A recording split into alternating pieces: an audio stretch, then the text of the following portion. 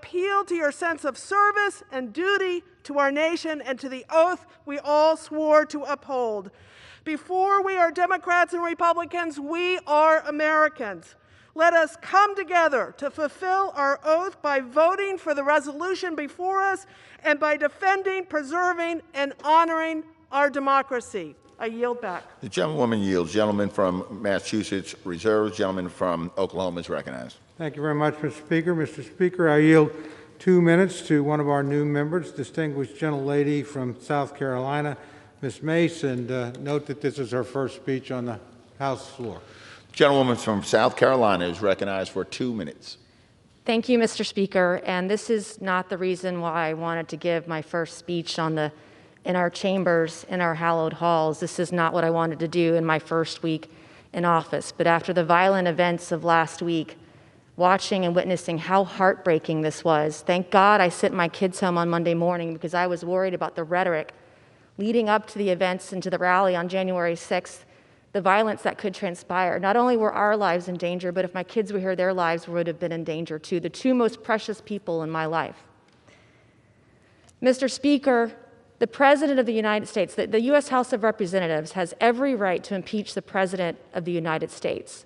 But what we're doing today, rushing this impeachment in an hour or 2 hour long debate on the floor of this chamber, bypassing judiciary, poses great questions about the constitutionality of this process. I believe we need to hold the president accountable. I hold him accountable for the events that transpired, for the attack on our Capitol last Wednesday. I also believe that we need to hold accountable every single person, even members of Congress, if they contributed to the violence that transpired here.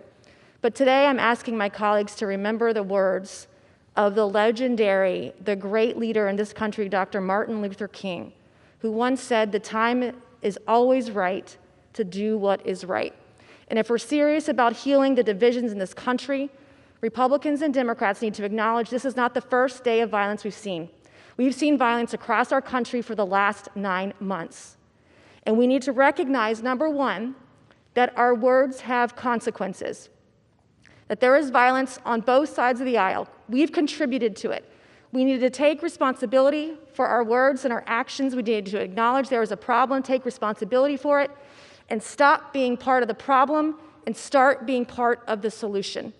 God bless every member in the chamber today, and God bless the United States of America. I yield back. Thank you. The gentlewoman yields. Gentleman from Oklahoma reserves. Gentleman from Massachusetts is recognized. Mr. Speaker, I'm happy to yield 1 minute to the gentleman from Vermont, Mr. Welsh. Gentleman from Vermont is recognized for 1 minute. Mr. Speaker, our government is founded on the principle all power flows from the people. Donald Trump challenged this principle in 2 ways: deceit and violence. The deceit is repeated and baseless assertion of an electoral fraud. The violence, the attack on the United States Capitol on January 6th. The mob was assembled by Donald Trump, incited by Donald Trump, and in service of Donald Trump's effort to overturn, through violence, what he lost at the voting booth. The violent mob breached the Capitol, killed and injured Capitol Police, destroyed property, threatened the Vice President, members of Congress, and staff, all to obstruct the peaceful transfer of power. If we want unity, we must have accountability. So the question before this Congress, will Congress condone through acquiescence or condemn through impeachment Donald Trump's violent acts to overturn the election? Gentleman's time has expired. Gentleman from Massachusetts is reserves. Gentleman from Oklahoma is recognized. Thank you very much, Mr. Speaker. Mr. Speaker, I yield 2 minutes to the distinguished Republican leader of the Judiciary Committee, Mr. Jordan of Ohio. Gentleman from Ohio is recognized for 2 minutes. Thank the gentleman for yielding, Mr. Speaker. In his opening remarks, the Democrat chair of the Rules Committee said that Republicans last week voted to overturn the results of an election. Guess who the first objector was on January 6, 2017? First objector, the Democrat chair of the Rules Committee. And guess which state he objected to? Alabama. The very first state called, Alabama. President Trump, I think, won Alabama by like 80 points. Actually, he won it by 30 points. They can object to Alabama in 2017, but tell us we can't object to Pennsylvania in 2021? Pennsylvania, where the state Supreme Court just unilaterally extended the election to Friday? Pennsylvania, where the Secretary of State unilaterally changed the rules, went around the legislature in unconstitutional fashion? Pennsylvania, where county clerks in some counties, and you can imagine which counties they were, let people fix their ballots against the law, cure their ballots, their mail-in ballots, direct violation of the law. And they tell us we tried to overturn the election. Guess who the second objector was in 2017? The individual managing the impeachment for the Democrats. Americans are tired of the double standard. They are so tired of it. Democrats object to more states in 2017 than Republicans did last week, but somehow we're wrong.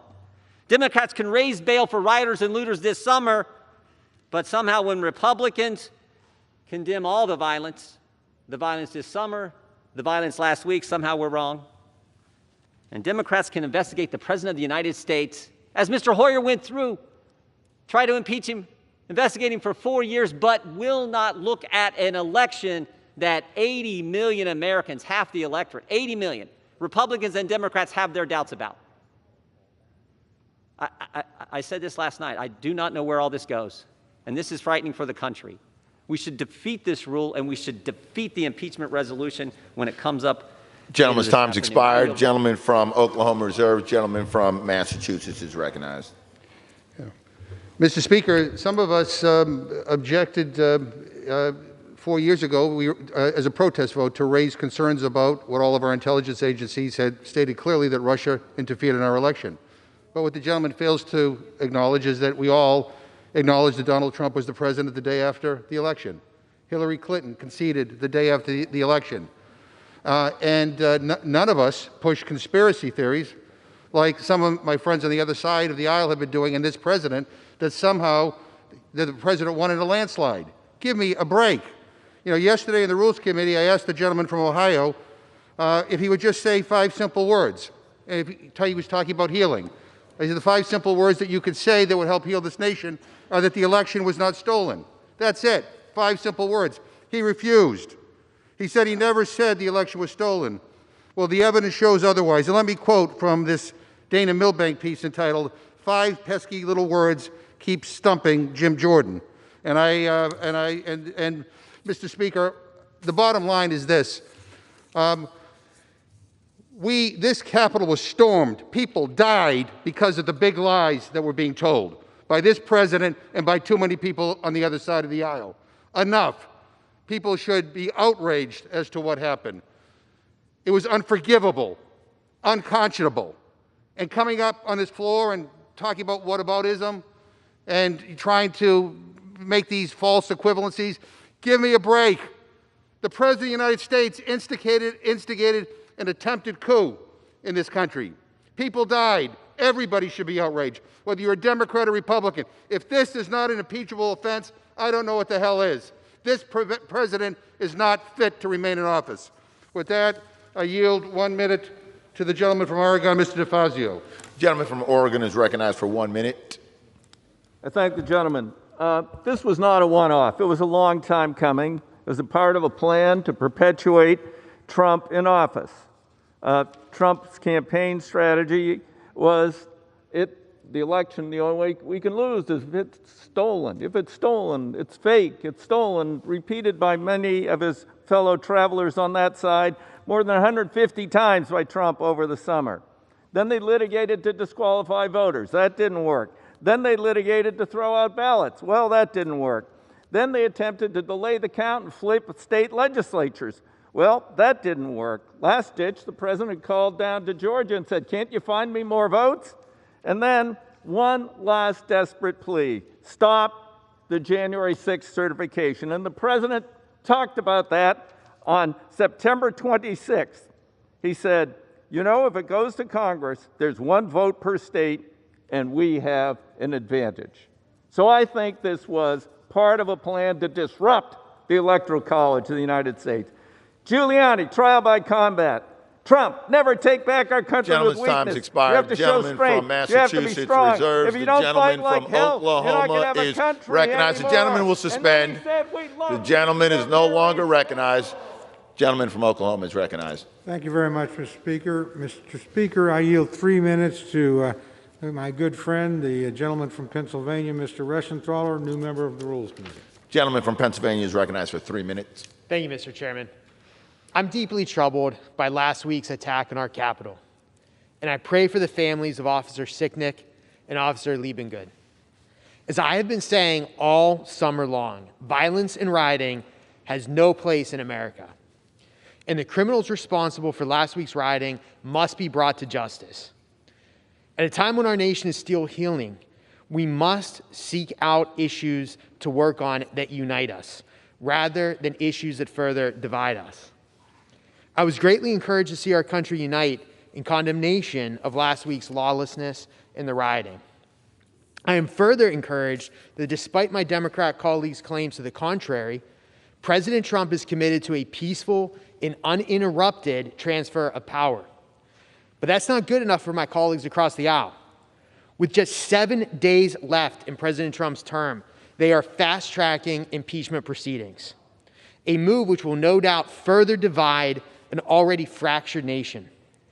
Even House Democrats' last impeachment effort, which was rushed through in record time, at the very least that had expert input, depositions, hearings, and deliberation. This latest attempt at impeachment ignores all precedent and ignores all due process. And it cannot be voted on in the Senate before Joe Biden is sworn into office. I'm also very concerned by the charge against the president of quote-unquote incitement of insurrection. At his rally, President Trump urged attendees to quote-unquote peacefully and patriotically make your voices heard. There was no mention of violence, let alone calls to action. Look, I prosecuted terrorists in the Navy. I was a defense attorney in the Navy JAG Corps. I was a district judge. Just pull up the criminal statute. Look at the criminal code. President Trump's words would not even meet the definition of incitement under criminal statutes. The measure before us today sets a dangerous precedent whereby political parties can justify impeachment simply because they do not agree with the president. I would therefore urge my colleagues across the aisle to just take a step back, let cooler heads prevail, and consider how the actions we're taking here today will alter the course of history, will lower an already low bar of impeachment for all future presidencies. Thank you, and I yield back. Gentleman yields. Gentleman from Oklahoma reserves. Gentleman from Massachusetts is recognized. Mr. Speaker, when my friends talk about the president being committed to a peaceful transition, I just point to what happened on Wednesday when his words launched a violent attack against this Capitol, where 5 people lost their lives and many more were injured. So give me a break. Mr. Speaker, I yield 1 minute to the gentleman from Texas, Ms. Jackson-Lee. I thank you. Contrary to my good friend's words, the President of the United States is an insurrectionist. He led an insurrection against the United States of America. Prior to the January 6th attack by violent domestic terrorists, the President spoke to the crowd for 1 hour, and these were his words. These were his words, which is that we cannot take the nation back. We have to take the nation back with strength, and you must go and do that. Those were the paraphrase of his words. The President provoked these domestic terrorists with words, with actions, and conduct that portray and have contempt and hostility to the national value of equal justice under the law.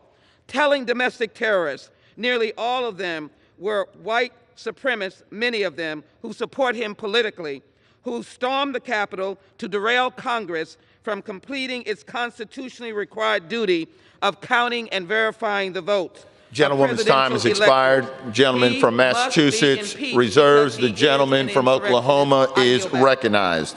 Thank you, Mr. Speaker. Mr. Speaker, I yield 1 minute to my very good friend, the distinguished member of Georgia, Mr. Carter. Gentleman from Georgia is recognized for 1 minute. Thank you, Mr. Speaker. Mr. Speaker, I rise today in opposition to this effort to move forward with impeachment hearings. What happened on Wednesday, January 6th, was nothing short of pure anarchy. And those individuals who broke the law should be held accountable for their actions. They should be prosecuted to the highest extent of the law, and they should be put in jail. This was one of the saddest days of my life last Wednesday, Mr. Chairman. Our thoughts and our prayers are with the police officers and other law enforcement who carried out their duties on that tragic day, including Officers Sicknick and Liebengood. Right now, our focus should be on healing our nation. With so many upset and dismayed at the actions of last week, it's our responsibility to chart a path forward to subdue the growing animosity and find ways to heal our country. Unfortunately, I don't believe this resolution will achieve those goals, especially 7 days ahead of the inauguration.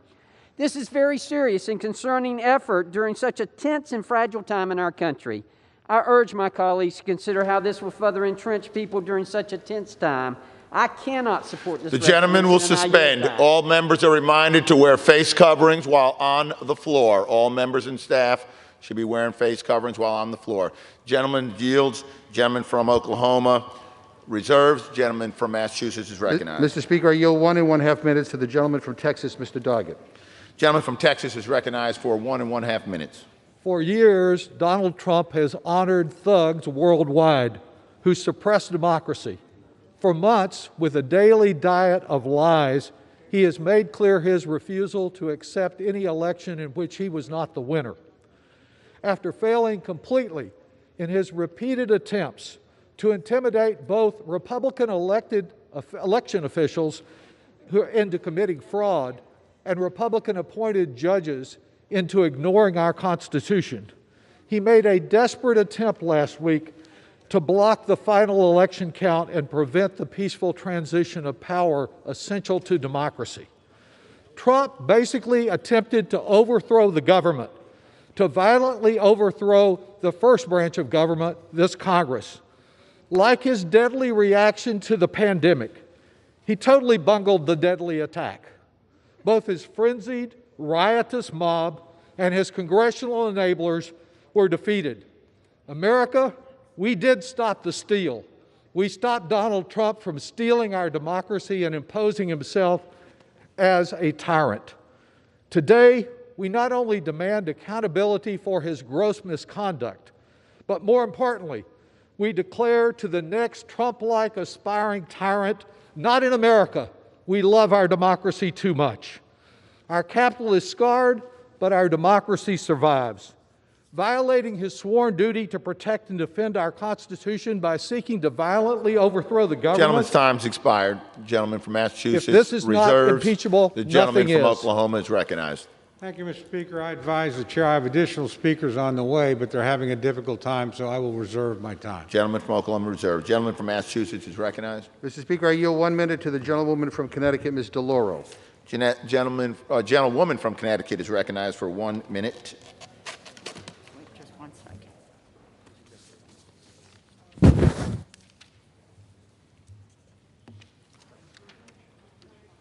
On November 3rd, the American people voted overwhelmingly for Joe Biden and Kamala Harris to serve as President and Vice President of the United States. The country was about to enter a new era with great hope for change. And yet, with a decisive mandate and majority, the President used untruthful claims to end the completion of a constitutional process of collecting the electoral votes, making Joe Biden President of the United States. Not accepting the will of the American people, the President unleashed the most horrific violence that overwhelmed the security forces at this Capitol, which was overrun for the first time since 1812, putting the lives of so many at risk. Indeed, a day of infamy.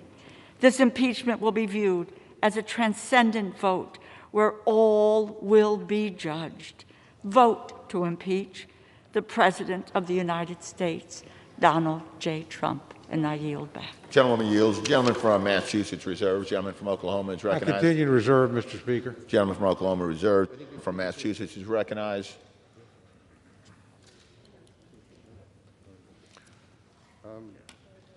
Mr. Speaker, I yield 1 minute to the gentlewoman from Florida, Ms. Castor. The gentlewoman from Florida is recognized for 1 minute.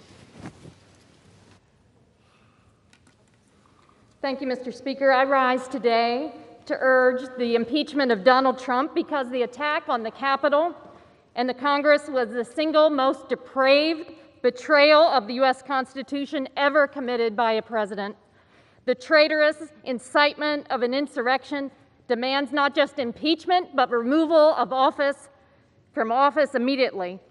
Violence during the transfer of power, Confederate flags, anti-Semitic paraphernalia desecrated this Capitol. So accountability must come swiftly. We must act with the same resoluteness we showed in the early morning hours after the insurrection, where we ensured the will of the voters was effectuated. Donald Trump's defilement of this Capitol will not stand. It demands impeachment now. I yield back. Gentlewoman yields. Gentleman from Massachusetts reserved. Gentleman from Oklahoma is recognized. Thank you very much, Mr. Speaker. Mr. Speaker, I yield 1 minute to my very good friend, the distinguished gentleman from North Carolina, Mr. Bishop. Gentleman from North Carolina. Excuse me, 2 minutes, Mr. Speaker. For 2 minutes. Thank you, Mr. Speaker. I thank the gentleman for yielding. These articles charge incitement. Once before, the House impeached a president of the United States within a week of the alleged offense. That was President Andrew Johnson, days after he removed Secretary of War Edwin Stanton in 1868. Over 50 years later, the Supreme Court declared unconstitutional the Tenure of Office Act that President Johnson had refused to obey. In other words, the House was not only hasty, it was wrong, punishing noncompliance with an unconstitutional law. At least when that occurred, the constitutionality of the law in question was unsettled. Here, however, an angry House majority races to impeachment in direct violation of settled constitutional law. Again, the articles before the House charge incitement to insurrection. They do not specify inciting language. The law is well settled. Quote, "What is required to forfeit constitutional protection is incitement speech that specifically advocates for listeners to take unlawful action." The violence last Wednesday was abhorrent. Perpetrators should be prosecuted. Those responsible for security decisions held accountable.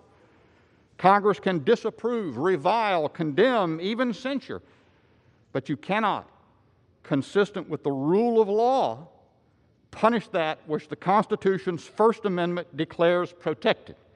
If you do it, the violators of duty to this Constitution, however angry, will be those who vote for this article of impeachment.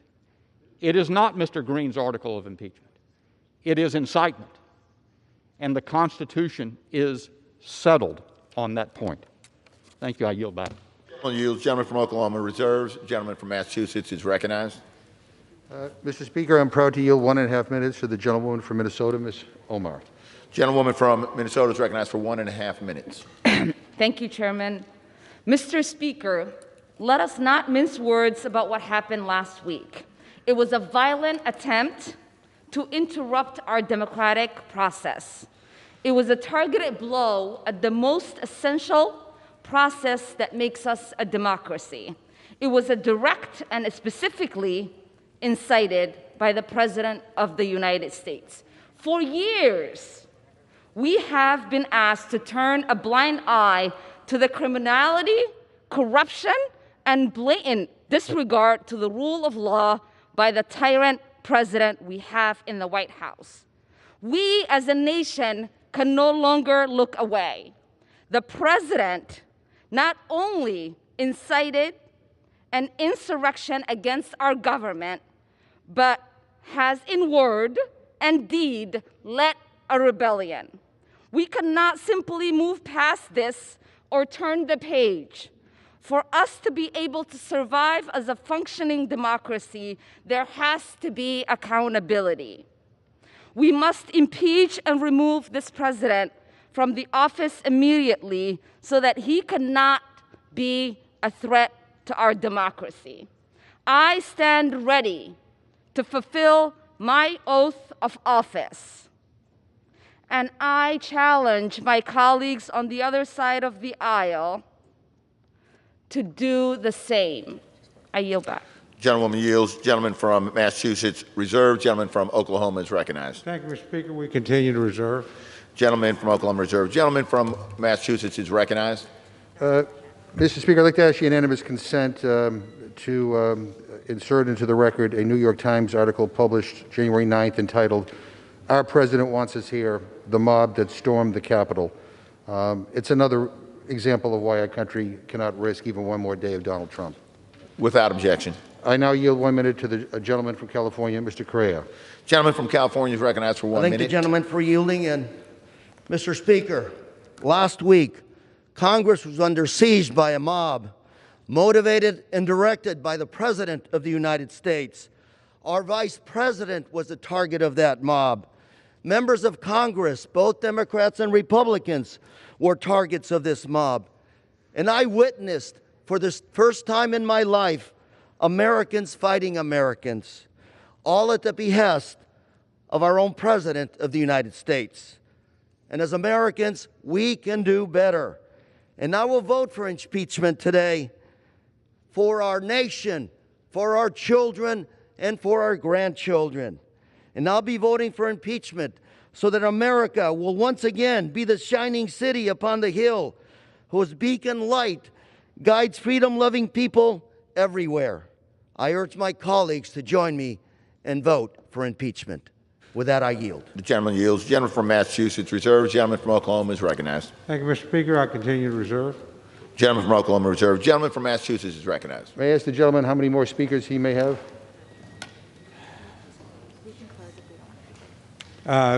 Whenever the gentleman is prepared to close, we'll close. We were hopeful that one of our speakers could arrive, but difficult circumstances, they're just having a hard time getting here. I think we have exhausted all of our speakers, so I'll yield to the gentleman. Is my friend prepared to close? Yes. Then I'll close, Mr. Gentleman from Oklahoma is recognized. Thank you very much, Mr. Speaker. Mr. Speaker, I yield myself the balance of my time. Speaker, I want to thank you for presiding over these difficult proceedings today. I want to thank my good friend, the distinguished chairman of the Rules Committee, and I want to thank everybody that came to the floor, had something to say at an important moment. And I think the debate, while spirited, reflected the civility and decency of the institution that we're all privileged to be part of. And I'm very proud to have been part of it, very proud of all the members and the manner in which they participated. I want again to thank the staff and thank those who kept us safe in the process, particularly the Capitol Police. Mr. Speaker, in closing, I oppose this rule and I oppose the majority's actions today. After the traumatic events of last week, the majority should be taking steps to unite us. Instead, they are only dividing us further. They are rushing to judgment, in my opinion, and bringing up impeachment after failing to follow any meaningful process whatsoever. No hearings have been held, no witnesses heard, no process or opportunity to respond was provided to the President. No members had an opportunity to review or amend this article before it came to the floor. This is hardly the way the House should undertake such a serious act. Mr. Speaker, there's still a way to unite the country. Let us look forward, not backward. Let us come together, not apart. Let us celebrate the peaceful transition of power to a new president rather than impeaching an old president. And let us affirm and reaffirm with one united voice that the House does not rush to judgment on the most consequential action we can take. We deserve better than that, Mr. Speaker, and the American people deserve better than that.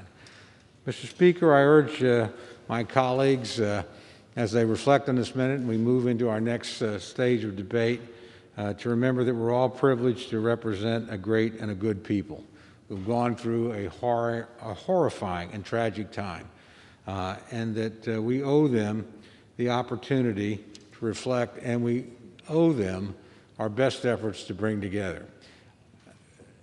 I know people on this floor feel very passionately about this subject with different points of view. I honor each one of those points of view, and I honor the people that voice them.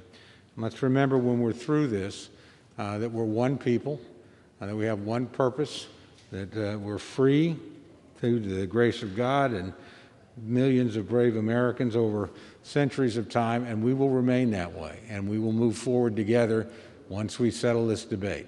With that, Mr. Speaker, I urge my colleagues to vote no on the previous question, no on the rule, no on the underlying measure, and I yield back the balance of my time. The gentleman yields back the balance of his time. The gentleman from Massachusetts is recognized. Thank you, Mr. Speaker, and let me thank my friend, the ranking member of the Rules Committee, Mr. Cole, for his friendship and for the way he conducts himself in this chamber. I know he has great respect for this institution. Mr. Speaker, it is impossible for me to fully capture the reverence that I have for the United States Capitol.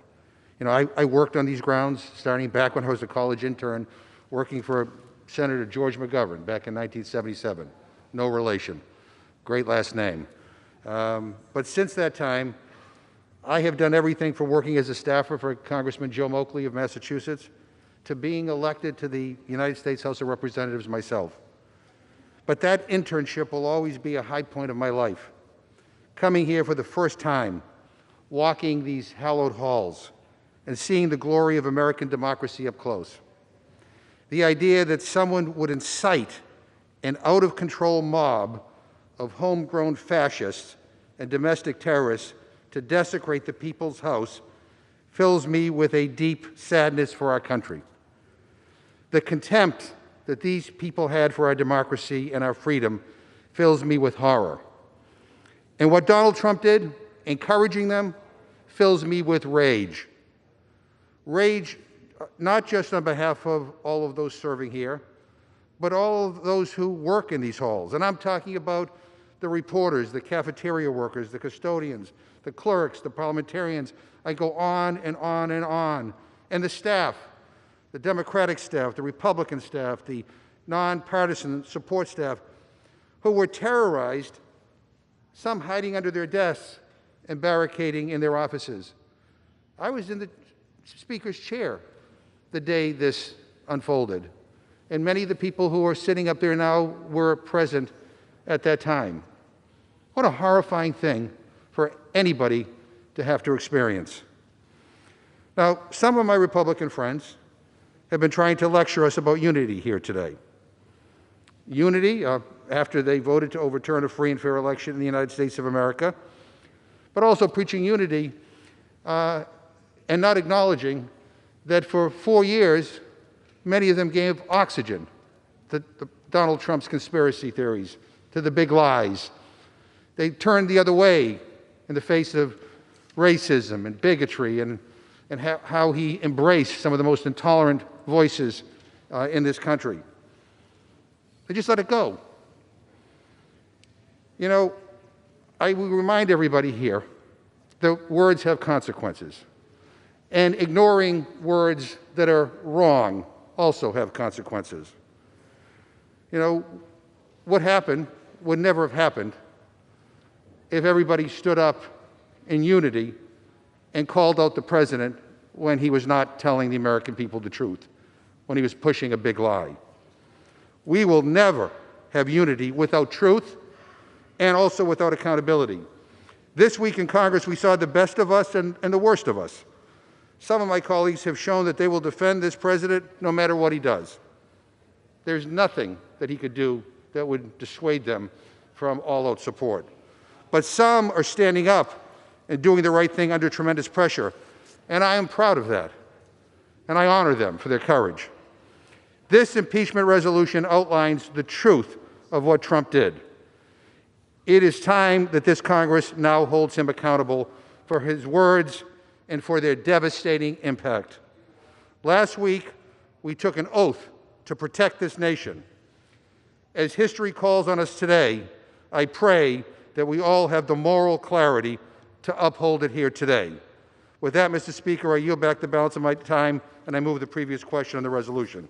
The question is on order in the previous question on the resolution. Those in favor say aye. Those opposed, no. No. In the opinion of the chair, the ayes have it. Mr. Speaker, on that, I would request the yeas and nays. Pursuant to Section 3S of House Resolution 8, the yeas and nays are ordered. Members will record their votes by electronic device.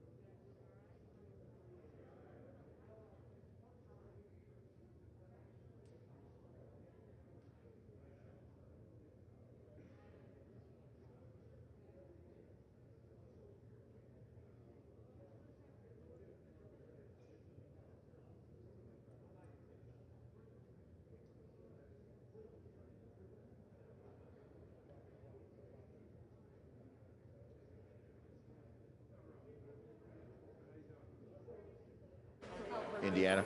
For what purpose does the gentleman from Indiana seek recognition?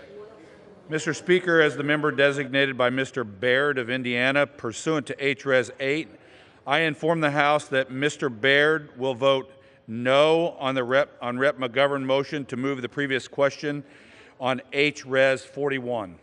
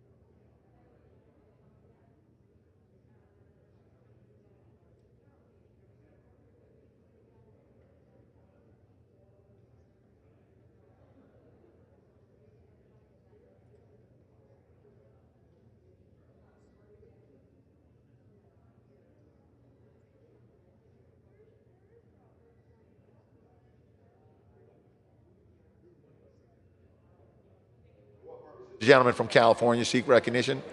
As a member designated by Mr. Vella pursuant to H-Res 8, I inform the House that Mr. Vella will vote aye on ordering the previous question. You know, that qualification for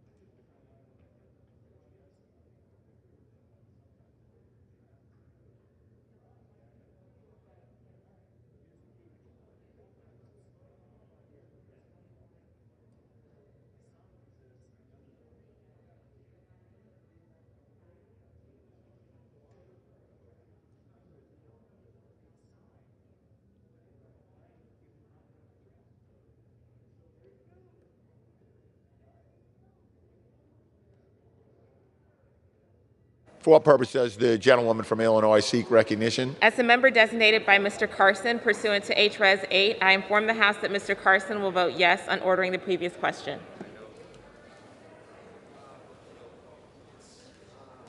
What do we have over here?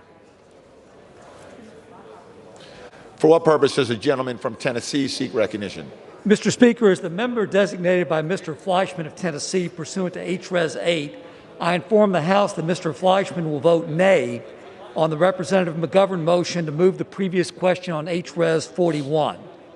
As the member designated by Mr. Desjardins of Tennessee pursuant to H-Res 8, I inform the House that Mr. Desjardins will vote nay on the Representative McGovern motion to move the previous question on HRES 41.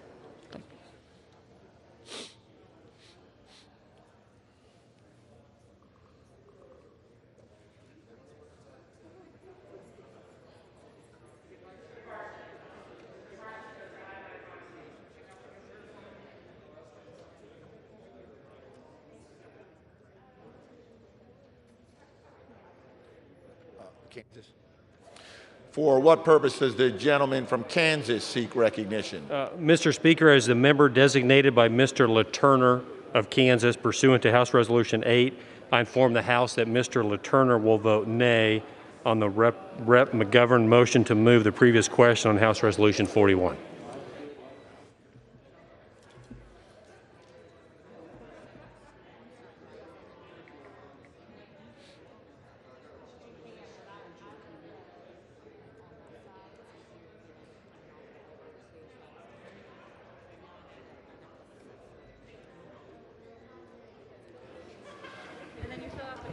Okay.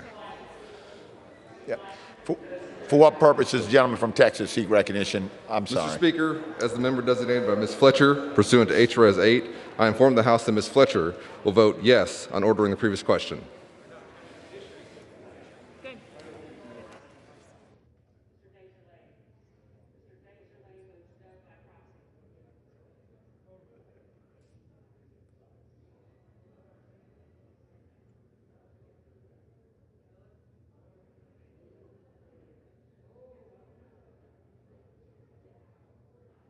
Virginia. For what purpose does the gentleman from Virginia seek recognition? Mr. Speaker, as the member designated by Mr. Trone, pursuant to HRES 8, I inform the House that Mr. Trone will vote yes on ordering the previous question. As the member designated by Mr. Blumenauer, pursuant to HRES 8, I inform the House that Mr. Blumenauer will vote yes on ordering the previous question.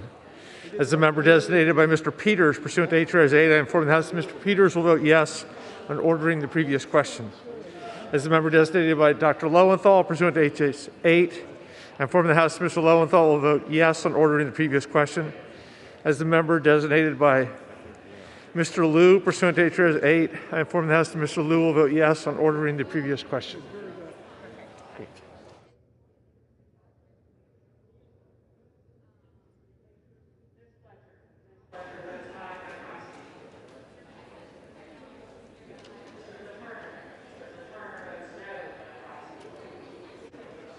For what purpose does the gentleman from New York seek recognition? As the member designated by Chairwoman Eddie Bernice Johnson, pursuant to HRES 8, I inform the House that Chairwoman Johnson will vote yea on the previous question.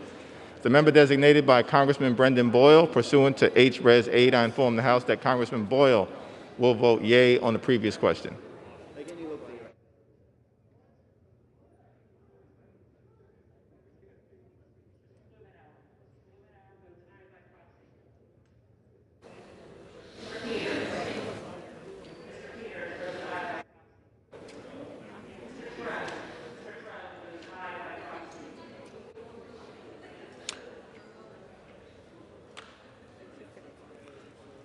For what purpose does the gentleman from Connecticut seek recognition?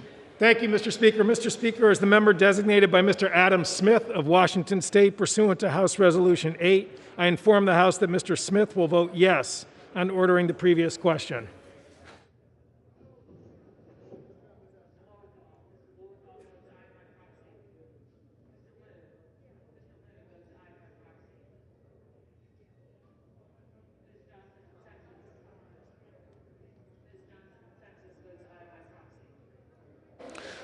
For what purpose does the gentleman from Arizona seek recognition? As a member designated by Representative Kirkpatrick, pursuant to H.R. 8, I inform the House that Representative Kirkpatrick will vote aye on ordering the previous question. As a member designated by Representative Cardenas, pursuant to H.R. 8, I inform the House that Representative Cardenas will vote aye on ordering the previous question.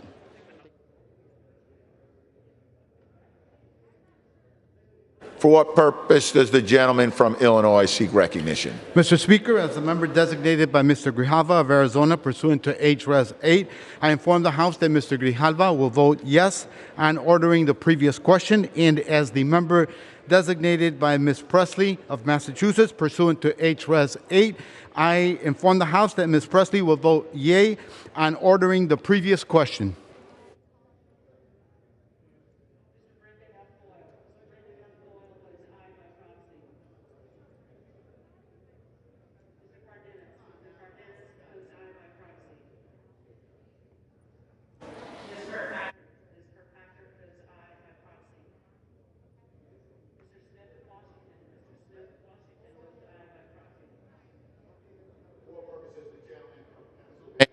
recognition.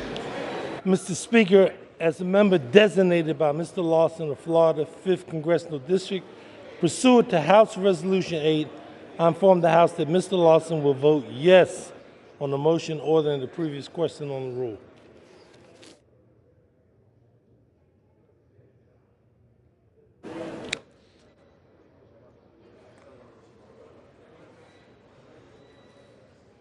For what purposes the gentleman from Washington seek recognition? Thank you, Mr. Speaker. As the member designated by Ms. Strickland of Washington pursuant to H-Res 8, I inform the House that Ms. Strickland will vote yes on ordering the previous question.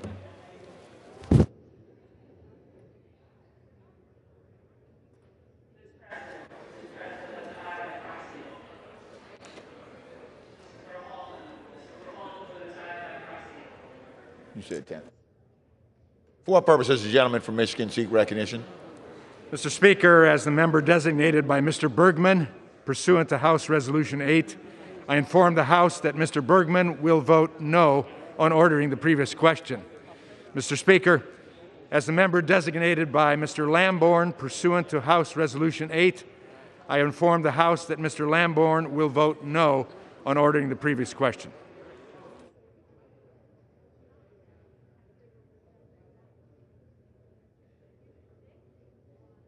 For what purposes the gentlewoman from New Jersey seek recognition?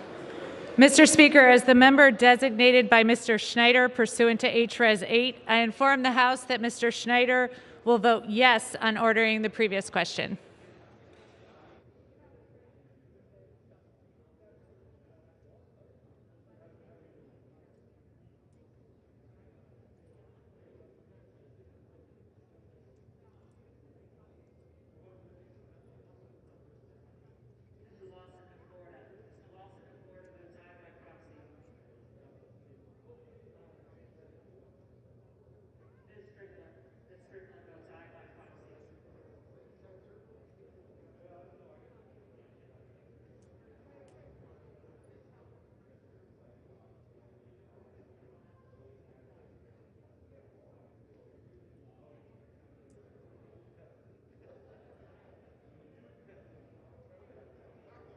Tell him from the chair off. Mr. Brown,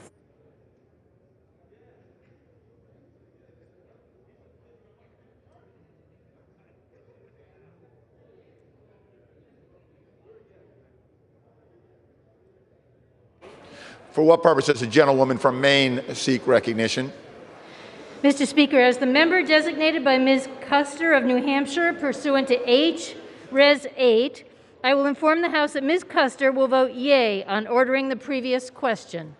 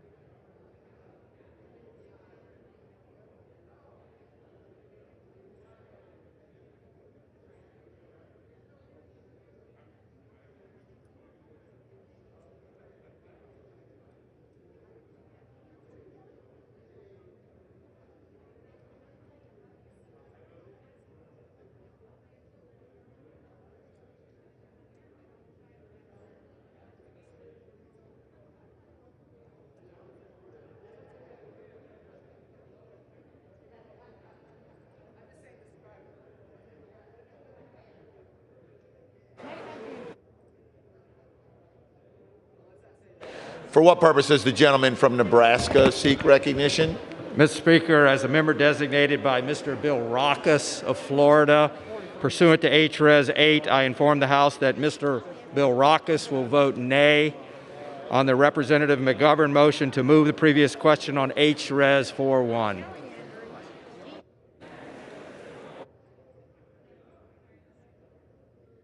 For what purpose does the gentlewoman from California seek recognition? Mr. Speaker, as a member designated by Mr. DeSaulnier pursuant to H-Res 8, I inform the House that Mr. DeSaulnier will vote yes on ordering the previous question.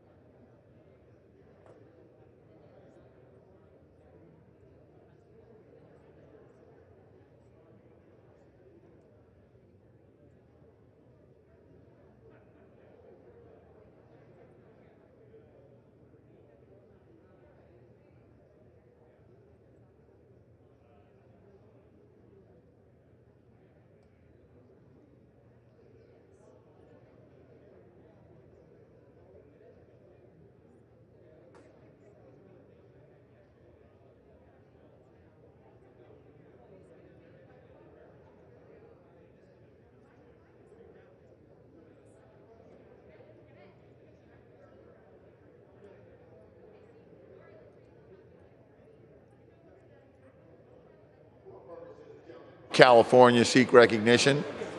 Mr. Speaker, as member designated by Congressmember Napolitano, pursuant to House Resolution 8, I inform the House that Congressmember Napolitano will vote yes on ordering the previous question. And Mr. Speaker, as member designated by Congressmember Costa, pursuant to House Resolution 8, I inform the House that Congressmember Costa will also vote yes on the previous question.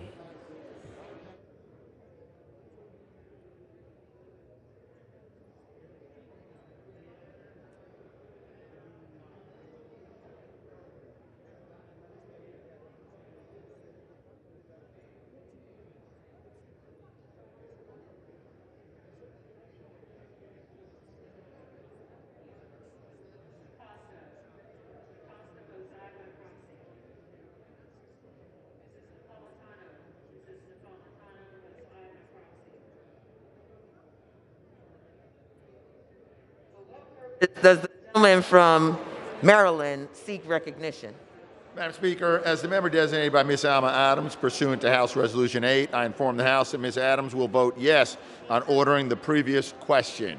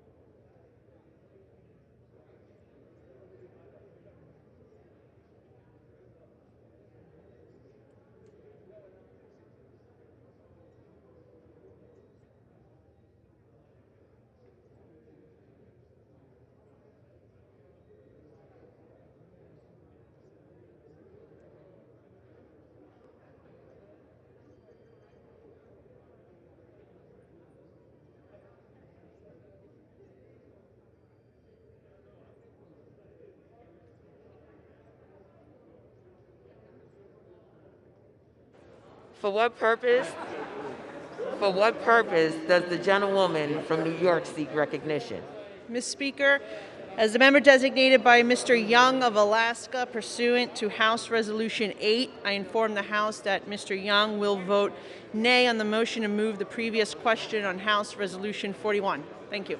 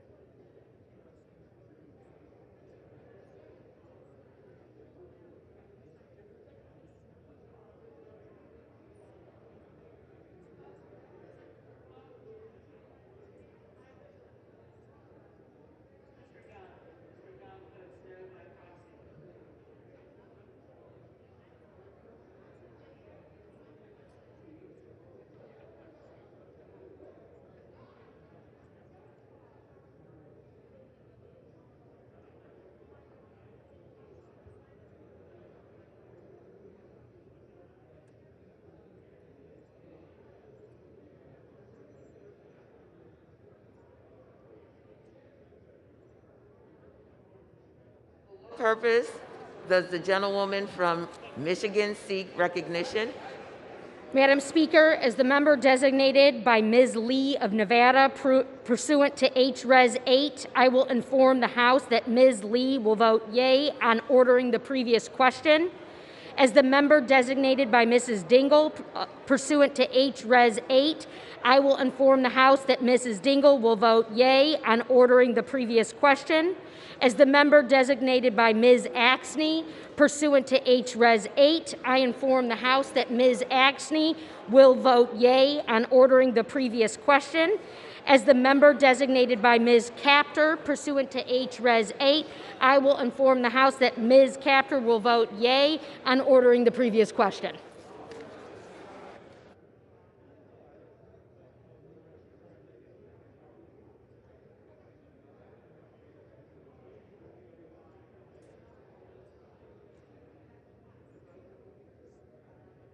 For what purpose does the gentlewoman from Connecticut seek recognition? As the member designated by Ms. Wilson pursuant to H-Res 8, I inform the House that Ms. Wilson will vote yes on ordering the previous question.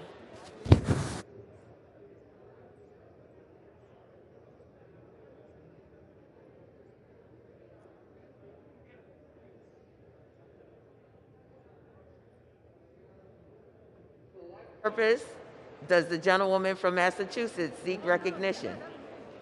As the member designated by Ms. Frankel pursuant to H-Res 8, I inform the House that Ms. Frankel will vote yes on ordering the previous question. As the member designated by Ms. Bonamici pursuant to H-Res 8, I inform the House that Ms. Bonamici will vote yes on ordering the previous question. What purpose does the gentlewoman from Florida seek recognition? Madam Speaker, as the member designated by Mr. Buchanan of the state of Florida pursuant to H-Res 8, I inform the House that Mr. Buchanan will vote nay on the Rep. McGovern motion to move the previous question on H-Res 41. As the member designated by Mr. Dunn of the state of Florida pursuant to H-Res 8, I inform the House that Mr. Dunn will vote nay on the Rep. McGovern motion to move the previous question on H-Res 41.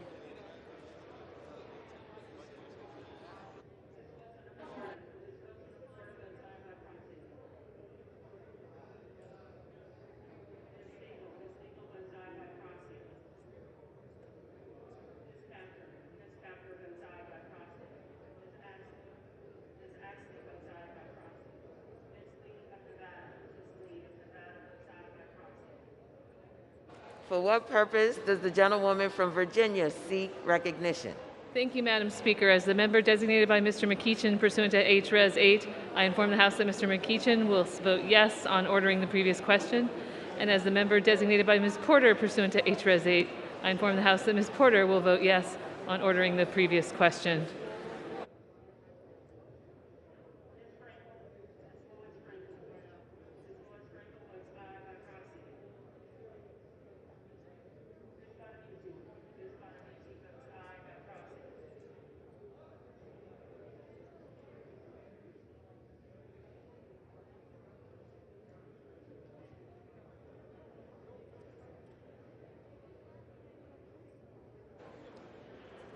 For what purpose does the gentlewoman from Michigan seek recognition?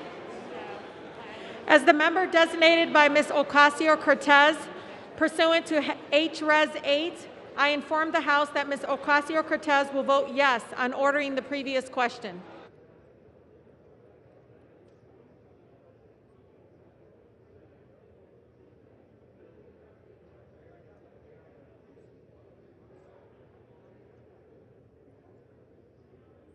Purpose does the gentleman from New Jersey seek recognition? Madam Speaker, as the member designated by Ms. Bonnie Watson Coleman pursuant to H-Res 8, I inform the House that Ms. Bonnie Watson Coleman will vote yes on ordering the previous question. And as the member designated by Mr. Bill Pascrell pursuant to H-Res 8, I inform the House that Mr. Pascrell will vote yes on ordering the previous question. And as the member designated by Mr. Albio Series pursuant to H-Res 8, I inform the House that Mr. Series will vote yes on ordering the previous question. And finally, Madam Speaker, as the member designated by Mr. Paul Tonko pursuant to H-Res 8, I inform the House that Mr. Tonko will vote yes on ordering the previous question.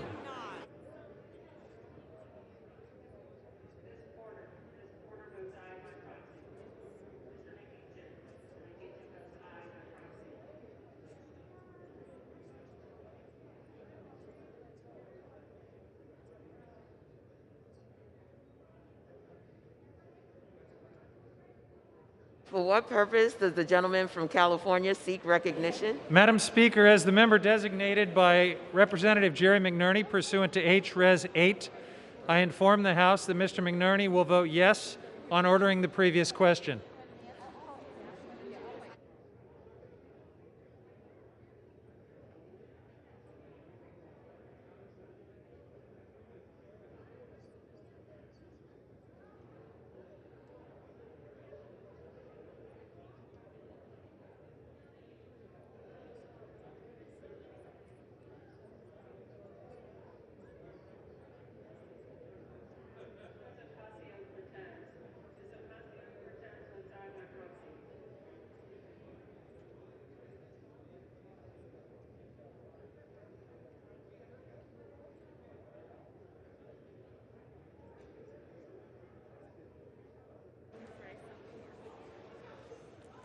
For what purpose does the gentlewoman from New York seek recognition?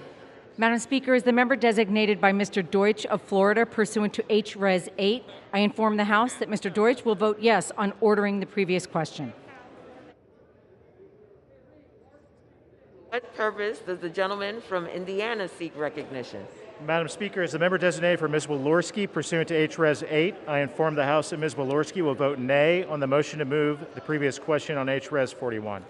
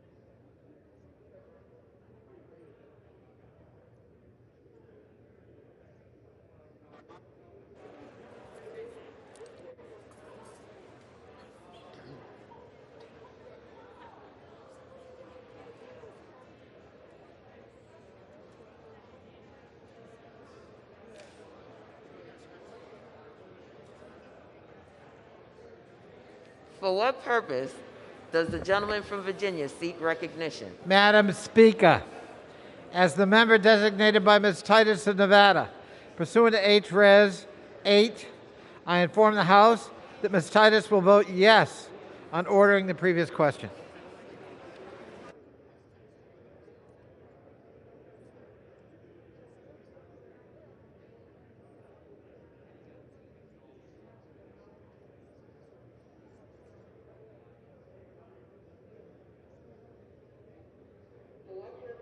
The gentleman from Pennsylvania seek recognition. Good morning, Madam Speaker. As a member designated by Mr. Doyle of Pennsylvania pursuant to House Resolution 8, I hereby inform the House that Mr. Doyle will vote yes on ordering the previous question.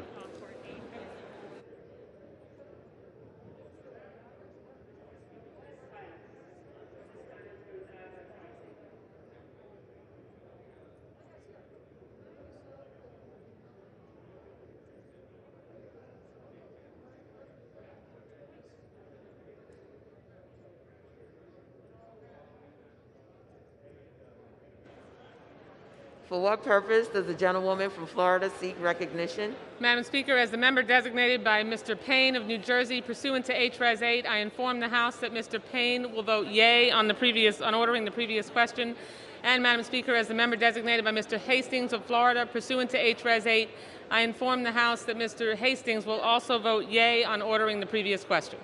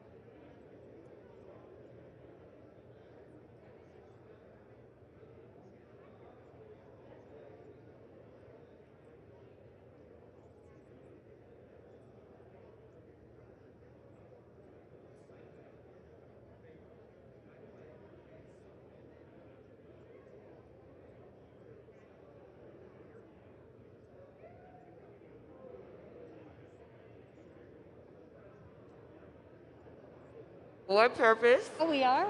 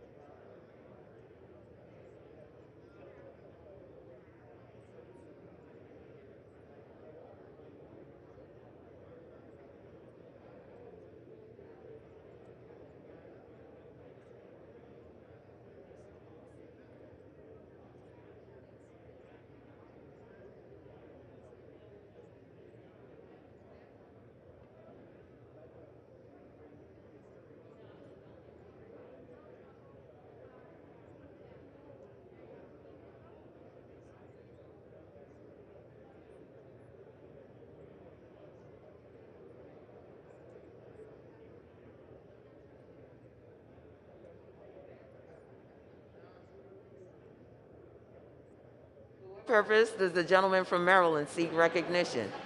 As the member designated by Ms. Jayapal pursuant to House Resolution 8, I rise to announce that Ms. Jayapal will vote aye on ordering the previous question. I forgot we would do proxy voting.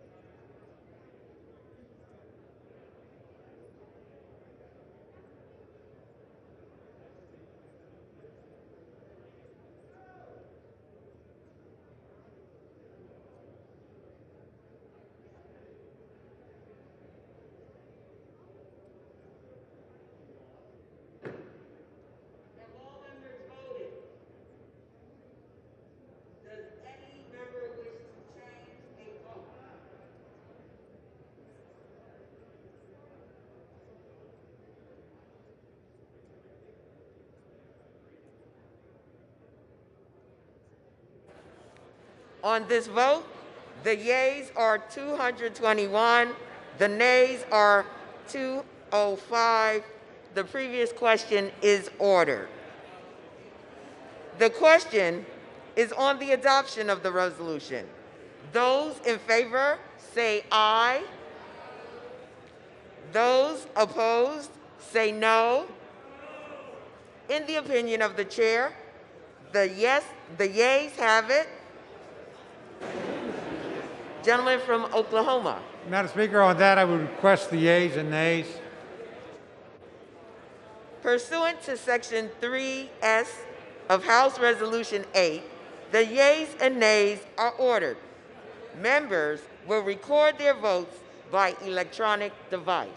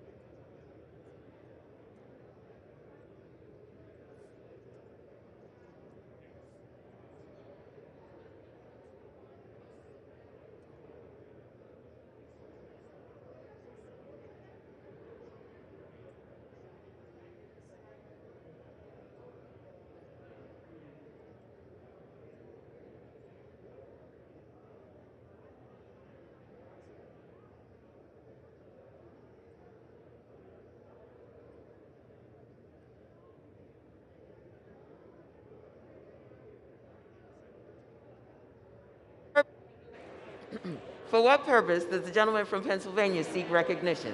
Thank you, Madam Speaker. As a member designated by Mr. Doyle of Pennsylvania, pursuant to House Resolution 8, I hereby inform the House that Mr. Doyle will vote yes on House Resolution 41.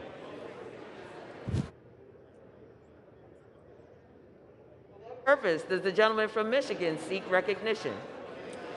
Madam Speaker, as the member designated by Mr. Bergman, pursuant to House Resolution 8, I inform the House that Mr. Bergman will vote no on the rule H-Res 41.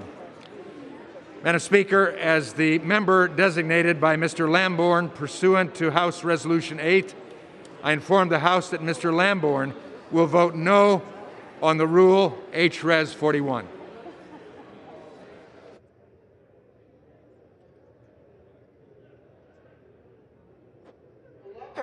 Does the gentlewoman from Florida seek recognition? Madam Speaker, as the member designated by Mr. Payne of New Jersey, pursuant to H-Res 8, I inform the House that Mr. Payne will vote yea on H-Res 41. And Madam Speaker, as the member designated by Mr. Hastings of Florida, pursuant to H-Res 8, I inform the House that Mr. Hastings will also vote yea on H-Res 41.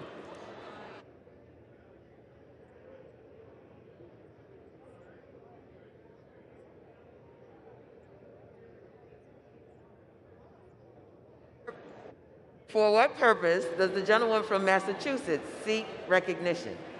As the member designated by Ms. Frankel pursuant to H-Res 8, I inform the House that Ms. Frankel will vote yes on H-Res 41.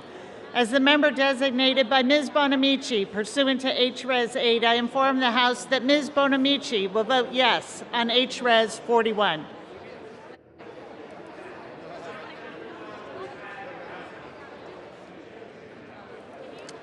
For what purpose does the gentleman from California seek recognition? Madam Speaker, as the member designated by Congressman Jerry McNerney pursuant to H-Res 8, I inform the House that Mr. McNerney will vote yes on H-Res 41.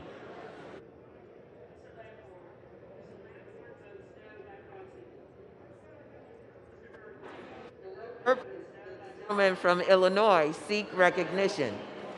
Madam Speaker, as the member designated by Ms. Presley of Massachusetts pursuant to House Res 8, I inform the House that Ms. Presley will vote yea on House Resolution 41.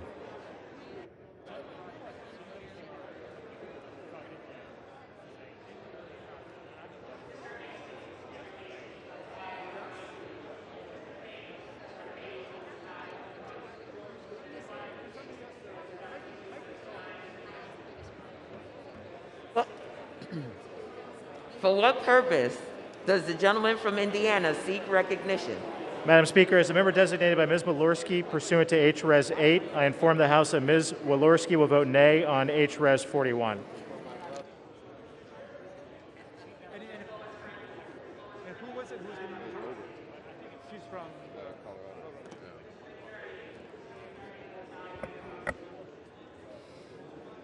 Purpose, the gentleman from Texas seek recognition. Madam Speaker, as the member designated by Ms. Fletcher pursuant to H-Res 8, I inform the House that Ms. Fletcher will vote yes on H-Res 41.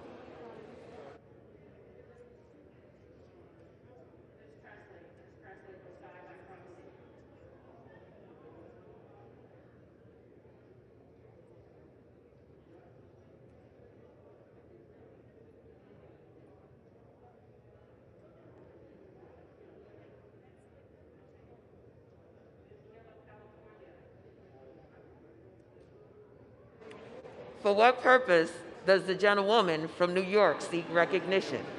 Madam Speaker, as the member designated by Mr. Young of Alaska pursuant to House Resolution 8, I inform the House that Mr. Young will vote nay on the rule of House Resolution 24. Thank you.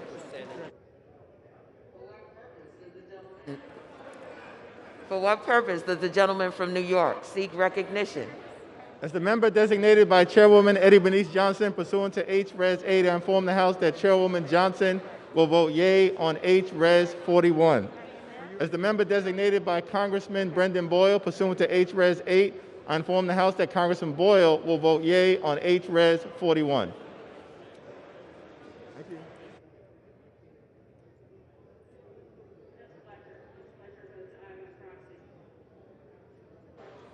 For what purpose does the gentleman from Maryland seek recognition?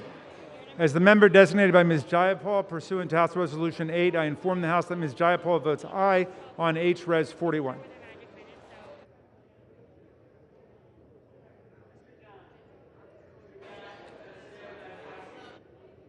Purpose does the gentleman from Indiana seek recognition? Madam Speaker, as the member designated by Mr. Baird of Indiana pursuant to H-Res 8, I inform the House that Mr. Baird will vote no on H-Res 41.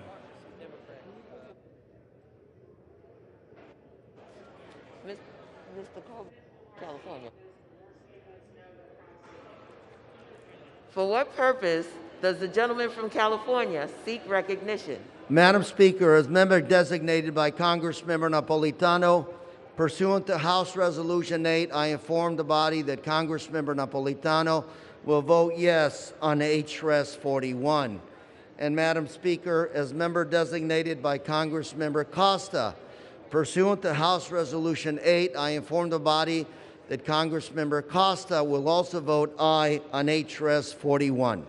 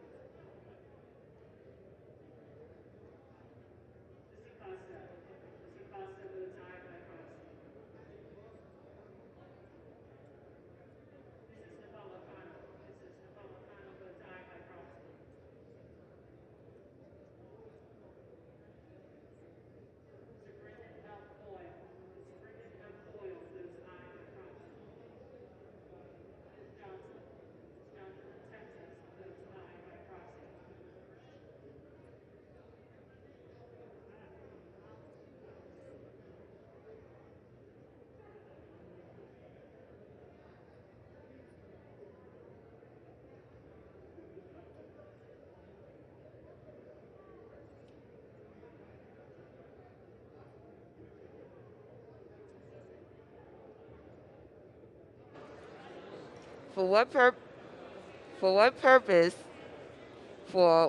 purpose does the gentleman from California seek recognition? As the member designated by Mr. Vella pursuant to H-Res 8, I inform the House that Mr. Vella will vote aye on H-Res 41.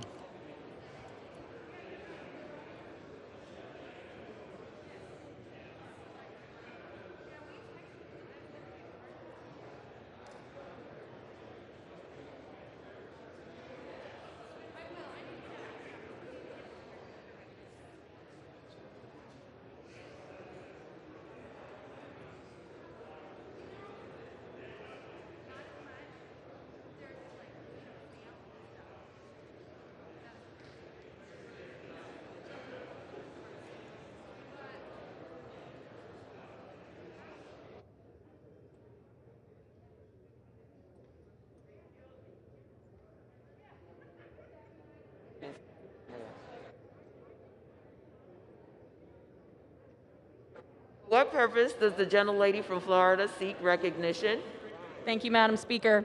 As the member designated by Mr. Dunn of the state of Florida pursuant to H-Res 8, I inform the House that Mr. Dunn will vote nay on H-Res 41. As the member designated by Mr. Buchanan of the state of Florida pursuant to H-Res 8, I inform the House that Mr. Buchanan will vote nay on H-Res 41. For what purpose does the gentleman from Arizona seek recognition? As a member designated by Representative Kirkpatrick pursuant to H.R. 8, I inform the House Representative Kirkpatrick will vote aye on H.R. 41. As the member designated by Representative Cardenas to H.R. 8, I inform the House Representative Cardenas will vote aye on H.R. 41. For what purpose does the gentleman from Kansas seek recognition? Madam Speaker, as a member designated by Mr. LaTurner from Kansas, pursuant to House Resolution 8, I inform the House that Mr. LaTurner will vote nay on House Resolution 41. For what purpose does the gentlelady from Maine seek recognition? Thank you, Madam Speaker. Madam Speaker, as the member designated by Ms. Custer of New Hampshire pursuant to H-Res 8, I inform the House that Ms. Custer will vote yea on H-Res 41.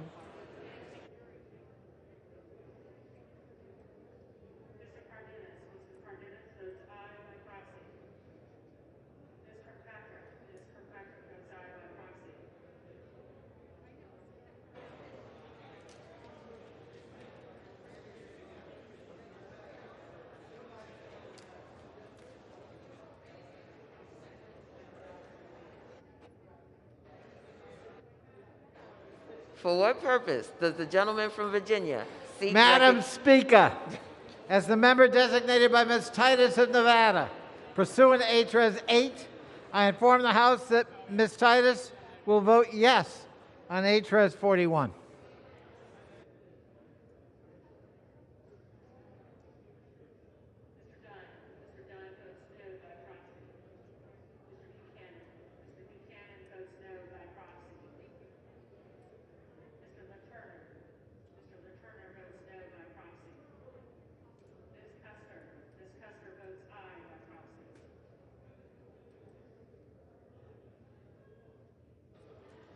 For what purpose does the gentlewoman from Michigan seek recognition? As the member designated by Ms. Lee of Nevada pursuant to H-Res 8, I inform the House that Ms. Lee will vote yea on H-Res 41. As the member designated by Mrs. Dingle pursuant to H-Res 8, I inform the House that Mrs. Dingle will vote yea on H-Res 41.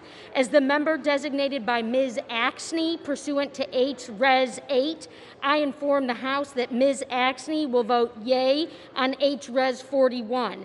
As the member designated by Ms. Capter pursuant to H-Res 8, I inform the House that Ms. Capter will vote yea on H-Res 41.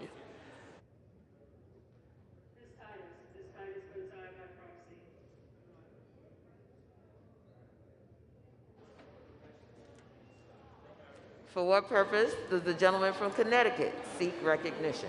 Thank you, Madam Speaker. Madam Speaker, as the member designated by Mr. Adam Smith of Washington State pursuant to H-Res 8, I inform the House that Mr. Smith will vote yes on House Resolution 41.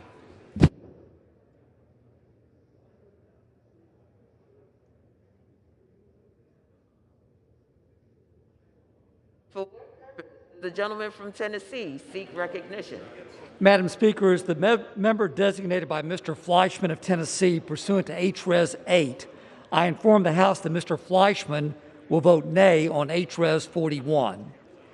As the member designated by Mr. Desjardins of Tennessee pursuant to H-Res 8, I inform the House that Mr. Desjardins will vote nay on H-Res 41. For what purpose does the gentleman from New Jersey seek recognition? Madam Speaker, as the member designated by Ms. Bonnie Watson Coleman pursuant to H-Res 8, I inform the House that Ms. Watson Coleman will vote yes on H-Res 41. And as the member designated by Mr. Albio Series pursuant to H-Res 8, I inform the House that Mr. Series will vote yes on H-Res 41.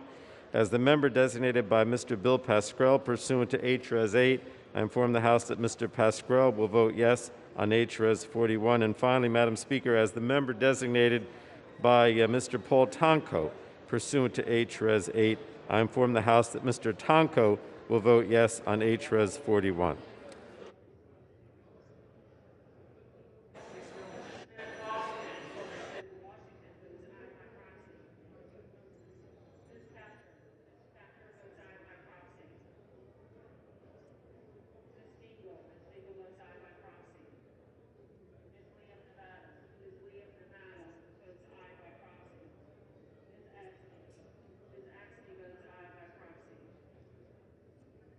For what purpose does the gentleman from Virginia seek recognition?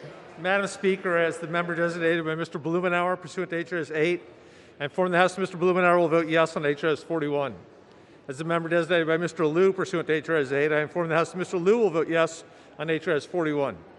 As the member designated by Mr. Lowenthal pursuant to H-Res 8, I inform the House that Mr. Lowenthal will vote yes on H-Res 41. As the member designated by Mr. Peters pursuant to H-Res 8, I inform the House that Mr. Peters will vote yes on H-Res 41. As the member designated by Mr. Trone pursuant to H-Res 8, I inform the House that Mr. Trone will vote yes on H-Res 41.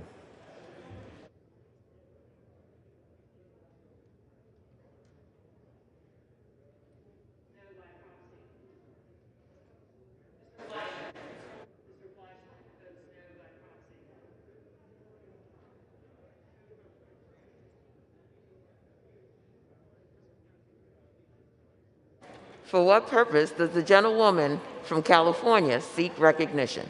Madam Speaker, as a member designated by Mr. DeSaulnier pursuant to H-Res 8, I inform the House that Mr. DeSaulnier will vote yes on H-Res 41.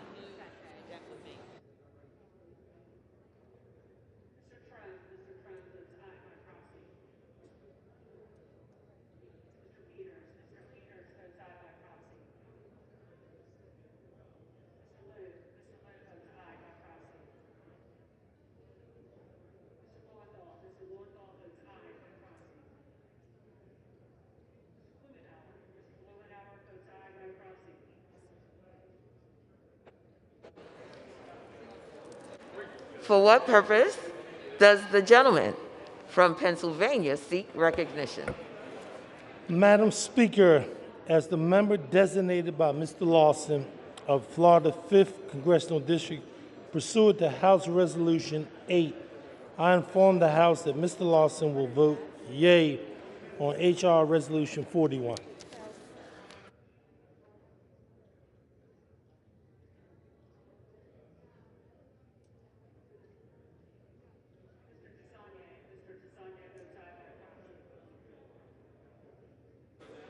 For what purpose does the gentlewoman from New Jersey seek recognition?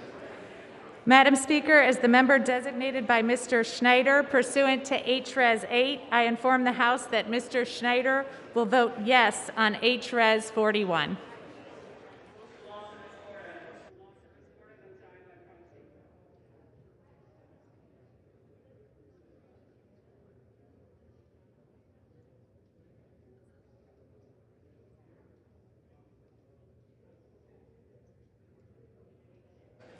For what purpose does the gentleman from Washington seek recognition?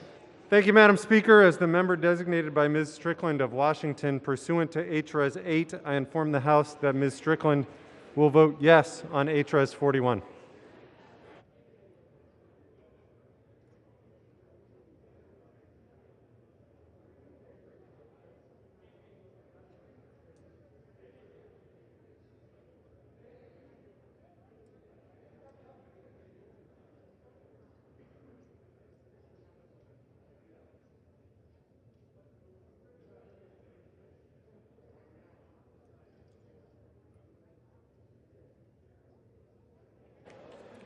For what purpose does the gentlewoman from New York seek recognition? Madam Speaker, as the member designated by Mr. Deutsch of Florida pursuant to H-Res 8, I inform the House that Mr. Deutsch will vote yes on H-Res 41.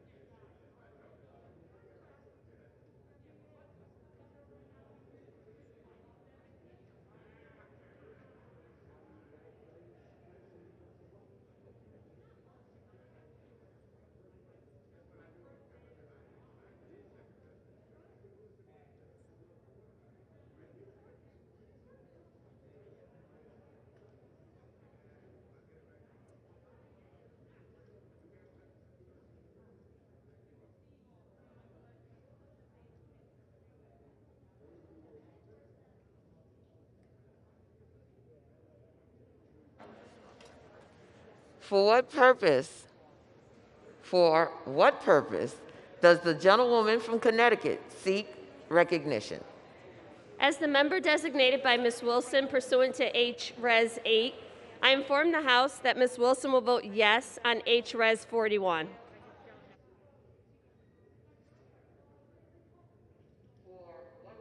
Does the gentleman from Nebraska seek recognition? Madam Speaker, as the member designated by Mr. Bill Rackus of Florida, pursuant to H-Res 8, I inform the House that Mr. Bill Rackus will vote nay on H-Res 41.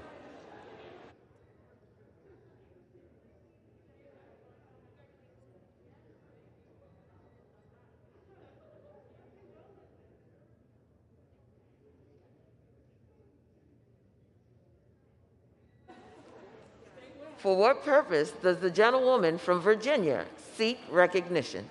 Thank you, Madam Speaker. As the member designated by Mr. McEachin pursuant to H-Res 8, I inform the House that Mr. McEachin will vote yes on H-Res 41. And as the member designated by Ms. Porter pursuant to H-Res 8, I inform the House that Ms. Porter will vote yes on H-Res 41.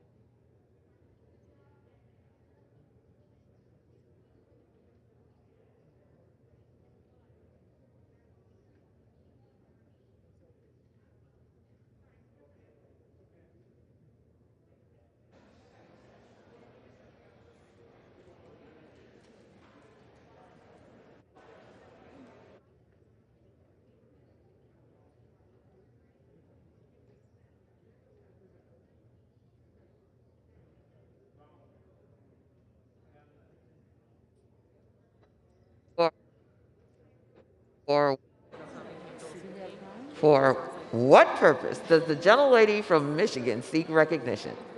As the member designated by Ms. Ocasio-Cortez pursuant to House Res 8, I inform the House that Ms. Ocasio-Cortez will vote yes on House Res 41.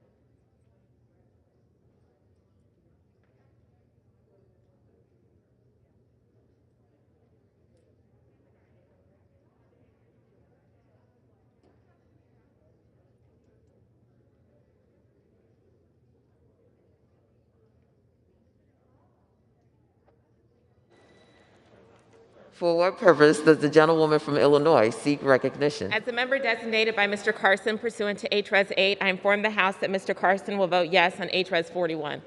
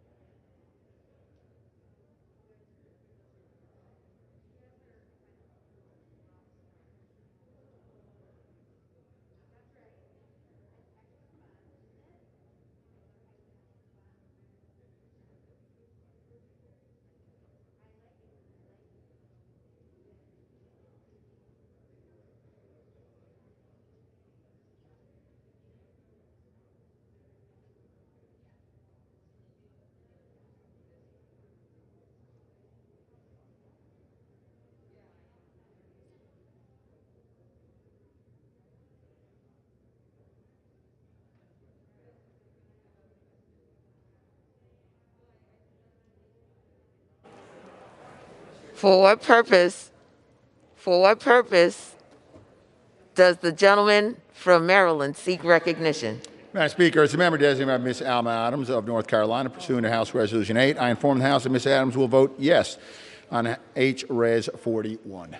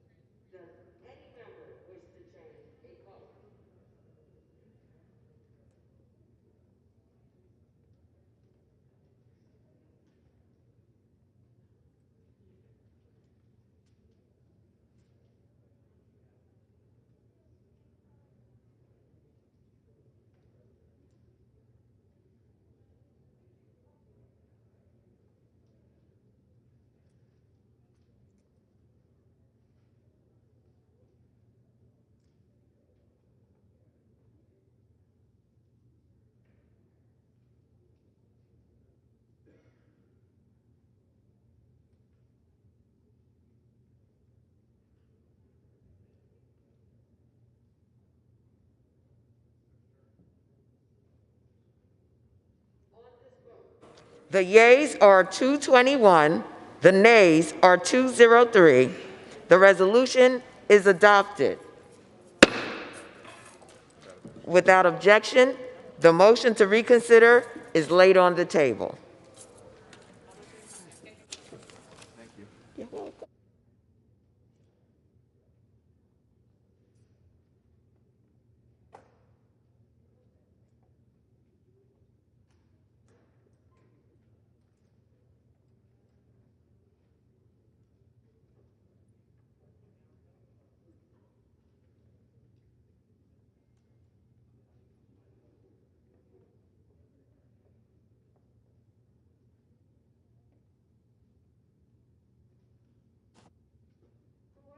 Does the gentleman from New York, Mr. Nadler, seek recognition? Madam Speaker, pursuant to House Resolution 41, I call up House Resolution 24 and ask for its immediate consideration in the House. The clerk will report the resolution. House Resolution 24, resolved that Donald John Trump, President of the United States, is impeached for high crimes and misdemeanors, and that the following article of impeachment be exhibited to the United States Senate. Article of impeachment exhibited by the House of Representatives of the United States of America in the name of itself and of the people of the United States of America against Donald John Trump, President of the United States of America, in maintenance and support of its impeachment against him for high crimes and misdemeanors. Article 1, incitement of insurrection. The Constitution provides that the House of Representatives shall have the sole power of impeachment, and that the President shall be removed from office on impeachment for and conviction of treason, bribery, or other crimes and misdemeanors. Further, Section 3 of the 14th Amendment to the Constitution prohibits any person who has engaged in insurrection or rebellion against the United States from holding any office under the United States in his conduct while President of the United States, and in violation of his constitutional oath faithfully to execute the office of the President of the United States, and to the best of his ability, preserve, protect, and defend the Constitution of the United States, and in violation of his constitutional duty to take care that the laws be faithfully executed, Donald John Trump engaged in high crimes and misdemeanors by inciting violence against the government of the United States, and that on January 6, 2021, pursuant to the 12th Amendment to the Constitution of the United States, the Vice President of the United States, the House of Representatives, and the Senate met at the United States Capitol for a joint session of Congress to count the votes of the Electoral College. In the months preceding the joint session, President Trump repeatedly issued false statements asserting that the presidential election results were the product of widespread fraud and should not be accepted by the American people or certified by state or federal officials. Shortly before the joint session commenced, President Trump addressed a crowd at the Ellipse in Washington, D.C. There, he reiterated false claims that we won this election and we won it by a landslide. He also willfully made statements that, in context, encouraged and foreseeably resulted in lawless action at the Capitol, such as, if you don't fight like hell, you're not going to have a country anymore.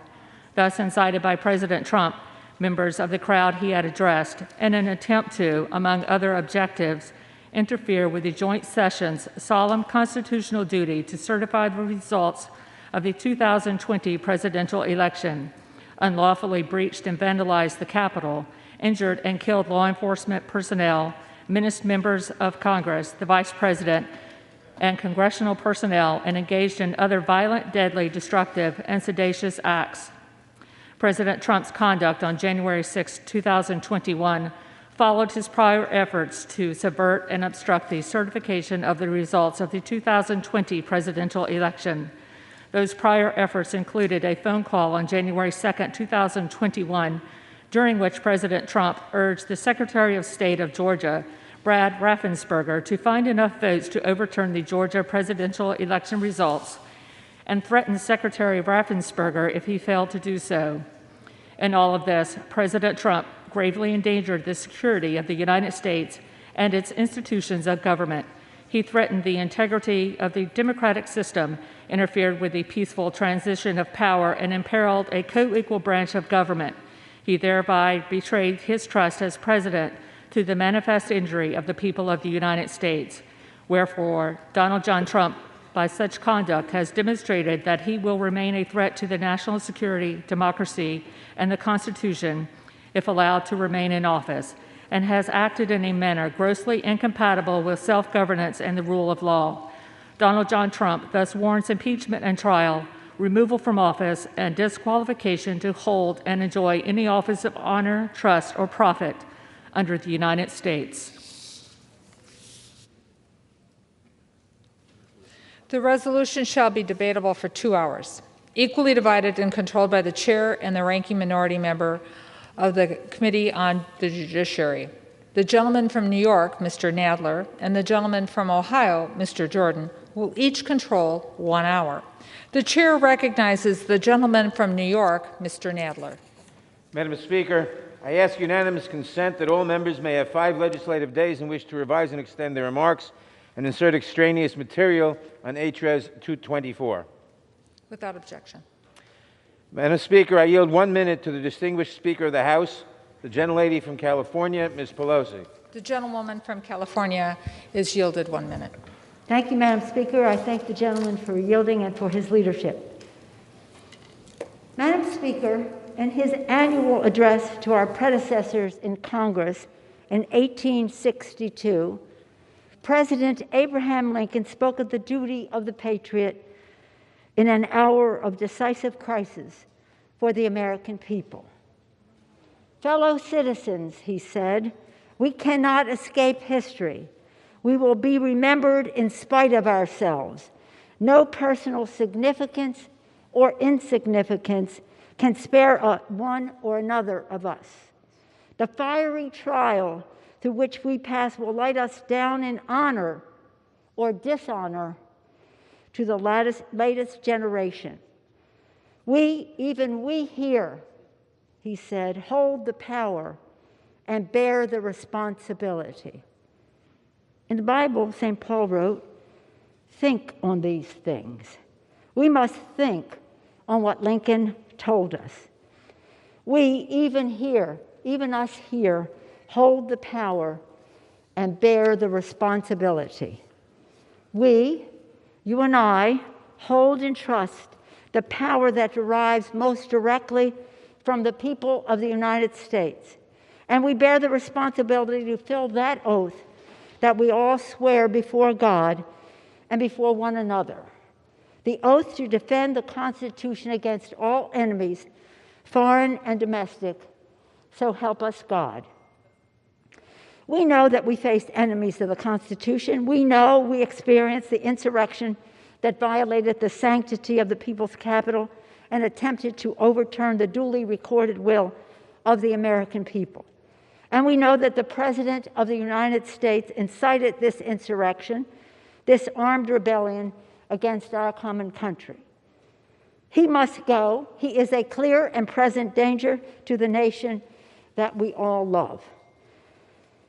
Since the presidential election in November, an election the president lost, he has repeatedly lied about the outcome, sowed self-serving doubt about democracy, and unconstitutionally sought to influence state officials to repeal reality. And then came that day of fire we all experienced. The president must be impeached, and I believe the president must be convicted by the Senate, a constitutional remedy that will ensure that the Republic will be safe from this man who was so resolutely determined to tear down the things that we hold dear and that hold us together. It gives me no pleasure to say this. It breaks my heart. It should break your heart. It should break all of our hearts. For your presence in this hallowed chamber is testament to your love for our country, for America, and to your faith in the work of our founders to create a more perfect union. Those insurrectionists were not patriots.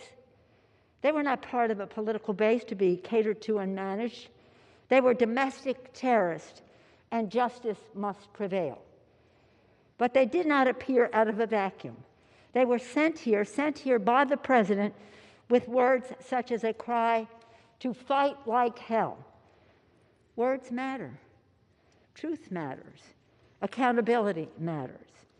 In his public exhortations to him, the president saw the insurrectionists not as the foes of freedom, as they are, but as a means to a terrible goal, the goal of his personally clinging to power, the goal of thwarting the will of the people, the goal of ending in a fiery and bloody clash nearly 2.5 centuries of our democracy. This is not theoretical, and this is not motivated by partisanship.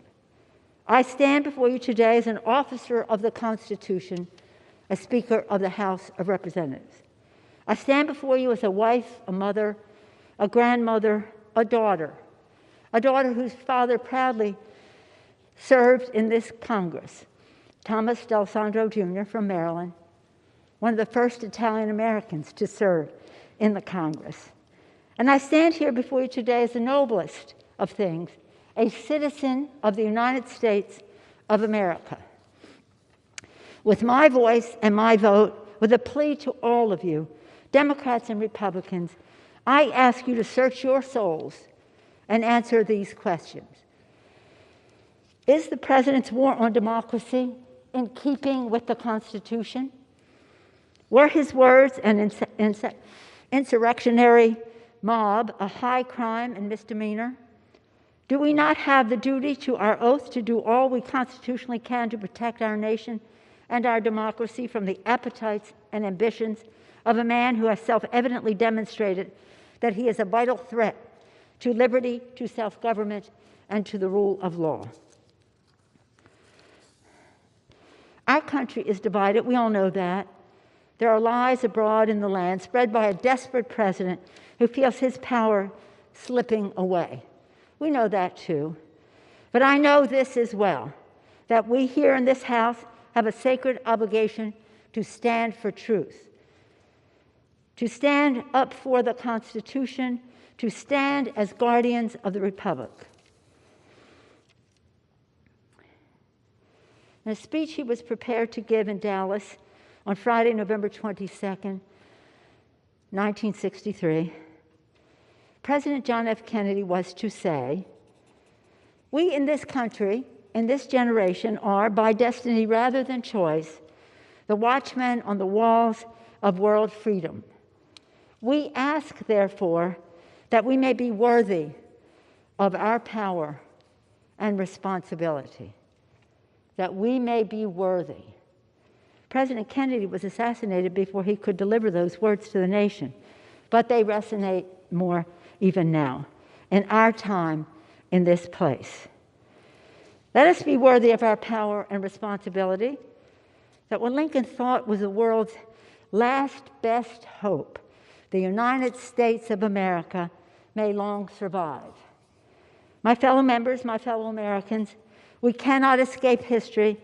Let us embrace our duty, fulfill our oath, and honor the trust of our nation. And we pray that God will continue to bless America. I thank you, Madam Speaker, and yield back. The gentleman from New York, reserves. The gentleman from Ohio is recognized. Madam Speaker, I yield myself such time as I may consume. The gentleman's recognized. Thank you, Madam Speaker. 19 minutes.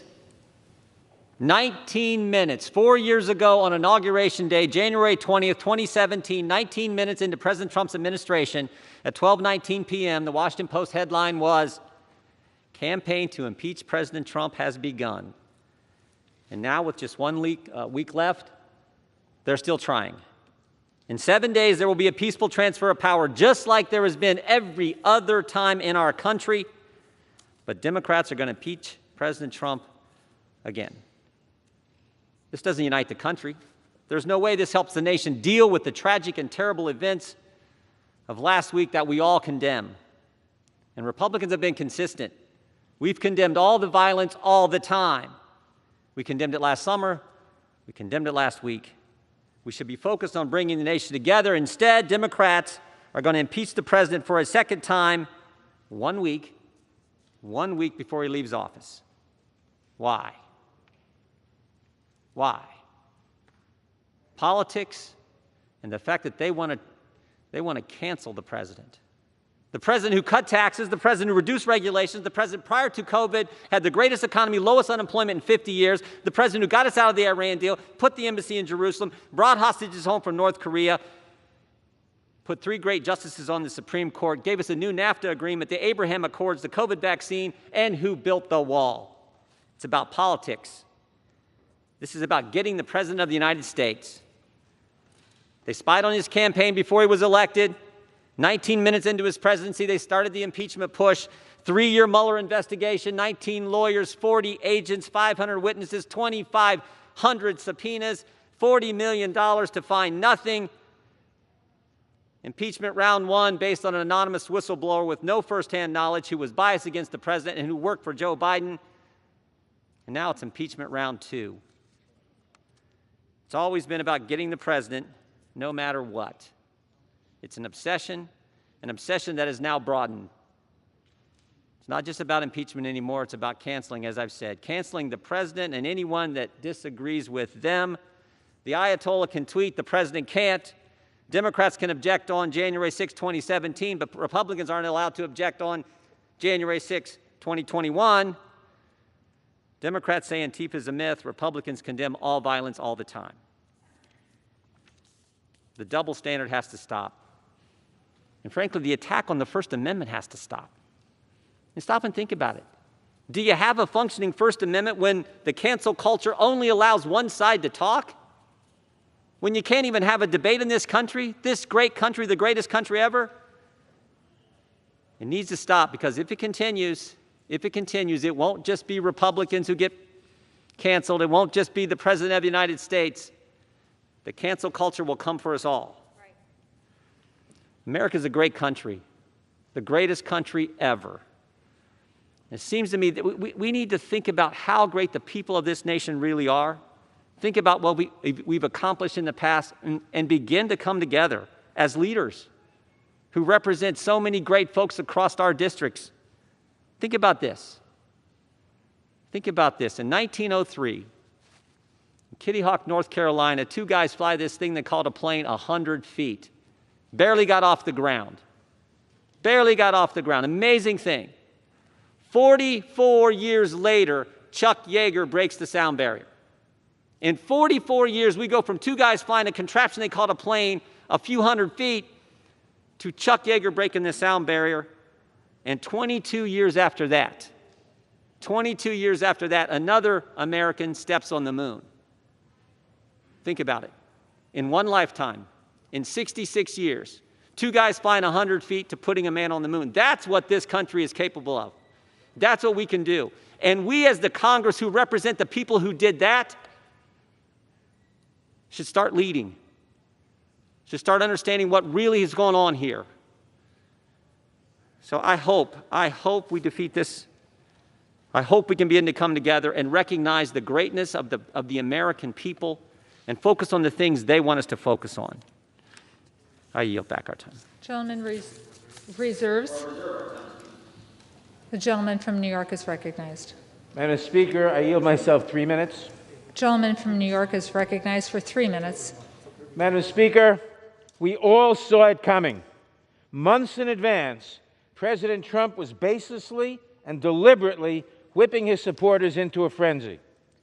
Weeks before the riot, he used his bully pulpit to spread lies about the election. He told his supporters that the results were fraudulent. He implored them again and again to help him stay in power. And he convinced them that accepting the outcome of the election posed an existential threat to their families and their freedoms. We have a duty to observe, Madam Speaker, that racism played a direct role in this incitement. The President's violent rhetoric is always at its most fevered pitch when he is talking about the civil rights and civic aspirations of Black Americans and other minority communities. On January 6th, at a rally that was large, angry, and widely reported to be armed, the President's lies and violent rhetoric reached their crescendo. At that rally, the President took the stage.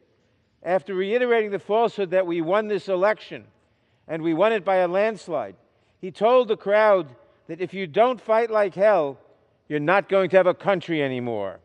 And then he urged the mob to walk down Pennsylvania Avenue to prevent the Congress from confirming the election of an illegitimate president. On that day, President Trump unleashed the force of a mob on this, the People's House. He encouraged that attack with the explicit intent to disrupt the joint session of Congress, an attack that threatened the safety of the Vice President, the Speaker of the House, and the President pro tem of the Senate, the next 3 officers in the line of succession. And look at what that violence has wrought. At least 6 dead, offices ransacked, the sanctity of our Capitol breached for the first time in 2 centuries. Our hallways littered with broken glass, the battle flags of a long-dead Confederacy, and the debris we have come to associate with the Trump campaign. Madam Speaker, I have faith in the resiliency of our government. We will bring the rioters to justice. Their accomplices in this House will be held responsible. But today, we must focus on the gravest threat first. President Trump, who incited this riot and who remains a grave danger to the nation. As we warned the Senate when we tried him for his first impeachment, President Trump has made clear in word and deed that he will persist in such conduct if he is not removed from power. He poses a continuing threat to our nation, to the integrity of our elections, and to our democratic order. He must not remain in power 1 moment longer.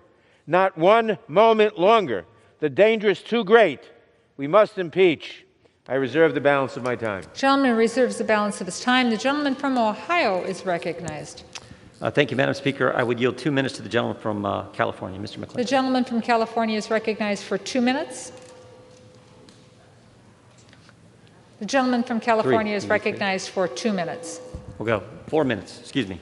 I didn't realize that. The gentleman from Ohio, in control of the time on that side of the aisle, wishes to yield 4 minutes to the gentleman from California.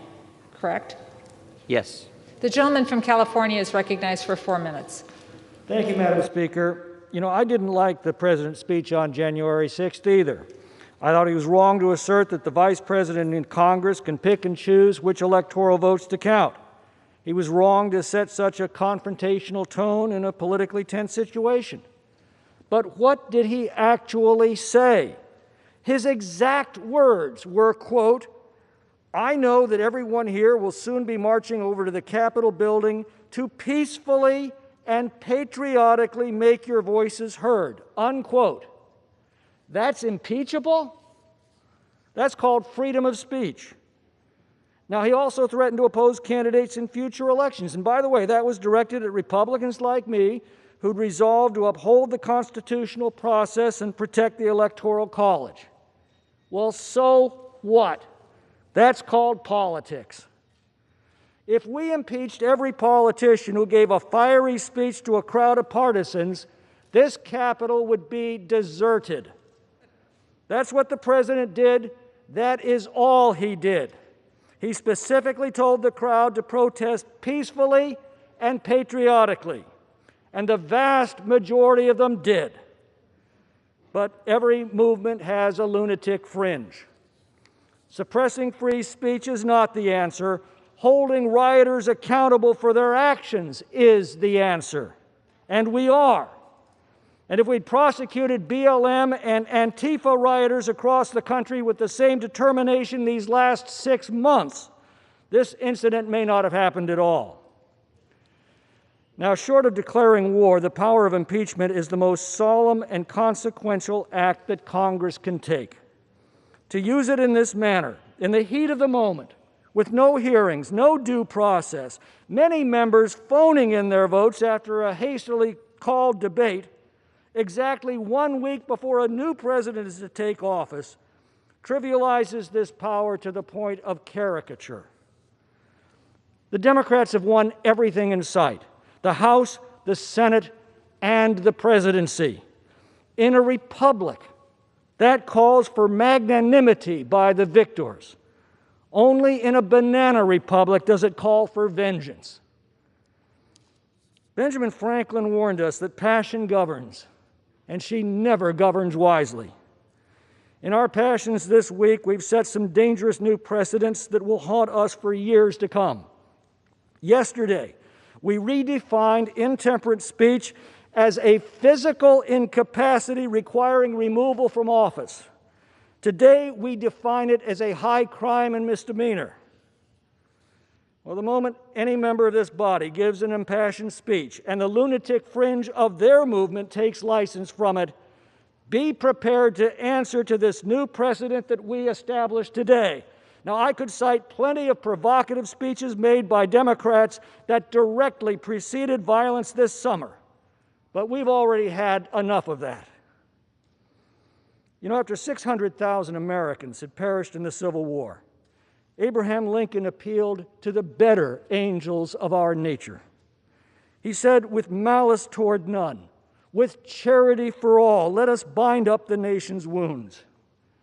Those words were so important to the unity of our nation, they're inscribed in marble at the Lincoln Memorial. I cannot think of a more petty, vindictive, and gratuitous act than to impeach an already defeated president a week before he is to leave office. President-elect Biden's promise to heal the nation becomes a hollow mockery in the harsh reality of this unconstitutional act. God help our country. Has expired. Good job, Tommy. The gentleman from Ohio reserves. Reserve. The gentleman from New York is recognized. And now yield 1 minute to the gentlelady from California, Ms. Lofgren. The gentlewoman from California is recognized for 1 minute. Madam Speaker, I'm the only member of Congress who's been involved in all 3 of the last presidential impeachments. Those were long proceedings. Today, we don't need a long investigation to know the president incited right-wing terrorists to attack the Congress to try to overturn constitutional government. The actions were in public, plain as day. His actions are the most serious offense against our Constitution and our country. They are impeachable acts. The founders devised the impeachment clause to protect against a president who would threaten constitutional order. If we don't act now, the impeachment clause would essentially be meaningless. Faced with these facts, if we don't impeach to protect our country, we will fail our own oath to protect and defend the Constitution of the United States against all enemies, foreign and, yes, domestic. We have no choice. We must impeach. Time has expired. God bless America. The gentleman from New York reserves. I reserve. The gentleman from Ohio is recognized. Thank you, Madam Speaker. I yield 2 minutes to the gentleman from Arizona, Mr. Biggs. The gentleman from Arizona is recognized for 2 minutes. It is with wariness and a certain unhealthy, morbid curiosity that I watched the beast attempt to devour President Donald J. Trump again. The craving to crush President Trump has never been satisfied, not through investigations, not through false allegations, and not even through an impeachment that was wholly without merit. And the timing of this impeachment makes little sense. Your candidate will take office in a few hours, and President Trump will relinquish the levers of power to President-elect Biden. But your craving was never a Biden victory, nor was it even a Trump defeat. You believe that your hunger will be finally satiated by impeaching this president without completion of his full term of office. You don't merely seek victory, but you seek obliteration of your nemesis. The thirst for Trump's destruction will not be slaked, however, even if you're successful today and were the Senate to convict President Trump. Yours will be a Pyrrhic victory, for instead of stopping the Trump train, his movement will grow stronger, for you will have made him a martyr. Surely you are aware of this, and that is why your allies in the media seek to censor conservative voices.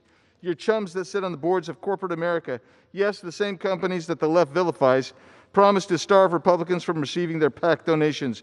But I bet that the groundswell of support for President Trump and his policies will not go away. You see, the movement he started is based on building an incredibly robust economy on a foundation of lower taxes and fewer regulations that has the wonderful effect of putting more people to work than ever.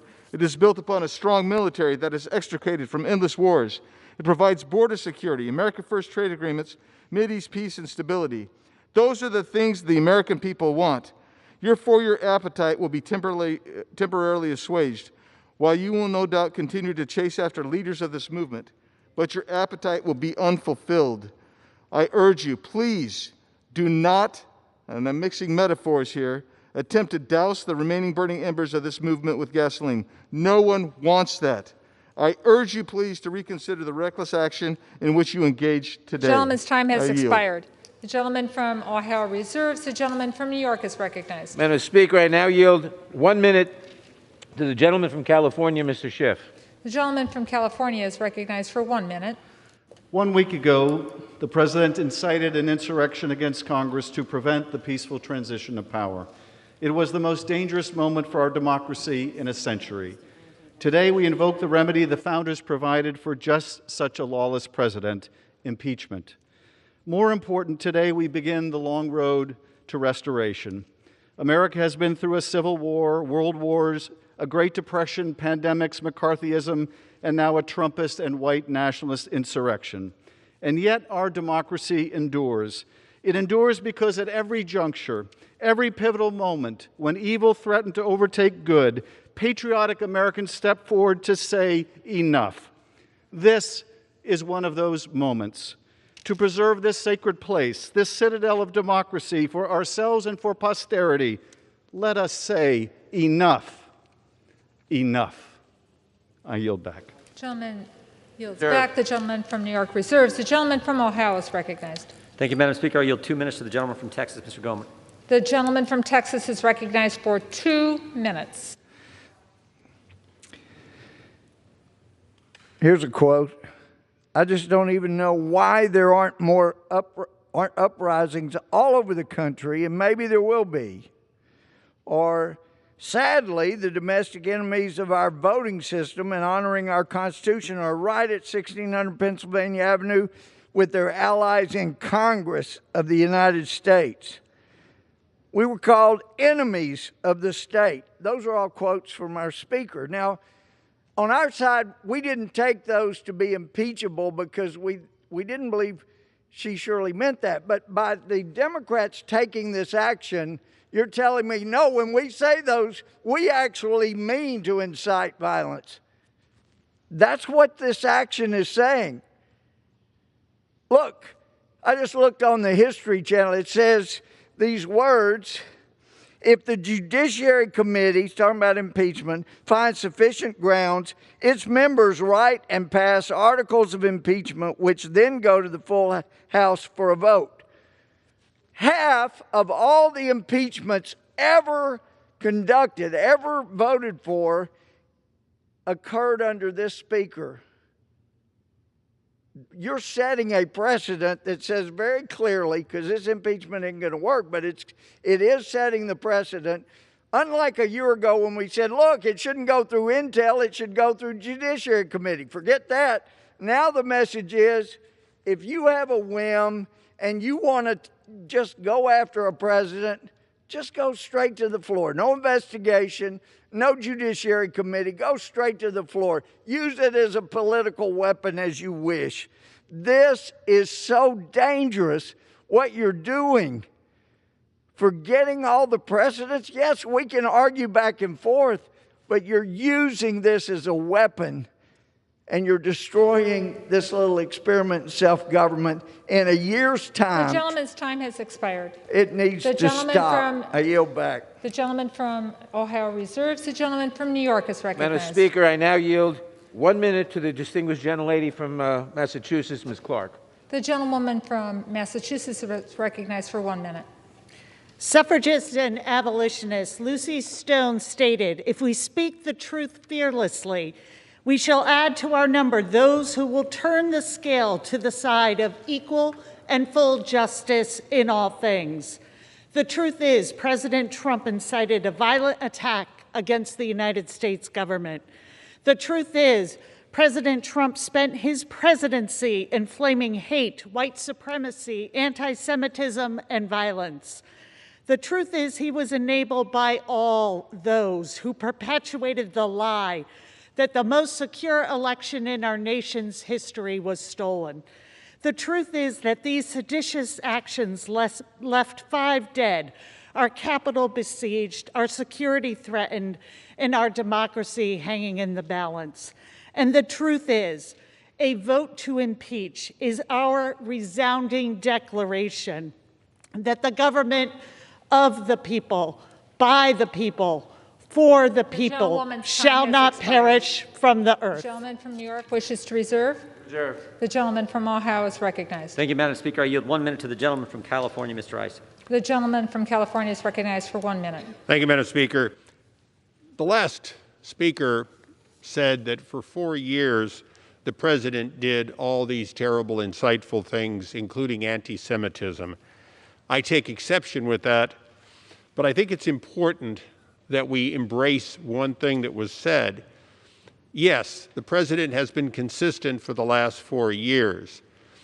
During his campaign, I even, representing another candidate, said that the president had political Tourette's. He said what was on his mind without a filter.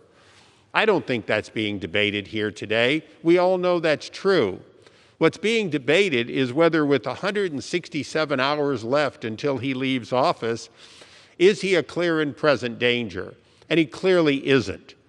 The president has acted substantially the same for 4 years. He has rallied his base, and he has, in fact, called for peaceful protest, as he did just a few days ago. The fact is, today we are trying to punish the president, at least some are, for 4 years of what he did, not for what happened last week. What happened last week was the result of anarchists who came loaded, prepared, and with weapons. With that, I yield back. Time has expired. The gentleman from Ohio reserves. The gentleman from New York is recognized. Madam Speaker, I now yield 1 minute to the distinguished gentleman from Louisiana, Mr. Richmond. The gentleman from Louisiana is recognized for 1 minute. Madam Speaker, I rise today in my last floor speech in this body to do what I was sworn to do on the first day, to protect and defend the Constitution. President Trump put the domestic terrorists on notice by saying, "Stand back and stand by." He then summoned them to D.C., directed them to march on the Capitol, and then he sat back and watched the insurrection. Some of my colleagues, some of which may well be co-conspirators, in their latest attempt to placate and please this unfit president, suggest that we shouldn't punish Trump for his actions in order to unify the country. That is the climax of foolishness. Let me suggest to them, stand up, man up, woman up, and defend this Constitution from all enemies, foreign and domestic, including Donald J. Trump. In the first impeachment, Republicans said we didn't need to impeach him because he learned his lesson, so no need to remove him. Well, we said if we didn't remove him, he would do it again. Gentleman's time has expired. Simply put, we told you so. The gentleman's time has expired. Richmond out. I reserve. Gentleman from New York reserves. The gentleman from Ohio is recognized. Yield 2 minutes to the gentlelady from Arizona, Ms. Lesko. The gentlewoman from Arizona is recognized for 2 minutes.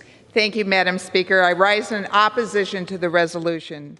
At a time when our country needs unity, it is concerning that my Democratic colleagues have chosen to begin impeachment proceedings against a president with just 7 days left in office. All legal challenges have been exhausted. Congress has certified electors over objections, and Joe Biden will be the next president of the United States. President Trump has indicated he will peacefully transfer power to President-elect Biden next week. So why pursue impeachment just 1 week before he leaves office? I've heard my colleagues on the other side of the aisle say they have to impeach the president because he is too dangerous to stay in power. Yet they know that it is impossible for the Senate to remove him before his term expires. So what is the point? This move sets a dangerous precedent for our nation. If Congress is going to impeach a president, it must not only be done after intense debate and deliberation, not rushed through in the 11th hour to make a political point. This impeachment attempt is dangerous for our country and has far-reaching implications for our future. And with that, Madam Speaker, I yield back. The gentlewoman yields back. The gentleman from Ohio reserves. The gentleman from New York is recognized. Madam Speaker, I now yield 1 minute to the distinguished gentleman from New York, Mr. Jeffries. The gentleman from New York is recognized for 1 minute. Madam Speaker, I did not come to Congress to impeach Donald Trump, but the constitutional crimes by an out-of-control president inspired by his hatred and the big lie that he told cannot be ignored. Donald Trump is a living, breathing, impeachable offense. It is what it is. The violent attack on the U.S. Capitol was an act of insurrection incited by Donald Trump. He is a clear and present danger to the health, safety, and well-being of the American people, and that is why this impeachment is necessary on the House floor for a second time with a bipartisan majority. Violence will not win. Insurrection will not win. Sedition will not win. Terror will not win. Lawlessness will not win. Mob rule will not win. Not today, not tomorrow, not ever. Democracy will prevail. The gentleman's time has expired. The gentleman from New York reserves. The gentleman from Ohio is recognized. Madam Speaker, we reserve. Gentleman reserves. Gentleman from New York. Madam Speaker, I now yield 1 minute to the distinguished gentleman from California, Mr. Aguilar. The gentleman from California is recognized for 1 minute.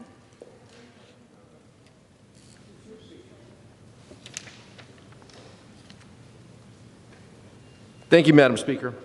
On January 3rd, we stood here on this floor and swore an oath to defend our Constitution against enemies, foreign and domestic.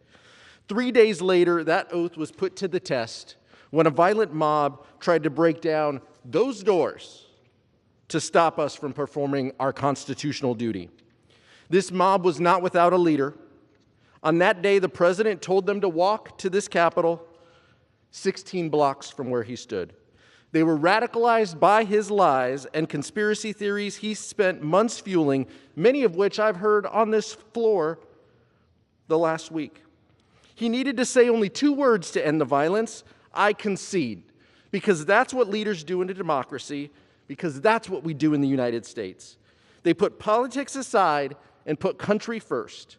And as I look to our colleagues over on the other side, I wonder how many of them will demonstrate that leadership and join us in holding President Trump accountable for inciting this deadly attack. How many will uphold our oath and put our country first to defend this Constitution from the threat in the White House? To do anything less is to turn your back on the oath altogether. Thank you. I yield back. Gentleman yields back. The gentleman from New York reserves. The gentleman from Ohio is recognized. Madam Speaker, we continue to reserve. The gentleman from Ohio continues to reserve. The gentleman from New York is recognized. Madam Speaker, I now yield 3 minutes to the gentleman from Rhode Island, Mr. Cicilline. The gentleman from Rhode Island, Mr. Cicilline, is recognized for 3 minutes. Madam Speaker, for more than 220 years since George Washington yielded the presidency to John Adams, the peaceful transfer of power has been a hallmark of our democracy. In this country, the will of the American people reigns supreme over the ambitions of any individual. Every single president has honored and upheld these principles until now. Donald Trump lost his bid for re-election last November. It was a free and fair election. In fact, President Trump's own election security director called it the most secure election in U.S. history. But for 2 months now, Donald Trump has refused to accept the will of the American people. Over and over again, he's told his supporters he didn't really lose. The election was stolen from him and from them. And as they grew angrier and angrier over this perceived injustice, he told them there was still a way to keep him in power. So as Congress prepared to meet for the sacred ritual of certifying the results of the presidential election, the president made his move. He directed his supporters to travel to Washington for a rally to stop the steal. They did. He then, once assembled, he had one final request: march on the U.S. Capitol, do what it takes to help me hold on to power. We will never give up. We will never concede, he told them. If you don't fight like hell, he warned, you're not going to have a country anymore. The people on the ellipse that day heard his message loud and clear. They answered his call for insurrection. As the third-ranking Republican in this chamber put it, he summoned the mob, assembled the mob, and lit the flame of this attack. Armed with guns, pipe bombs, bats, shields, zip ties, and more, they set their sights on the U.S. Capitol. They stormed the citadel of our democracy. Hundreds of domestic terrorists did what Donald Trump wanted them to do. They seized the Capitol and tried to end our country's 234-year experiment in democracy, as the Trump family and White House aides watched gleefully on television. They searched the halls of this building for the vice president, who they came to hang for treason. They overran the office of the speaker, who they came to assassinate. They sought above all else to seize control of our government in the name of Donald Trump. Let that sink in. The terrorists who stormed this building planned to hang the vice president, kill the speaker, and topple our government. They took down the American flag and replaced it with a Trump flag. I ask my colleagues on the other side of the aisle who are not planning to vote for this article, is this the kind of country you want to live in? What are you going to tell your children and grandchildren when they ask what you did in this moment? Did you stand for the republic or for this president? Heed the words of Abraham Lincoln, the first Republican president who told our country that a house divided against itself cannot stand. This great house in which he served cannot and will not endure if we do not stand together now. The president and the terrorists who stormed these halls last Wednesday did not succeed in toppling our republic. We must ensure they never do. I implore you to join us in supporting this article, and I yield back. Gentleman yields back. The gentleman from New York reserves his time. The gentleman from Ohio is recognized. Thank you, Madam Speaker. I would yield 1 minute to the gentleman from New Jersey, Mr. Van Drew. The gentleman from New Jersey is recognized for 1 minute. We've been here before. We've done this before. This has failed before. We've fractured our nation using the same process before. Congress must be the glue that starts unifying everyone. By the time this process would conclude, the man they want out of office will no longer even be the president. If we want unity, this is not the way. America was and is the leading light in the world. This proceeding has continued to cloak our nation in darkness. Nearly half the country supports our current president. This takes their voice away. We must be bigger and better than the most base of instincts that have been driving our political discourse. It is destroying us. Let's link arms with one another and begin to heal. Let's stop this impeachment. I yield back. The gentleman yields back. The gentleman from Ohio reserves. The gentleman from New York is recognized. Madam Speaker, I now yield 1 minute to the distinguished gentleman from Colorado, Mr. Neguse. The gentleman from Colorado is recognized for 1 minute. Thank you, Madam Speaker. Thank you to the chairman. President Trump's actions, encouraging, inciting a mob that stormed the United States Capitol for the sole purpose of stopping the constitutionally mandated counting of electoral votes, cannot go unanswered by this body. He must be impeached. If Congress does not act, if we shrink from our constitutional responsibilities to defend our republic, it will undoubtedly undermine the vision of America as the last best hope of earth, as Abraham Lincoln so eloquently said so many years ago. So to the millions of Americans watching today, I hope you understand that we are proceeding on this path out of love for our country. I will honor my oath today. I will vote for impeachment. And I pray that my colleagues will muster the courage to do the same. And with that, I yield back. The gentleman yields back. The gentleman from New York reserves. The gentleman from Ohio is recognized. Madam Speaker, we reserve. Gentleman from Ohio reserves. Gentleman from New York. Madam Speaker, I now yield 2 minutes to the distinguished gentleman from South Carolina, Mr. Clyburn. The gentleman from South Carolina is recognized for 2 minutes. Thank you, Madam Speaker, and I thank the gentleman for yielding me the time. Madam Speaker, I rise in support of the article of impeachment. Last Wednesday, we gathered to follow the Constitution's simple instruction to count the electoral votes that have been tallied by the states and submitted to us.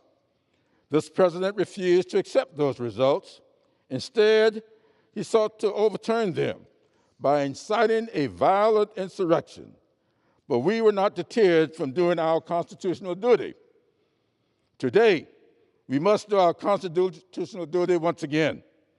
While the president failed in his attempt to upend our democracy last Wednesday's events make clear that if we do not hold him accountable and remove him from power, a future attempt could very well be successful. The survival of our democracy depends on defeated candidates accepting their defeats, as has been the case in every presidential election since 1864. Our January 6th joint session is a vital part of the transfer of power, not the contest for power. Vice President Gore understood this, accepting and certifying the 2000 election result in which he was defeated. Vice President Biden understood this, accepted and certifying this president's victory in the 2016 election. This president's refusal to participate in the peaceful transfer of power and his role in the inciting of the last week's violence pose an existential threat to our constitutional democracy. This threat must be extinguished immediately. This president must be impeached and convicted, and he must be prevented from ever attempting to seize power again. With that, I'll yield back. Gentleman yields back. The gentleman from New York reserves. The gentleman from Ohio is recognized. Thank you, Madam Speaker. I yield 2 minutes to the gentleman from Colorado, Mr. Buck. The gentleman from Colorado is recognized for 2 minutes. I thank the gentleman for yielding time. Madam Speaker, I've heard that President Trump radicalized the group the rioters who stormed this Capitol, and I would say that we need to look no further than ourselves to find out what happened and to look at history. Americans were frustrated when they learned that the FBI was investigating the Trump campaign. They were frustrated to learn that the Obama administration and the DNC had created this false campaign against the Trump administration. They were frustrated, Madam Speaker, when the inauguration of the president was boycotted by over 40 Democrat members of this House. They were frustrated to read in the Washington Post the day after the inauguration, "Let the impeachment begin." They were frustrated when members of this House spoke over and over about impeaching the president days into his administration. And then the socialists in Hollywood joined their allies in Congress. Robert De Niro said that he wanted to punch the president in the face. Madonna thought about blowing up the White House. Kathy Lee Griffin held up a likeness of the president's beheaded head, and nothing was said by my colleagues at that point in time. In fact, one Democrat colleague said that Trump supporters should be harassed wherever they are, in restaurants, on the street, in supermarkets. During this time, the president was under investigation by a special counsel who found no collusion, no conspiracy with Russia. The president's supporters were harassed. Ajit Pai, the head of the FCC, was called a dirty, sneaky Indian. His children were harassed in school. The press secretary, the press secretary, Sarah Sanders, was kicked out of a restaurant for being a Trump employee. The DHS secretary, Kirstjen Nielsen, harassed at her home. Trump donors were publicly... Gentleman's time has expired. I'm sorry you couldn't hear me. The mic wasn't on. The gentleman from Ohio reserves. Good job, Kim.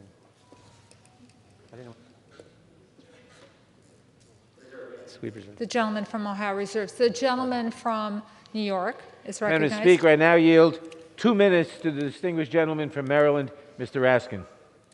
The gentleman from Maryland is recognized for 2 minutes. Smashing windows and beating police officers over the head with fire extinguishers, a bloodthirsty mob attacked the Capitol and invaded this Congress last Wednesday. They erected a gallows and repeatedly chanted, "Hang Mike Pence."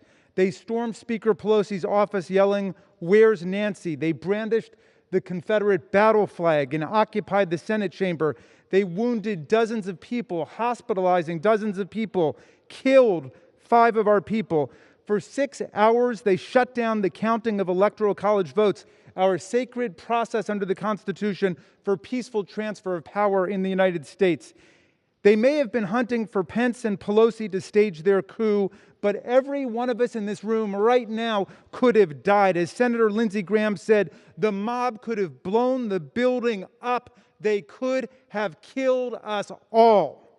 And now the far right is calling for return engagement from January 17th to January 20th. They're asking the president to pardon the conspirators in last week's rampage as they prepare for a race war again next week. And it's a bit much to be hearing that these people would not be trying to destroy our government and kill us if we just weren't so mean to them.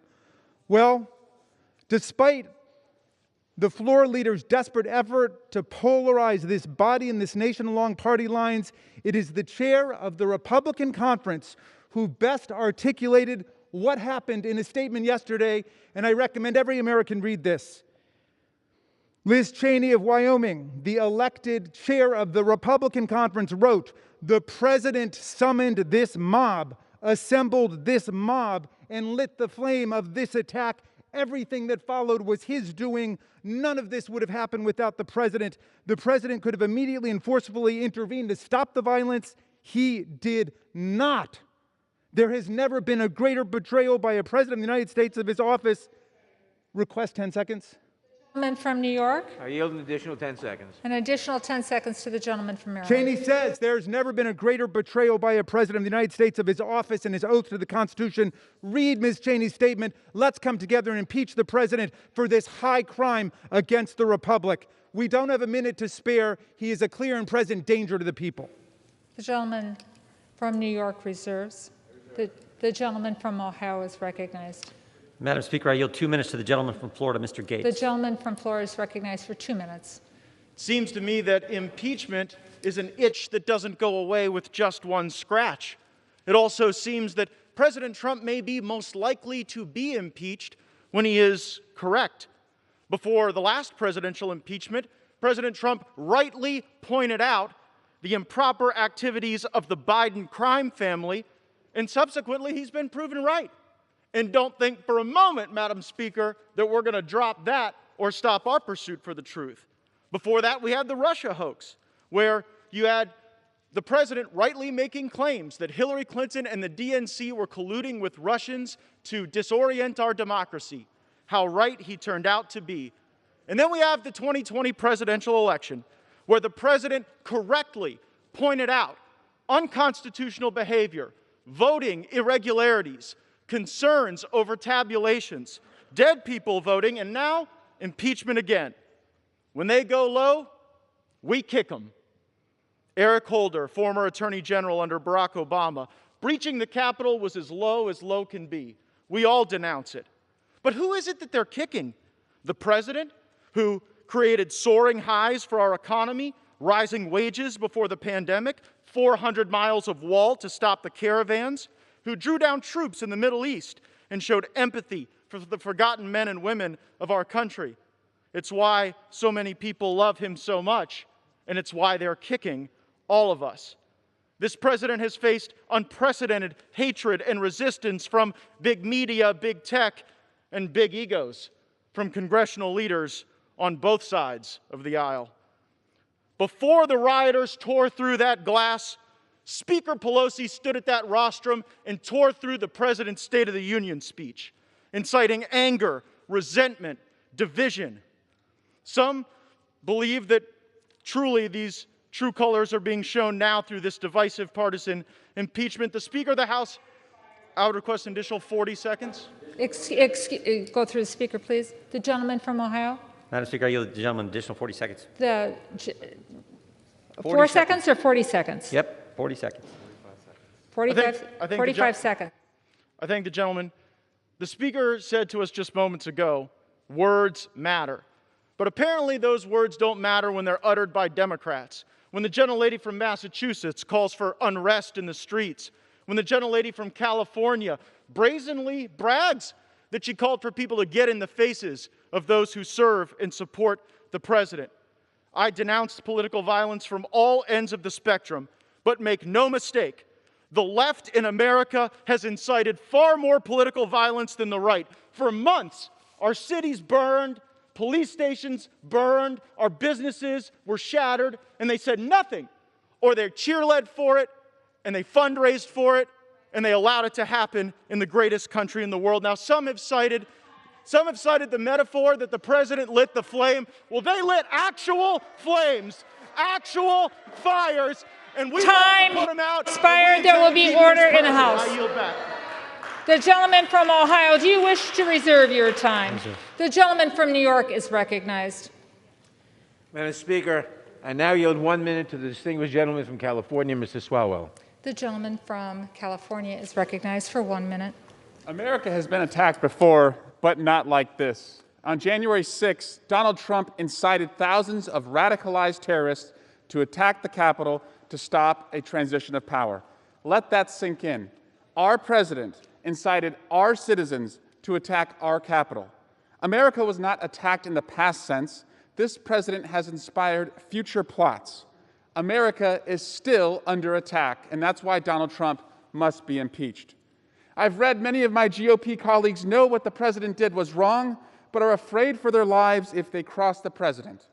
I'm sorry that you're living in fear, but now is a time to summon your courage to guide you. We have all seen the images of the courageous officers who have risked their lives so that you could flee this floor and see your families. That was almost a week ago right now. Officers engaged in hand-to-hand combat for hours with these terrorists.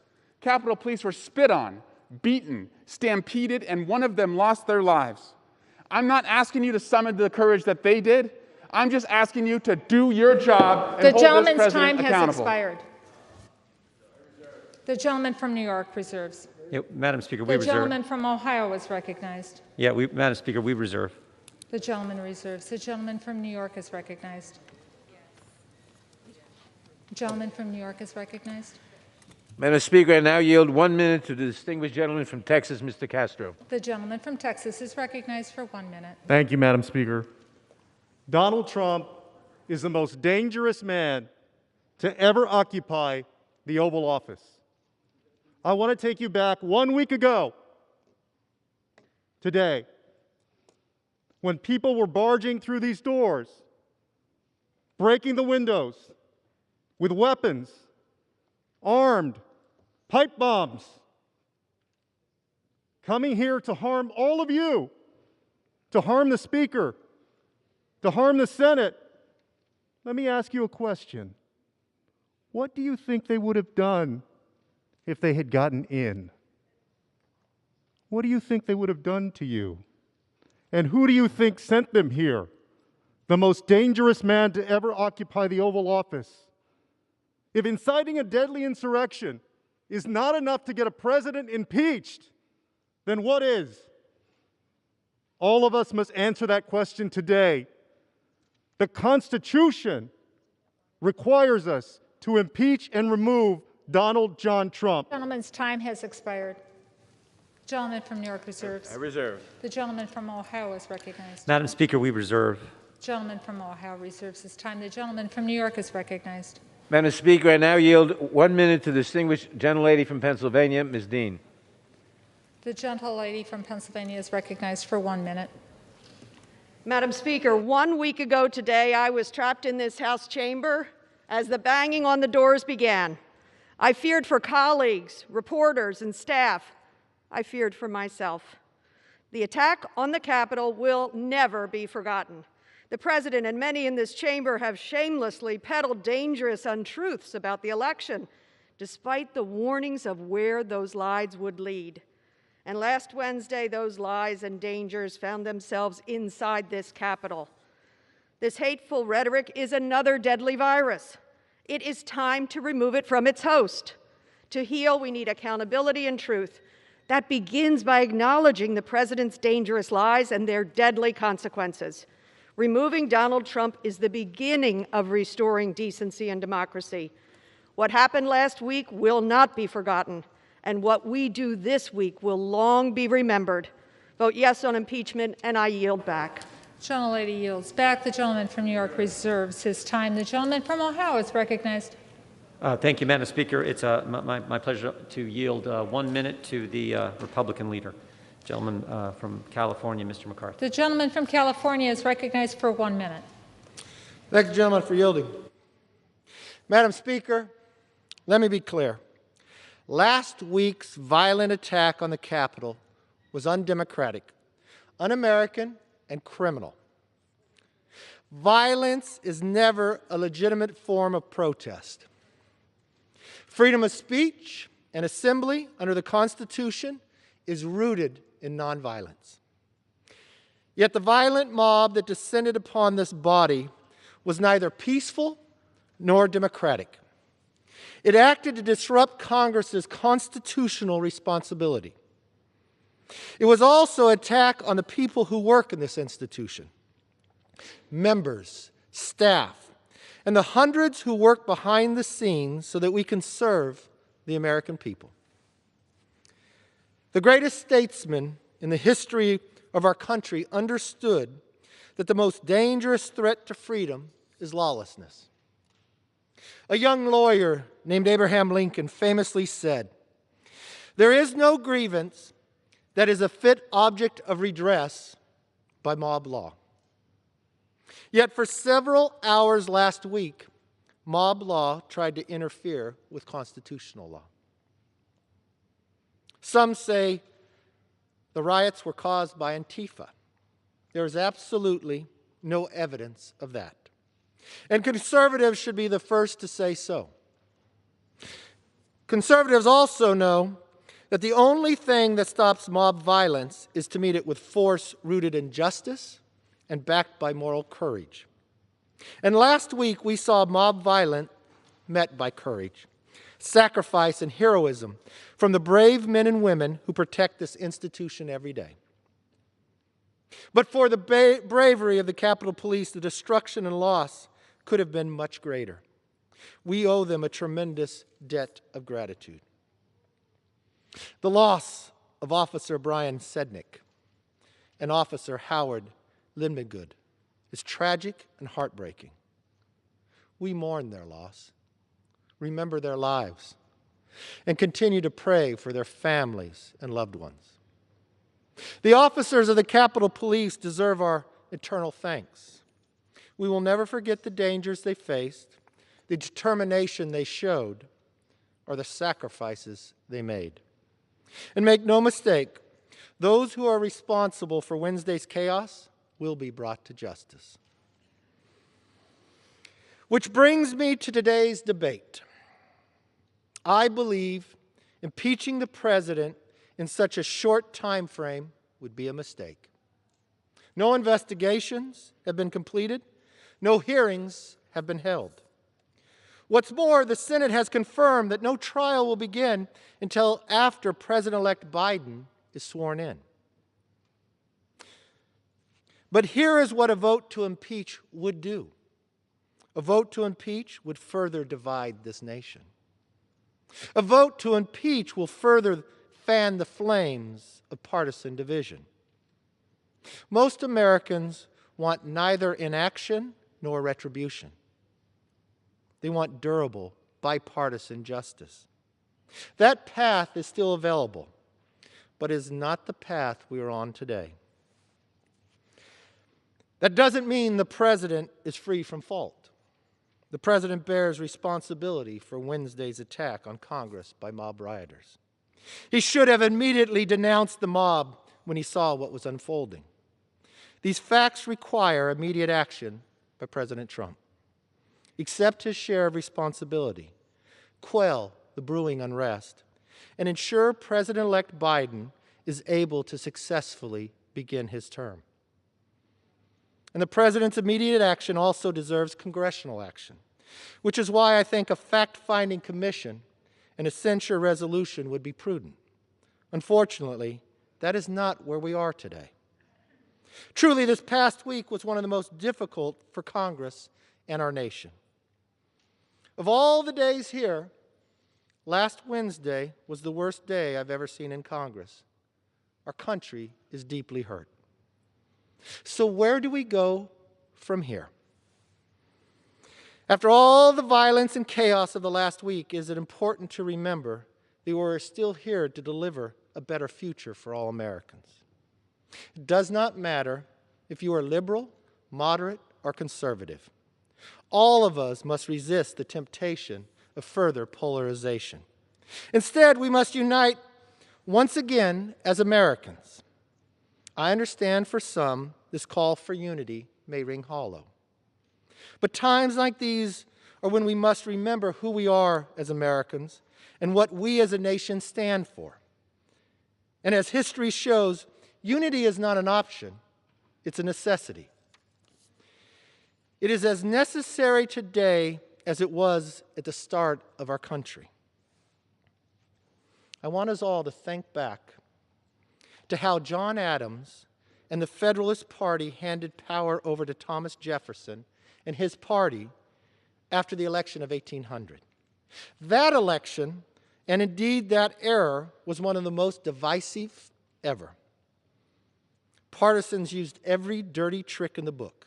They demonized each other, dismissed reasonable dissent, and described their opponents as seditious. Sound familiar? The election of 1800 could have destroyed our young nation. But instead of breaking us, it helped us bring us together, thereby preserving the world's last best hope of freedom. After a hard-fought battle over the Electoral College in Congress, Adams conceded.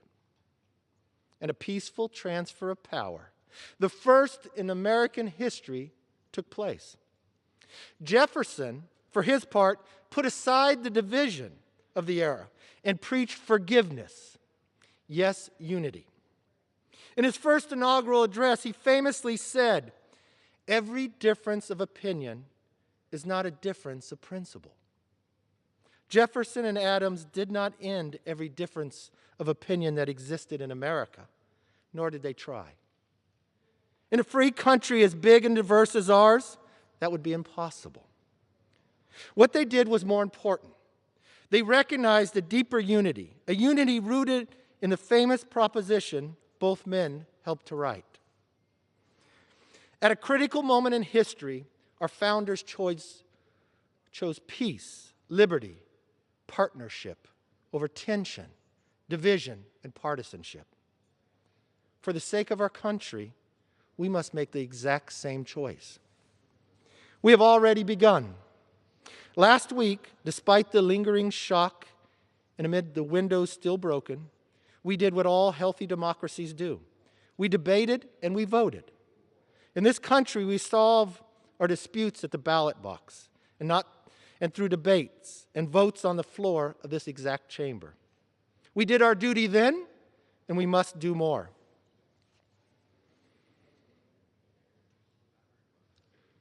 The eyes of the nation and the world are upon us. We must seize this opportunity and heal and grow stronger.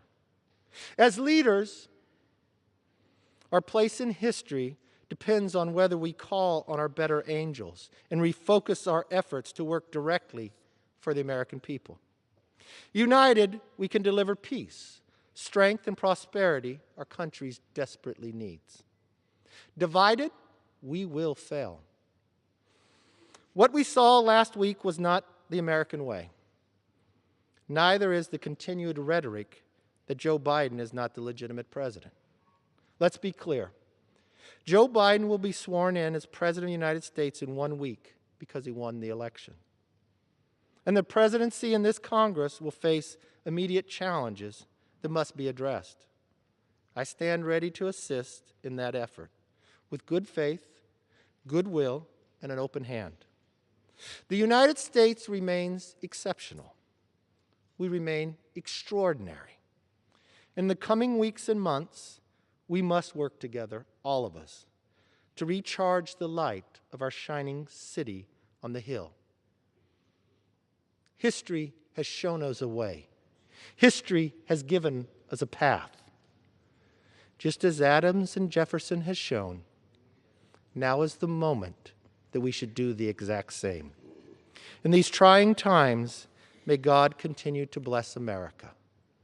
And let's chart a course that history will repeat, but not what's happening today. I yield back. The gentleman yields back. The gentleman from Ohio continues to reserve. The gentleman from New York is recognized. Madam Speaker, I now yield 1 minute to the distinguished gentlelady from Colorado, Ms. DeGette. The gentlewoman from Colorado is recognized for 1 minute. Thank you, Madam Speaker. Madam Speaker, just over a year ago, I stood right there where you're standing today as we took the solemn step of impeaching the President of the United States for pressuring a foreign leader to take unlawful actions to help him in his reelection. And now, just 1 week ago, almost to the hour, I laid right there on the floor of the gallery above us. I heard gunshots in the speaker's lobby. I heard the mob pounding on the door. And what they were trying to do, they were all an angry mob incited by the president, trying to stop certification of a legitimate election. It's clear the president learned nothing in the last year. Yesterday, the president said again he did nothing wrong. This man is dangerous. He has defied the Constitution. He's incited sedition, and he must be removed. We all took a pledge on January 3rd to uphold the Constitution. We must honor that oath. We must vote yes on this article of impeachment. I yield back. Expired. The gentlewoman yields back. The gentleman from New York reserves. The gentleman from Ohio is recognized. Thank you, Madam Speaker. I will yield 1 minute to the gentlelady from Colorado. The gentlewoman from Colorado is recognized for 1 minute.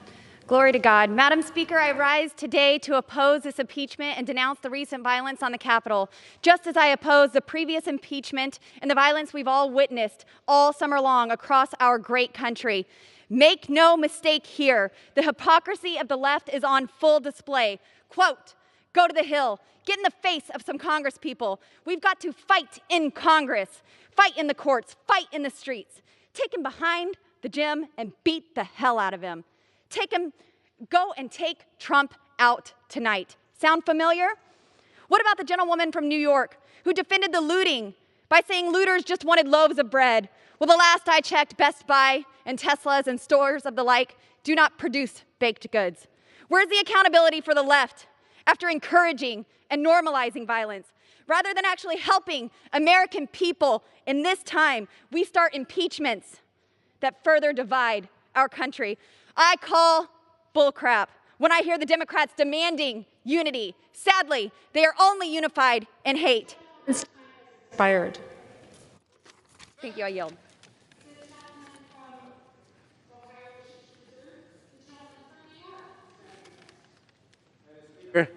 I now yield 1 minute to the distinguished gentlelady from California, Ms. Waters. The gentlewoman from New York is recognized for 1 minute. Thank you very much, Madam Speaker. I rise in support of impeaching again the worst president in the history of the United States.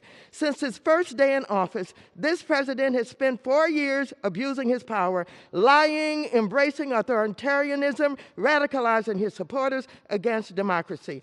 This corruption poisoned the minds of his supporters, inciting them to willingly join with white supremacists, neo-Nazis, and paramilitary extremists in a siege of the United States Capitol building, the very seat of American democracy. The Republican Party is now the Trump Party. And I want you to know that this is a Trump power grab that will not stop. It will not stop with attacking the Capitol and our state legislatures. This president intends to exercise power long after he is out of office. It is reported that the President of the United States watched the invasion from the Oval Office of our Capitol and seemingly enjoyed it. I want you to know we should be concerned that the Republicans will not defend him, and he is capable of starting a civil war. He must be impeached. He must be stopped now. The gentleman from New York reserves. The gentleman from Ohio is recognized. Thank you, Madam Speaker. I would yield 1 minute to the gentleman from Washington, Mr. Newhouse. Thank you, Mr. Jordan. The gentleman from Washington is recognized for a minute. Thank you, Mr. Jordan. Madam Speaker, this is a sad day in our republic, but not as sad or disheartening as the violence we witnessed in the Capitol last Wednesday. We are all responsible. My colleagues are responsible for not condemning rioters this past year, like those who barricaded the doors of the Seattle Police Department and attempted to murder the officers inside. Others, including myself, are responsible for not speaking out sooner, before the president misinformed and inflamed a violent mob who tore down the American flag and brutally beat Capitol police officers. Madam Speaker, we must all do better. These articles of impeachment are flawed, but I will not use process as an excuse. There is no excuse for President Trump's actions. The president took an oath to defend the Constitution against all enemies, foreign and domestic. Last week, there was a domestic threat at the door of the Capitol, and he did nothing to stop it. That is why, with a heavy heart and clear resolve, I will vote yes on these articles of impeachment. The gentleman from Ohio wishes to reserve. The gentleman from Ohio wishes to reserve. Madam Speaker, could I ask how much time each side has? The gentleman from Ohio has 36 1/4 minutes remaining. And the gentleman from New York has 36 3/4 minutes remaining. We reserve. The gentleman from Ohio wishes to reserve. The gentleman from New York is recognized. Madam Speaker, I now yield 30 seconds to the gentleman from Massachusetts, Mr. Auchincloss. The gentleman from Massachusetts is recognized for 30 seconds. Madam Chair, a mob desecrated our Capitol, killed a police officer, and attempted to overthrow our government on the orders of the President of the United States. Immediate impeachment is our duty under a Constitution that compels us to defend against enemies, foreign and domestic. As a Marine officer, I defended our democracy from foreign enemies. As a member of Congress, I am solemnly resolved to defend it from domestic ones. With this vote, we strike a blow for moral leadership. I yield back. Yields back. The gentleman from New York wishes to reserve. The gentleman from Ohio is recognized. Madam Speaker, I yield 2 minutes to the gentleman from Ohio, Mr. The gentleman from Ohio is recognized for 2 minutes. Madam Speaker, America is at a crossroads. As the violent riots at the Capitol last week so painfully and shockingly reminded us, the unhinged partisan rhetoric that too often consumes the political dialogue in this country has become toxic and is tearing us apart. If we continue down this path, there's no telling how much damage to our union there may be. Sadly, that's what's happening here today.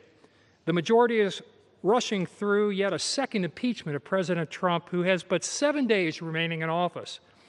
As prominent constitutional law professor Jonathan Turley has cautioned, today a dangerous precedent is being set that could lead to the normalization of snap impeachments without any hearings or any meaningful discussion or debate. The majority is ramming through this House the most potent tool at our disposal without a single hearing, turning a process that usually takes months into a few short hours. We haven't heard a testimony from a single witness.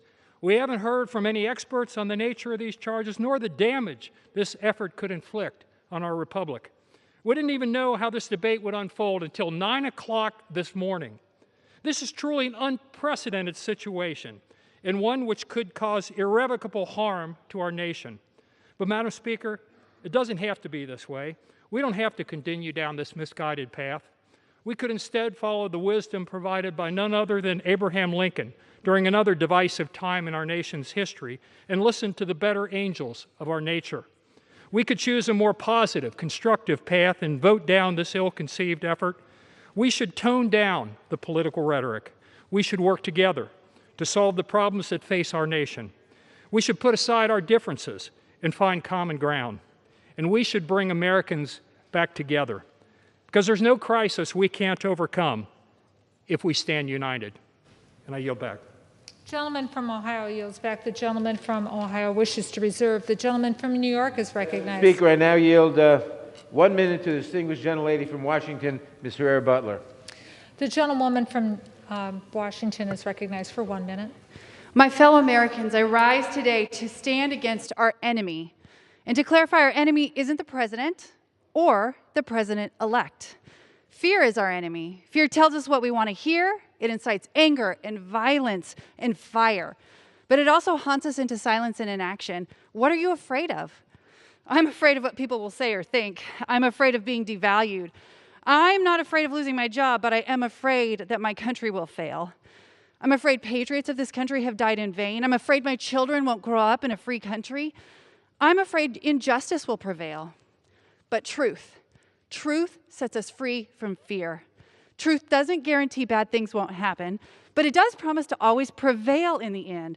It has no shadows where darkness can hide. With truth comes love, and we could use that right now. My vote to impeach our sitting president is not a fear-based decision. I am not choosing a side, I'm choosing truth. It's the only way to defeat fear. The gentlewoman yields back. The gentleman from New York wishes to reserve his time. The gentleman from Ohio is recognized. Thank you, Madam Speaker. I would yield 1 minute to the gentlelady from Texas, Ms. Van Dyne. The gentlewoman from Texas is yielded 1 minute. Thank you very much. Today, I should be in my district working for my constituents. Instead, I'm back here in Washington because the majority could not resist another made-for-TV impeachment. American workers are losing their jobs and struggling to feed their families.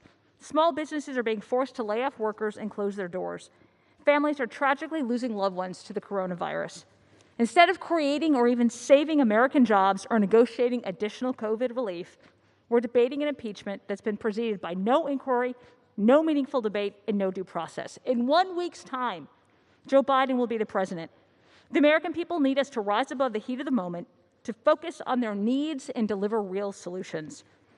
Because the majority decided we should debate whether or not to remove a sitting president in just 2 hours, I'll be brief. I oppose this article of impeachment, and I yield back. The lady yields back. The gentleman from Ohio wishes to reserve. The gentleman from New York is recognized. Madam Speaker, I now yield 30 seconds to the distinguished gentlelady from Georgia, Ms. Bordeaux. The gentlewoman from Georgia is recognized for 30 seconds. Madam Speaker, I teach a civics class where I point out that our democracy is not self-executing. It requires people of good faith and ethics to make it work. The president has repeatedly challenged Georgia's election results, but despite 3 recounts and many investigations, the results are clear. Joe Biden won Georgia. The idea that our election was fraudulent is a lie. Our president used this lie to incite a violent mob to attack the Capitol. I ask my colleagues to act with ethics and good faith, to reject these lies, and in this case, to support the article of impeachment. I yield back. Gentlewoman's time has expired. The gentleman from New York wishes to reserve. The gentleman from Ohio is Thank you, Madam Speaker. I would yield 1 minute to the gentleman from Florida, Mr. Posey. The gentleman from Florida has 1 minute. In our campaigns, we may be adversaries, but usually after the campaign season's over, we have traditionally come together for the good of our nation. Now, more than ever in our lifetimes, we are a divided nation. One of the reasons? The resist movement, which has harassed, harangued, and otherwise denigrated the president since the second he became the nominee. While his sins may be different than yours, or mine, they are clearly not treasonous. Let our men and women in blue, who suffered a lot more stress than the members of Congress they protected, have the time they deserve to recuperate, and do the same for millions of Americans who feel they've been disenfranchised. I beseech my colleagues on both sides of the aisle, if you truly want our nation to heal, vote no in this resolution. It reeks of nothing more than revenge and sets a dangerous precedent. May God continue to bless the United States of America. The gentleman yields back. The gentleman from Ohio wishes to reserve. The gentleman from New York is recognized. Madam Speaker, I now yield 30 seconds to the distinguished gentleman from Maryland, Mr. Brown. The gentleman from Maryland is recognized for 30 seconds. Thank you, Madam Speaker. A week ago, Americans in this chamber lived through one of our darkest days. The Commander-in-Chief incited a mob of insurrectionists to overturn the results of a free and fair election through terror and intimidation. They failed, but this violence took its toll. People died, our country's temple of democracy was vandalized, and our image as the world's leading democracy was shaken. President Trump represents a real threat to our national security, our democratic institutions, and the people of this country. We cannot let Donald Trump, who actively orchestrated sedition, lead our nation's government for another 7 days. We cannot wait until January 20th. Donald Trump must be removed. Thank you, and I yield back the balance. The gentleman yields back. The gentleman from New York continues to reserve. The gentleman from Ohio is recognized. Thank you, Madam Speaker. I will yield 1 minute to the gentleman from Texas. The gentleman from Texas is recognized for 1 minute. Thank you, Madam Speaker. And I also want to thank my Democratic colleagues for finally joining Republicans in condemning mob violence after 6 months of refusing to acknowledge it. But I'm really tired of sanctimonious sermons on being a sore loser from some of the same Democrats who opposed accepting results in elections past. Democrats have objected to certifying every Republican victory of the 21st century. In 2000, 2004, and in 2016, Democrats objected every time. When they objected, it was patriotic. But when Republicans do it, we're inciting a mob. We're liars and we're traitors. This is the double standard we should expect under total Democrat control. They've called for unrest in the streets. They've called for harassing cabinet officials. They've objected to certifying election results time and time again. Even the Judiciary Chairman secured clemency for a domestic terrorist who detonated a bomb right here in this building. But we're the extremists? I don't think so. We've been silenced by big tech on social media, by corporate America, and now the other side wants to silence us on the House floor. This is a sad day in America. I urge my colleagues to vote no. The gentleman's time's expired. The gentleman from Ohio wishes to reserve. Thank you, the gentleman from New York is recognized. Madam Speaker, I now yield 30 seconds to a new member of the House and a new member of the Judiciary Committee, the distinguished gentlelady from Missouri, Ms. Bush. The gentlewoman from Missouri is recognized for 30 seconds. Madam Speaker, St. Louis and I rise in support of the article of impeachment against Donald J. Trump. If we fail to remove a white supremacist president who incited a white supremacist insurrection, it's communities like Missouri's 1st District that suffer the most. The 117th Congress must understand that we have a mandate to legislate in defense of Black lives. The first step in that process is to root out white supremacy, starting with impeaching the white supremacist in chief. Thank you, and I yield back. And from New York wishes to reserve. The gentleman from Ohio seeks recognition. Madam Speaker, I yield 1 minute to the gentleman from Texas, Dr. Jackson. The gentleman from Texas is recognized for 1 minute. Thank you. Madam Speaker, I rise in opposition to the articles of impeachment. Let me be clear. What happened last Wednesday was a stain on our nation, and the criminals and the rioters responsible should be prosecuted to the fullest extent of the law. It is clear now more than ever that our country needs to come together. And Congress, this Congress, needs to lead by example and begin the process of healing the deep division that exists among us as Americans. The articles before us today will not accomplish that. In fact, the sham articles of impeachment will only serve to further fan the flames of unrest and to appease the radical left's appetite for division.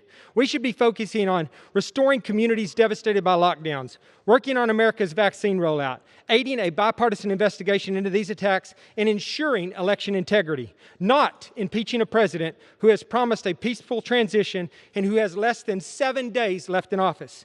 It is time to focus on the unprecedented unprecedented challenges we face, and it's time to focus on unity. For these reasons, I urge my colleagues to oppose these articles of impeachment, and I yield back my time. Thank you. The gentleman yields back his time. The gentleman from Ohio wishes to reserve. The gentleman from New York is recognized.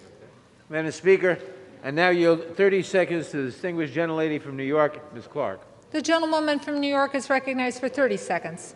Madam Speaker, today I rise to support H.Res. 24, the article of impeachment against Donald Trump for high crimes and misdemeanors for a second time.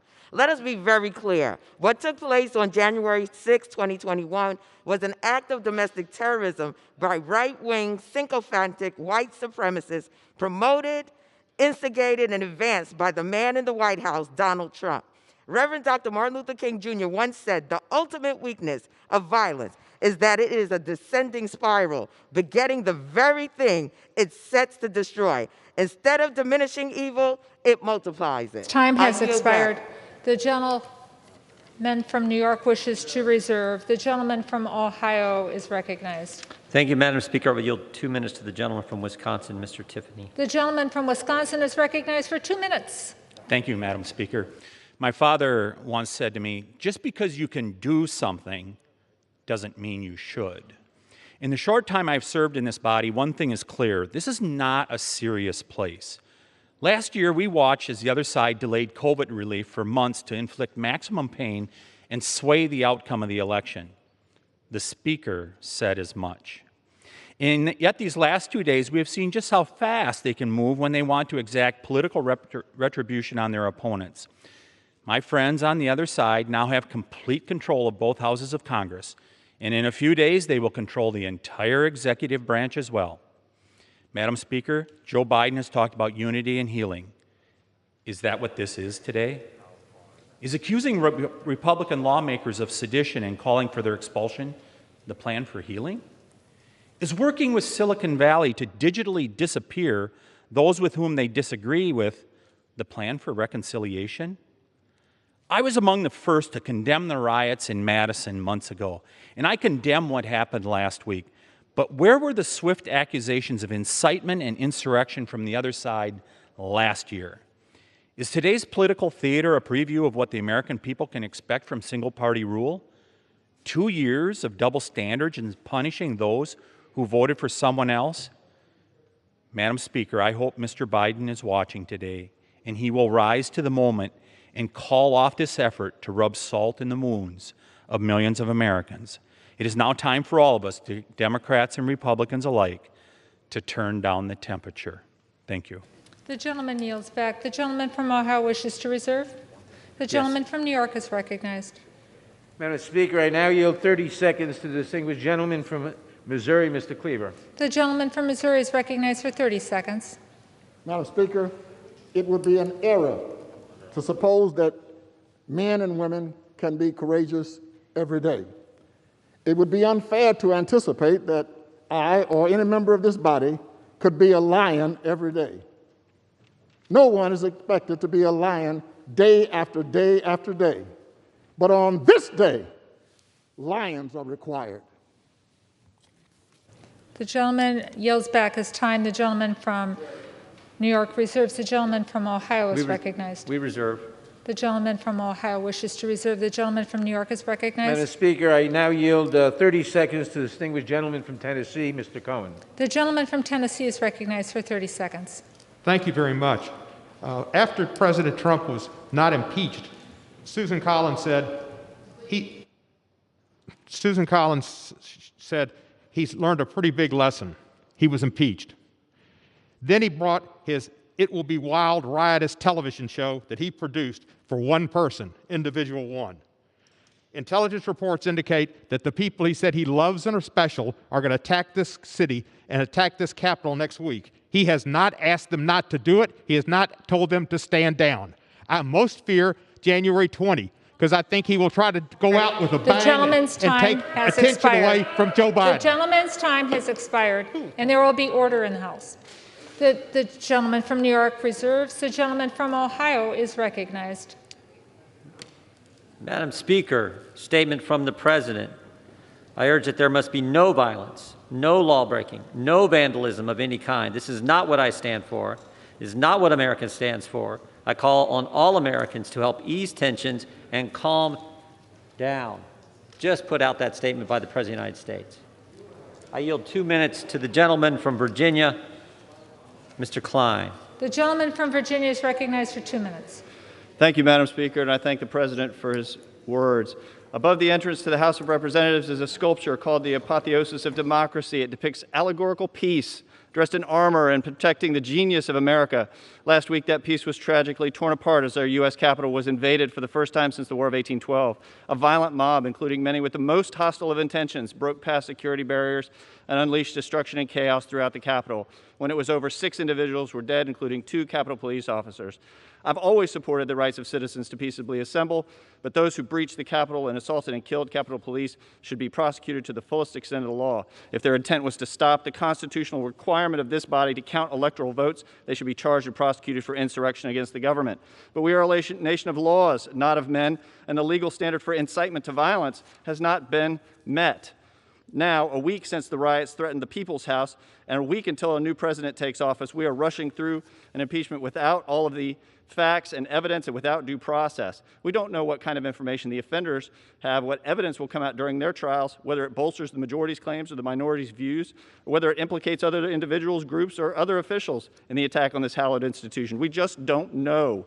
And that's why we must treat the power of impeachment and our responsibility as holders of this power with the seriousness and solemnity it deserves. Let us gather the evidence. Let us hear it in judiciary. Make an informed decision together. This action will only further fuel the political divide among our citizens and will be detrimental to the long-term efforts to unify our country. I reiterate my call from last night. Let us work together. Both President Trump and President-elect Biden have called for a peaceful transition of power. I humbly beseech my colleagues to work toward this end to unify our country and not go down this dangerous path. I yield back. The gentleman yields back. This time the gentleman from Ohio wishes to reserve. The gentleman from New York is recognized. Madam Speaker, I now yield 30 seconds to the distinguished gentleman from Rhode Island, Mr. Langevin. The gentleman from Rhode Island is recognized for 30 seconds. Madam Speaker, January 6th was a horrific day for our country, for our democracy. The Capitol was breached, the blood of our defenders spilled, all because of a lie that the elections were stolen, a lie that has infected this nation as perniciously as the pandemic. President Trump is the source of that lie. He has perverted and betrayed his oath to defend the Constitution, attacking the foundation of our democracy by inciting his supporters to violence. He is not fit to serve and is a danger to our country while he does. I, too, pledge to support and defend the Constitution against all enemies, foreign and domestic. I will uphold that office. I will vote to impeach President Trump. I urge my colleagues to do the same. The gentleman from New York wishes to reserve. The gentleman from Ohio is recognized. Thank you, Madam Speaker. I yield 1 minute to the gentleman from Pennsylvania, Mr. Perry. The gentleman from Pennsylvania is recognized for 1 minute.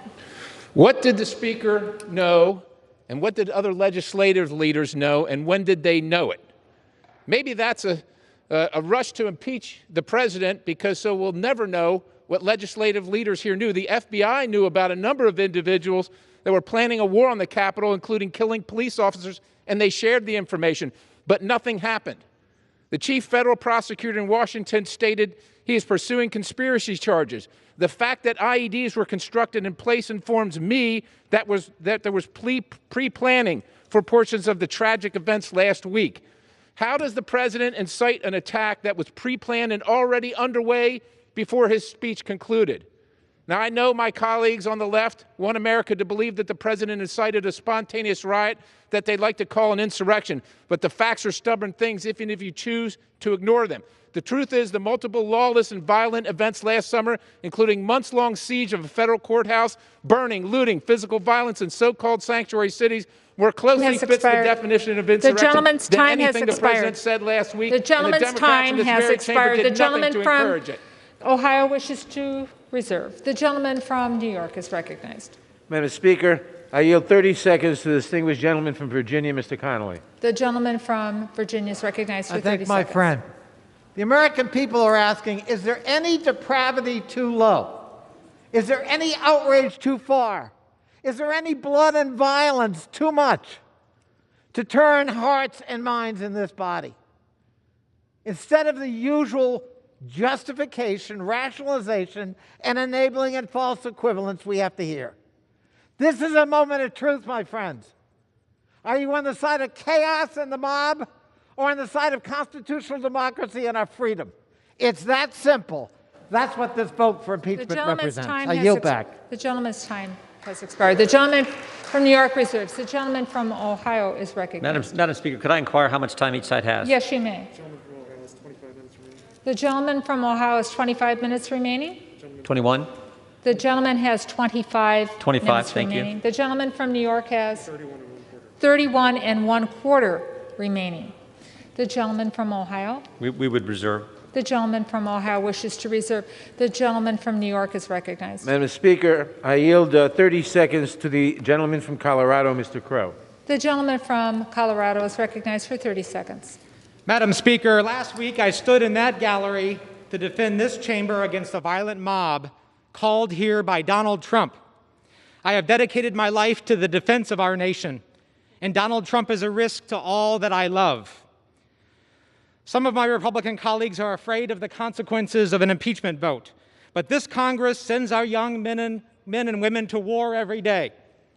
I'm not asking you to storm the beaches of Normandy, but only show a fraction of the courage we ask of our troops every day. Leadership is hard. It's time to impeach. The gentleman's time has expired. The gentleman from New York continues to reserve. The gentleman from Ohio? We would reserve. Ohio reserves. The gentleman from New York? Madam Speaker, I yield 30 seconds to the distinguished gentleman from Illinois, Mr. Davis. The gentleman from Illinois is recognized for 30 seconds. Thank you, Madam Speaker. I heard a few minutes ago that there had been no hearings. Well, I have heard from the people of the 7th District of Illinois. They have told me what to do.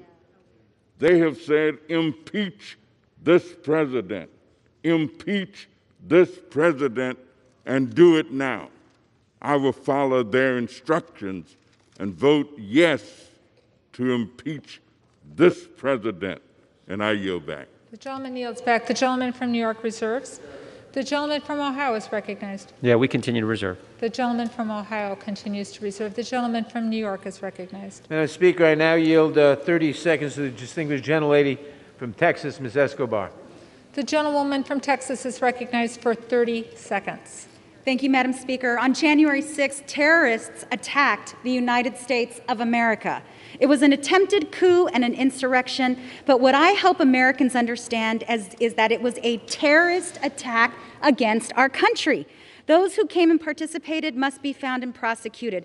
Those who aided and abetted must be found and prosecuted. And the man who incited it, President Donald J. Trump, our greatest national security threat, must be impeached, held accountable, and never be allowed to hold office again. I yield back.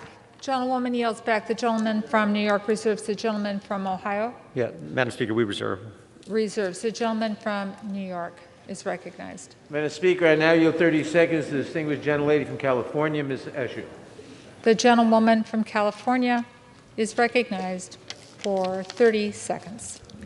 Madam Speaker, future generations are not going to know the names of each member in the chamber today and voting, but they will know what we did and why. We must impeach the president because he incited a mob that attacked the Capitol of the United States, the tabernacle of our democracy.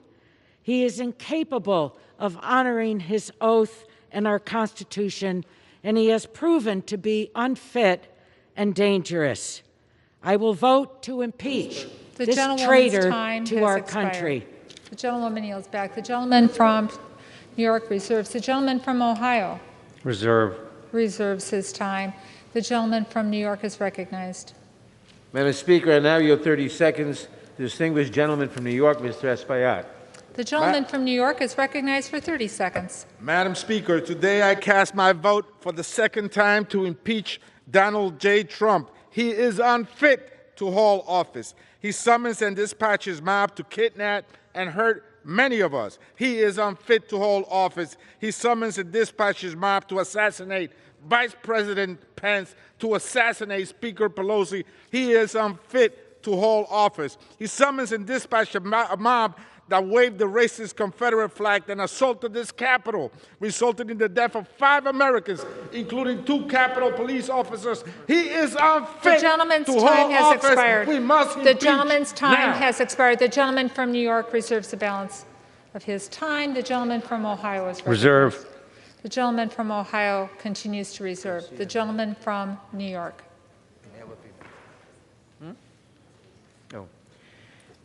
Madam Speaker, I now yield 30 seconds to the distinguished gentleman from Illinois, Mr. Garcia. The gentleman from Illinois is recognized for 30 seconds. Madam Speaker, I rise today in the strongest possible support for the impeachment of Donald J. Trump.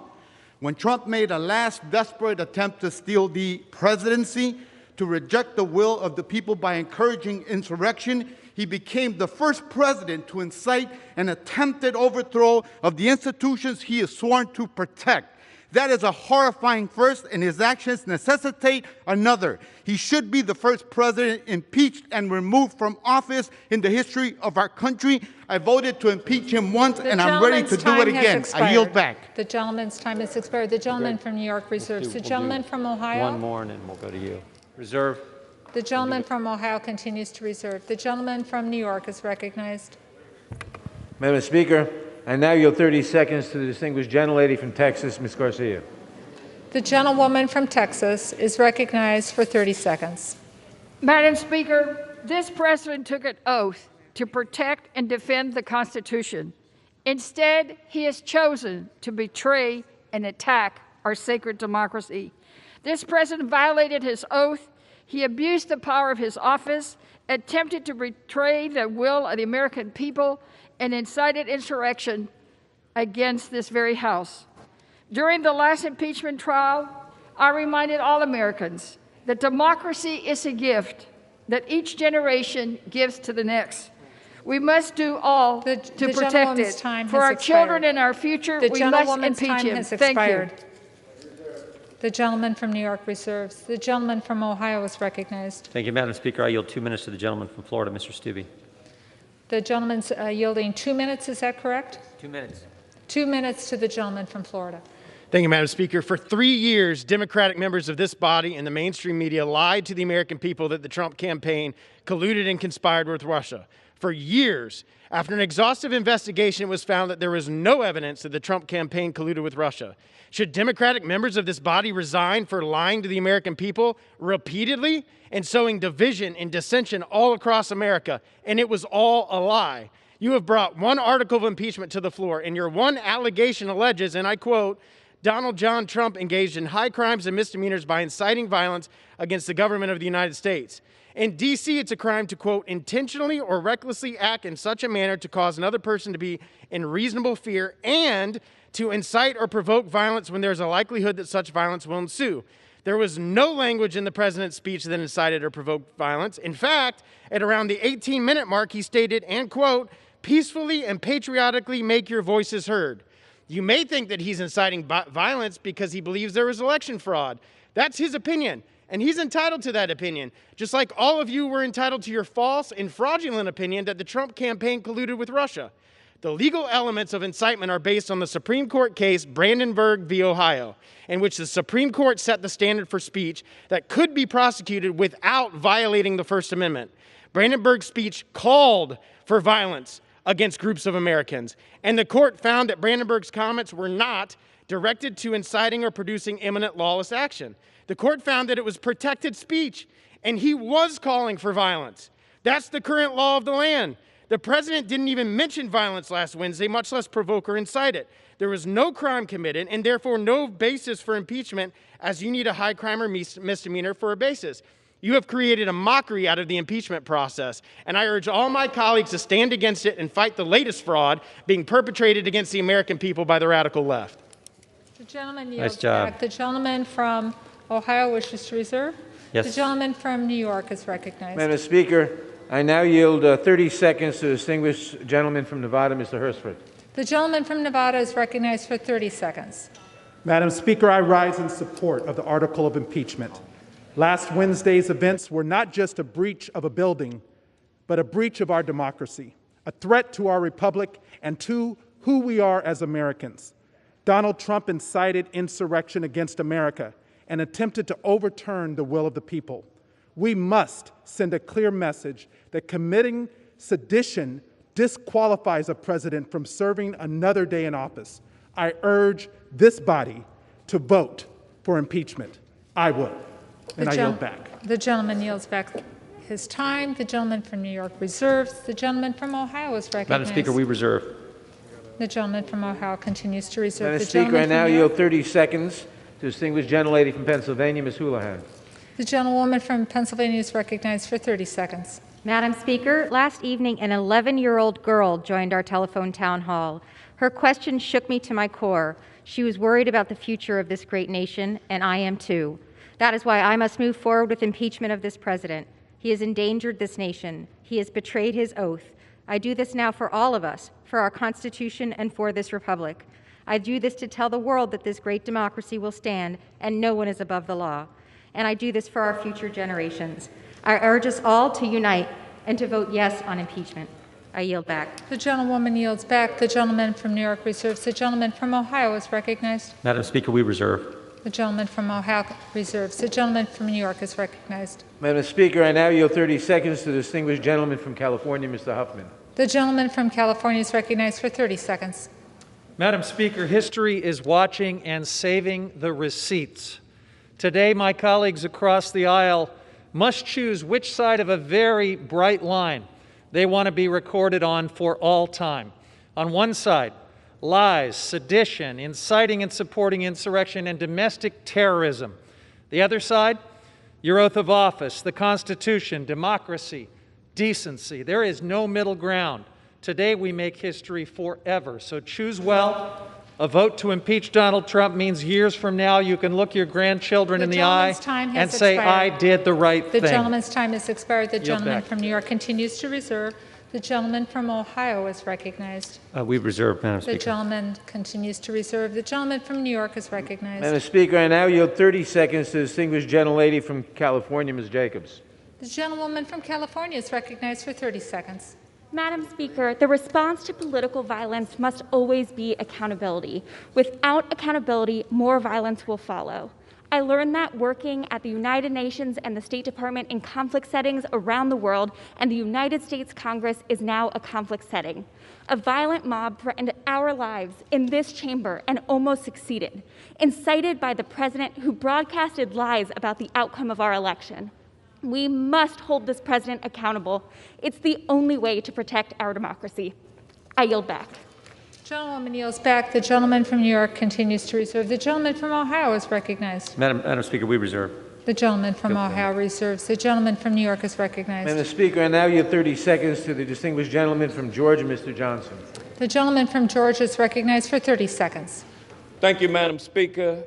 I'm certain that every member of Congress would say that if they had been in Congress when John Lewis walked across that Edmund Pettus Bridge and the Civil Rights Act was passed, that they would have stood on the right side of history.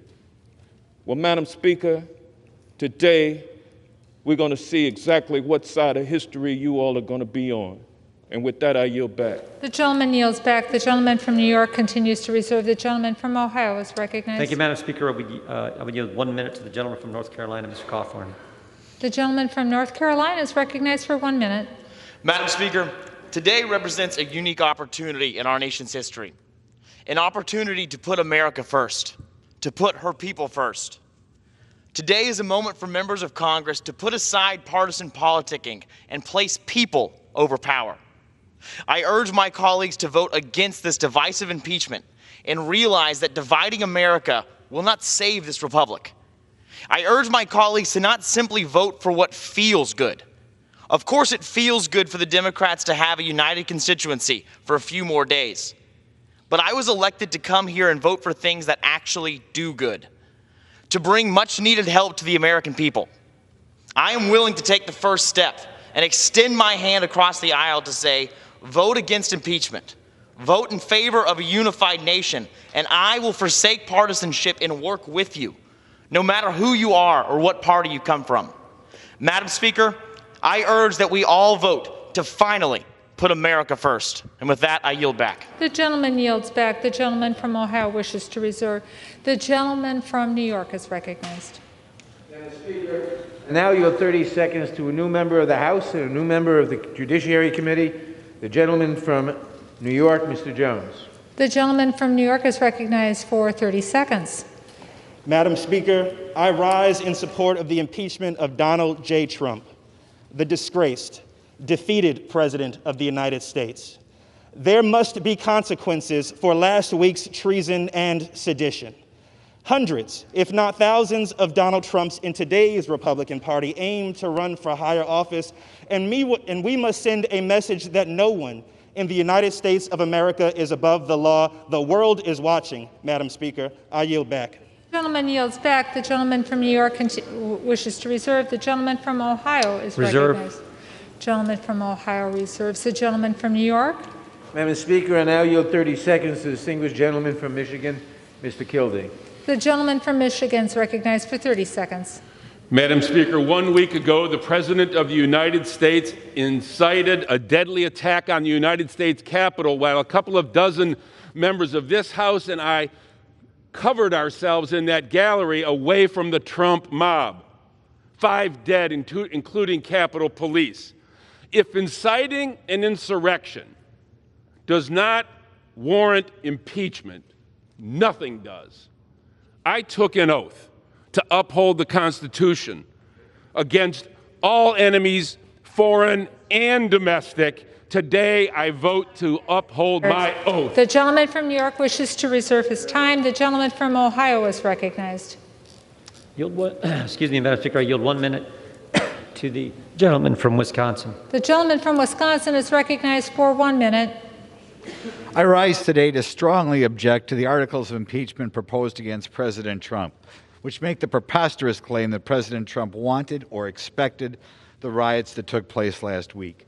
He clearly said he wanted peaceful and patriotic demonstration. He did say he wanted people to fight like hell or we're not going to have a country anymore, but that's obviously standard hyperbole and was not meant to aim at physical fights. But what is offensive is what you are saying and inflammatory about the tens of thousands of peaceful protesters who were there last week, as well as the tens of millions of people they represent. You don't understand why they were here. They're scared to death we're going to go back to the days without Donald Trump of hundreds of thousands of people crossing this border every month. They're scared to death nobody's going to keep our manufacturing here. They're scared to death that nobody else will fight the cancel culture as we head towards an era when some things can't be said. They're scared to death that a majority party got here by teaming up with Black Lives Matter, a bunch of founded by Marxists and that dislike the family. The gentleman's time's expired. The gentleman from Ohio wishes to reserve. Reserve. The gentleman from New York is recognized. Madam Speaker, I now yield 30 seconds to the gentleman from California, Mr. Garamendi. The gentleman from California is recognized for 30 seconds. Madam Speaker, I rise today determined to fulfill our sacred oath to protect and defend the Constitution from all enemies, foreign and domestic. Last week's violent insurrection on the Capitol is a stain on our democracy. A riotous mob, incited by the President, stormed these very halls, beat and murdered police officers, planted pipe bombs, and left our nation shocked and in mourning. The President's rhetoric, actions, and refusal to accept responsibilities are an imminent threat to our nation. I vote to impeach the President. I urge my colleagues to do the gentleman's same. time has expired. The gentleman from New York reserves. The gentleman from Ohio is recognized. Thank you, Madam Speaker. We reserve. The gentleman from Ohio reserves. The gentleman from New York is recognized. Madam Speaker, I now yield 30 seconds to the gentleman from Illinois, Mr. Krishnamurthy. The gentleman from Illinois is recognized for 30 seconds. Madam Speaker, my parents brought me as an infant to America because they knew it's the land of democracy. It's the beacon of hope for all the world. We called it the American dream.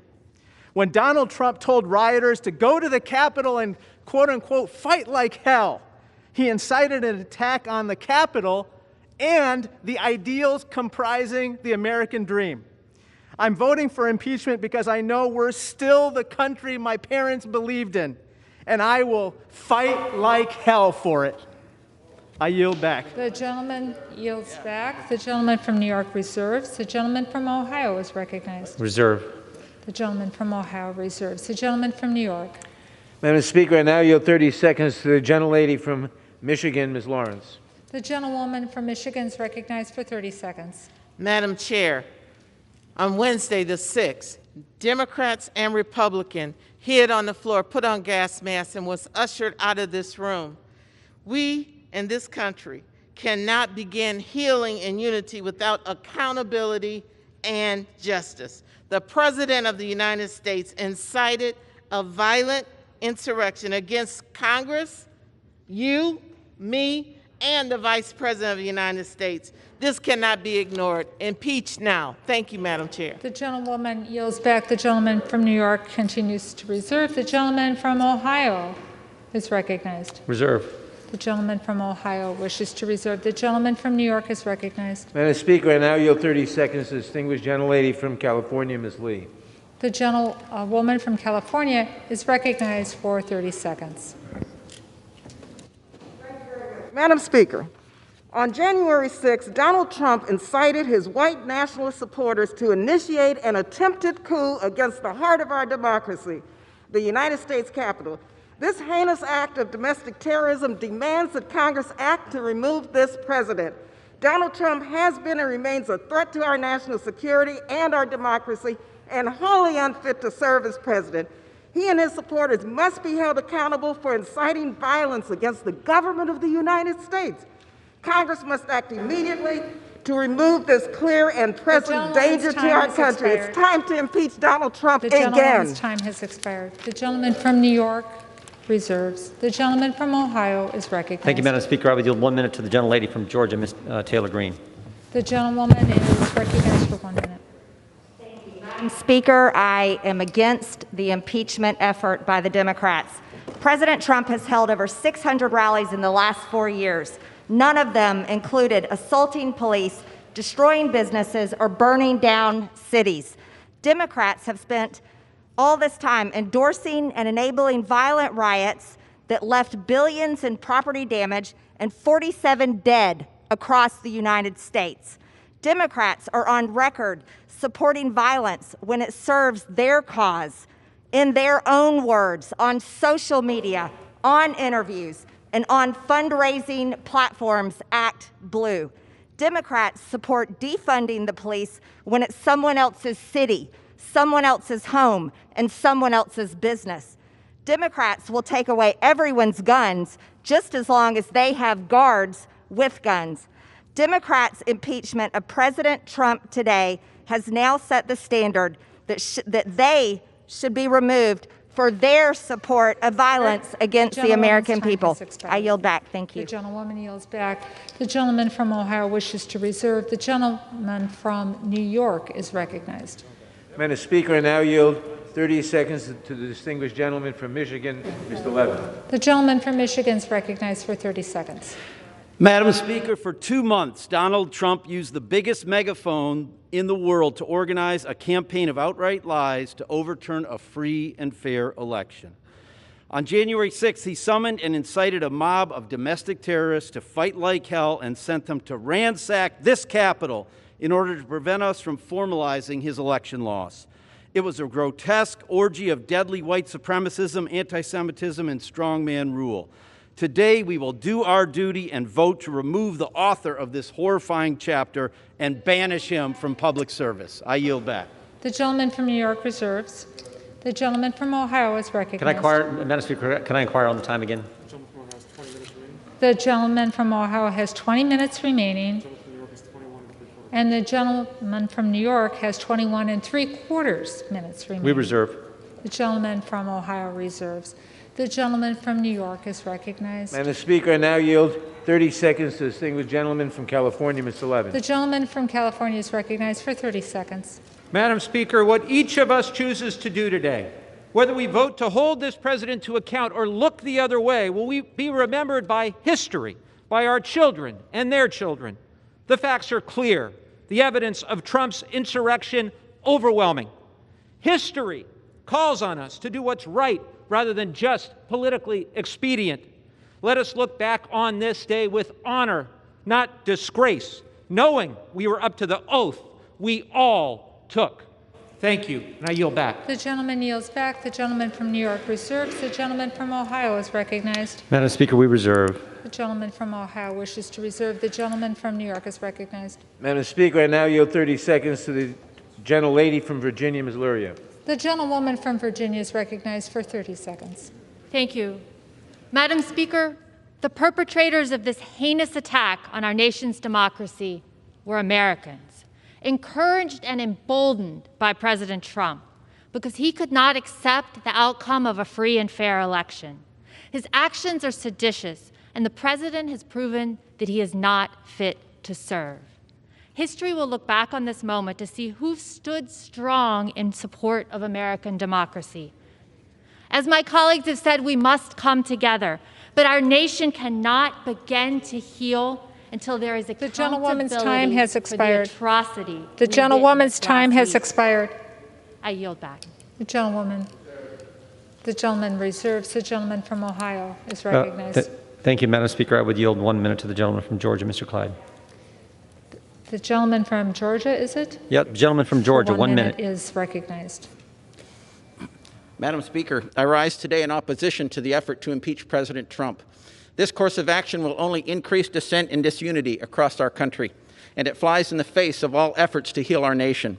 Quite simply, it is a shameful final act of political retribution, retribution this president has weathered since day one. I have no doubt that those who breached the Capitol will have due process and their day in court.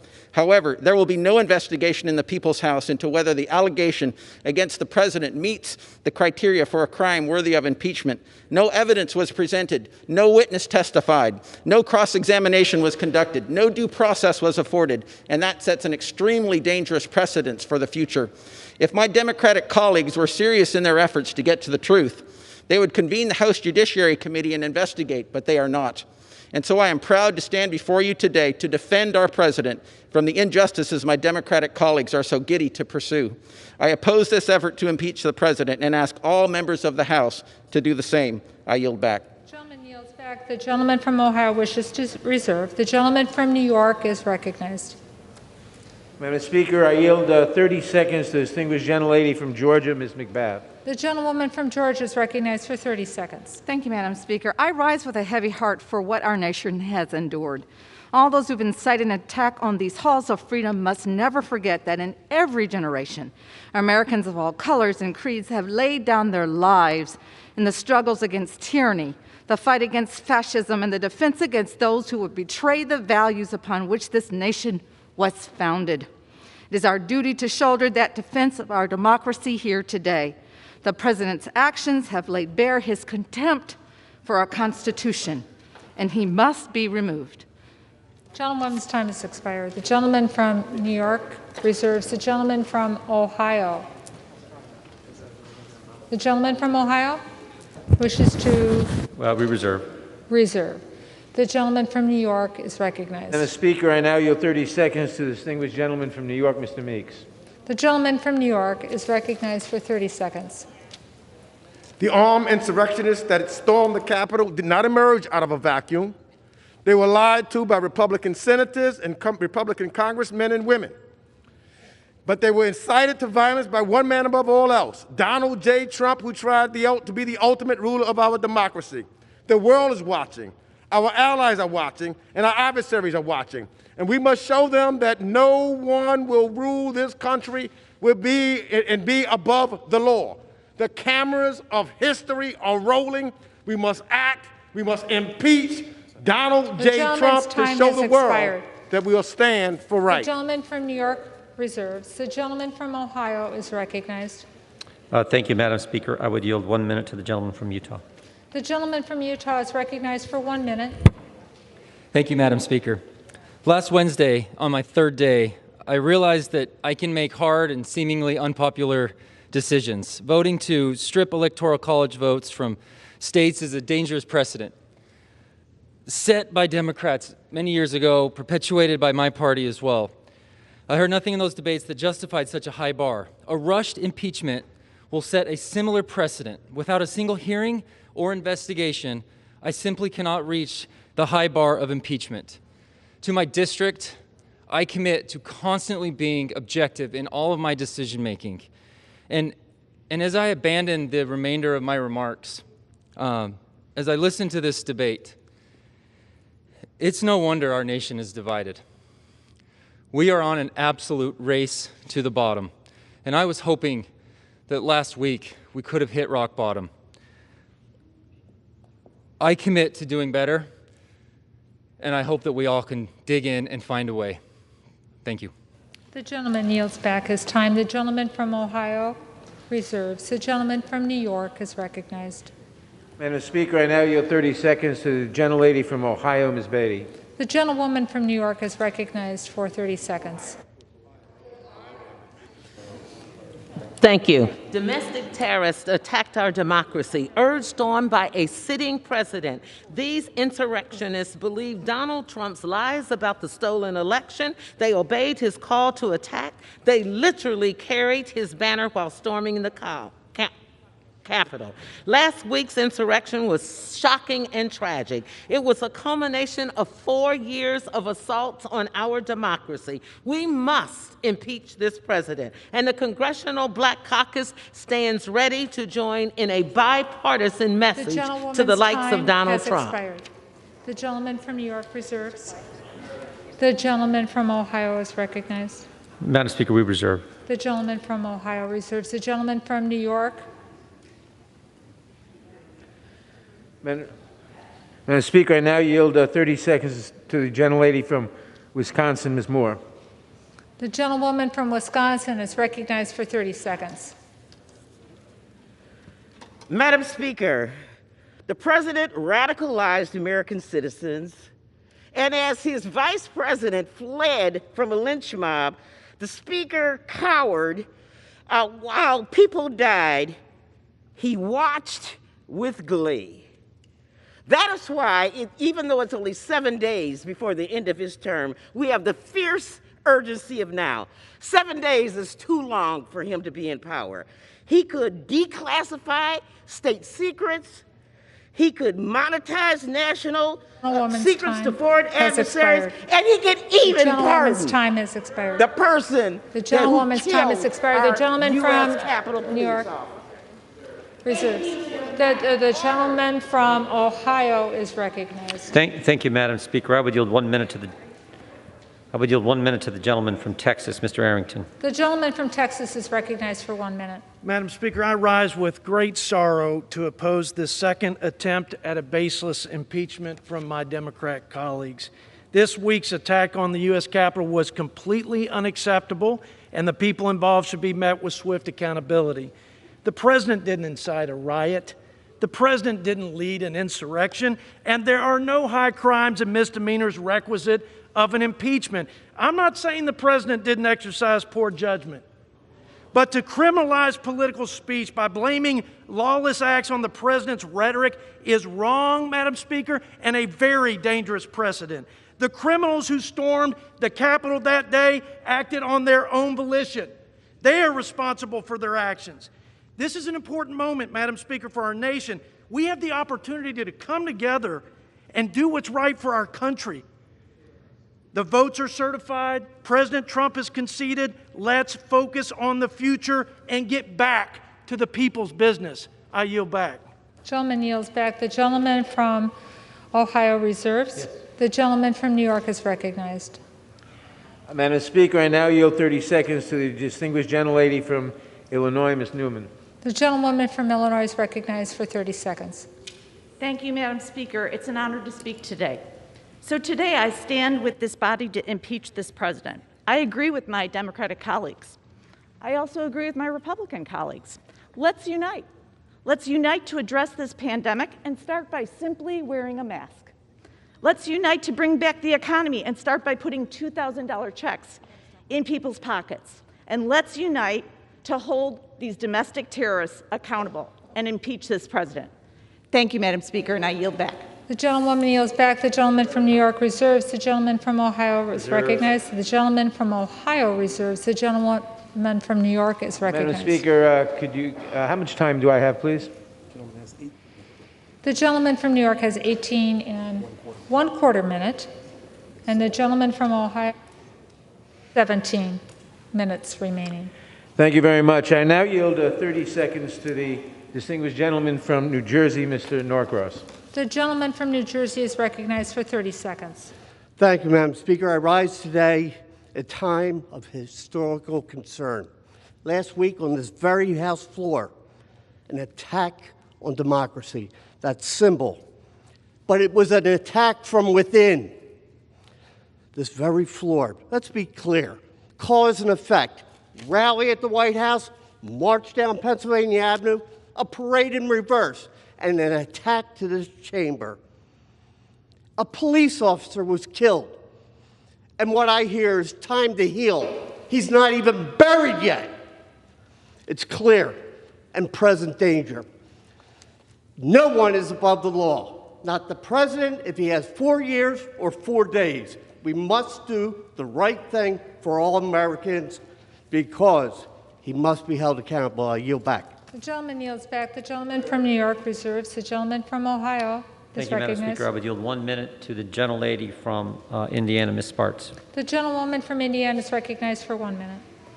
Madam Speaker, I appreciate a variety of opinions, but any accusations must go through the proper due process, whether it's election fraud or an impeachable offense. And someone who did not support the objection to certification last week, I will not support this political charade today. The rule of law and due process is vital to what our constitutional republic stands for. Congress should stop playing divisive politics and start working on delivering real good policies for the American people. I yield back. The gentlewoman yields back. The gentleman from Ohio reserves his time. The gentleman from New York is recognized. Madam Speaker, I now yield 30 seconds to the distinguished gentleman from California, Mr. The gentleman Panetta. from California is recognized for 30 seconds. A week ago was the culmination of carnage caused to our country by this president. 4 years ago, he said he would stop such devastation. Instead, the president has continued to debase our democracy with assaults on our elections and incitement at the ellipse and the battery at our Capitol. American exceptionalism is not guaranteed. We must always work to grow it, and that includes our work today to hold President Trump accountable.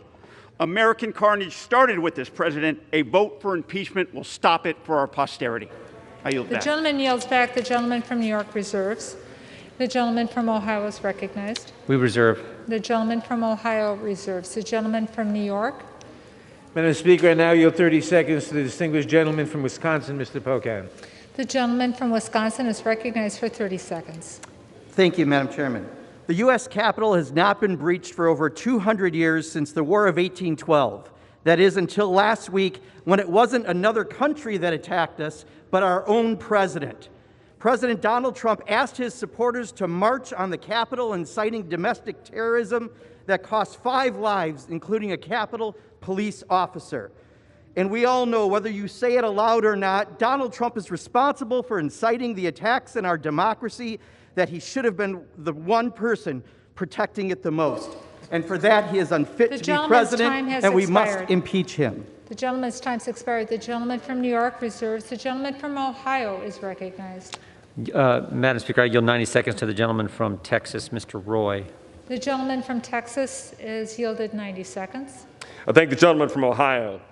The President of the United States deserves universal condemnation for what was clearly, in my opinion, impeachable conduct, pressuring the Vice President to violate his oath of the Constitution to count the electors. His open and public pressure, courageously rejected by the Vice President, purposely seeded the false belief among the President's supporters, including those assembled on January 6th, that there was a legal path with the President. It was foreseeable and reckless to sow such a false belief that could lead to violence and rioting by loyal supporters whipped into a frenzy. Unfortunately, my Democratic colleagues drafted articles that I believe are flawed and unsupportable, focusing on the legal terms of incitement and insurrection. Even noting impeachment does not require meeting a certain legal standard, that danger for open speech and debate in this body and for the Republic is high if the House approves the articles as written. The language will be used to target members of this body under Section 3 of the 14th Amendment. It will be used to suggest that any statements we make are subject to review by our colleagues and send us down the perilous path of cleansing political speech in the public square. We must end this. Let us condemn that which must be condemned and do so loudly. But let us do it the right way, with deliberation and without disastrous side effects. We must end tearing apart our nation by social media and sound bites. Let us stop. Let us debate. Let us sit down and lead this nation together. I yield back. The gentleman yields back. The gentleman from Ohio reserves. The gentleman from New York is recognized. Madam Speaker, I now yield 30 seconds to the distinguished gentlelady from New York, Ms. Maloney. The gentlewoman from New York is recognized for 30 seconds. Madam Speaker, this vote is not about one man, one party, or even one day. It's about protecting our nation, preserving democracy, and the rule of law. The facts are clear and undisputed.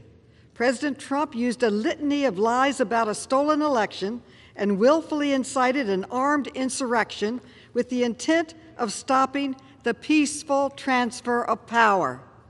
He attacked not just the Capitol, not just Congress, he even attacked democracy itself.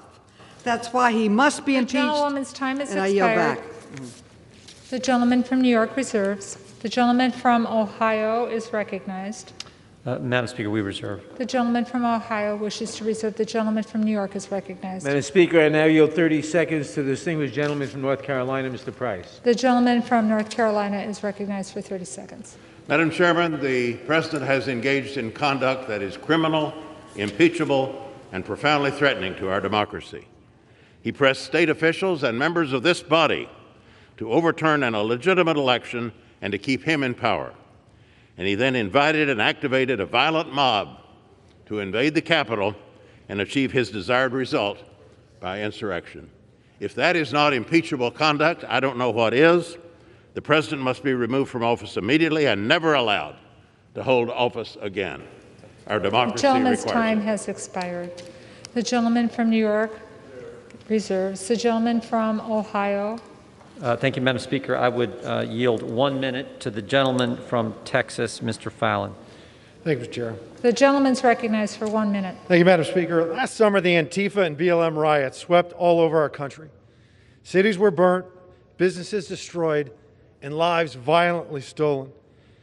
And it wasn't just for an afternoon like those horrible hours we had on January 6th, but rather they went on for weeks and in some cases even months. So if there's any silver lining in this dark cloud, it's that our friends from across the aisle have come to realize that riots are bad. We conservatives have known this all along. This snap impeachment is a sham, and it didn't go through the Judiciary Committee, and it's not even about the President's actual words, but it's about how our Democratic colleagues want to interpret his words and fashion a particular meaning to them.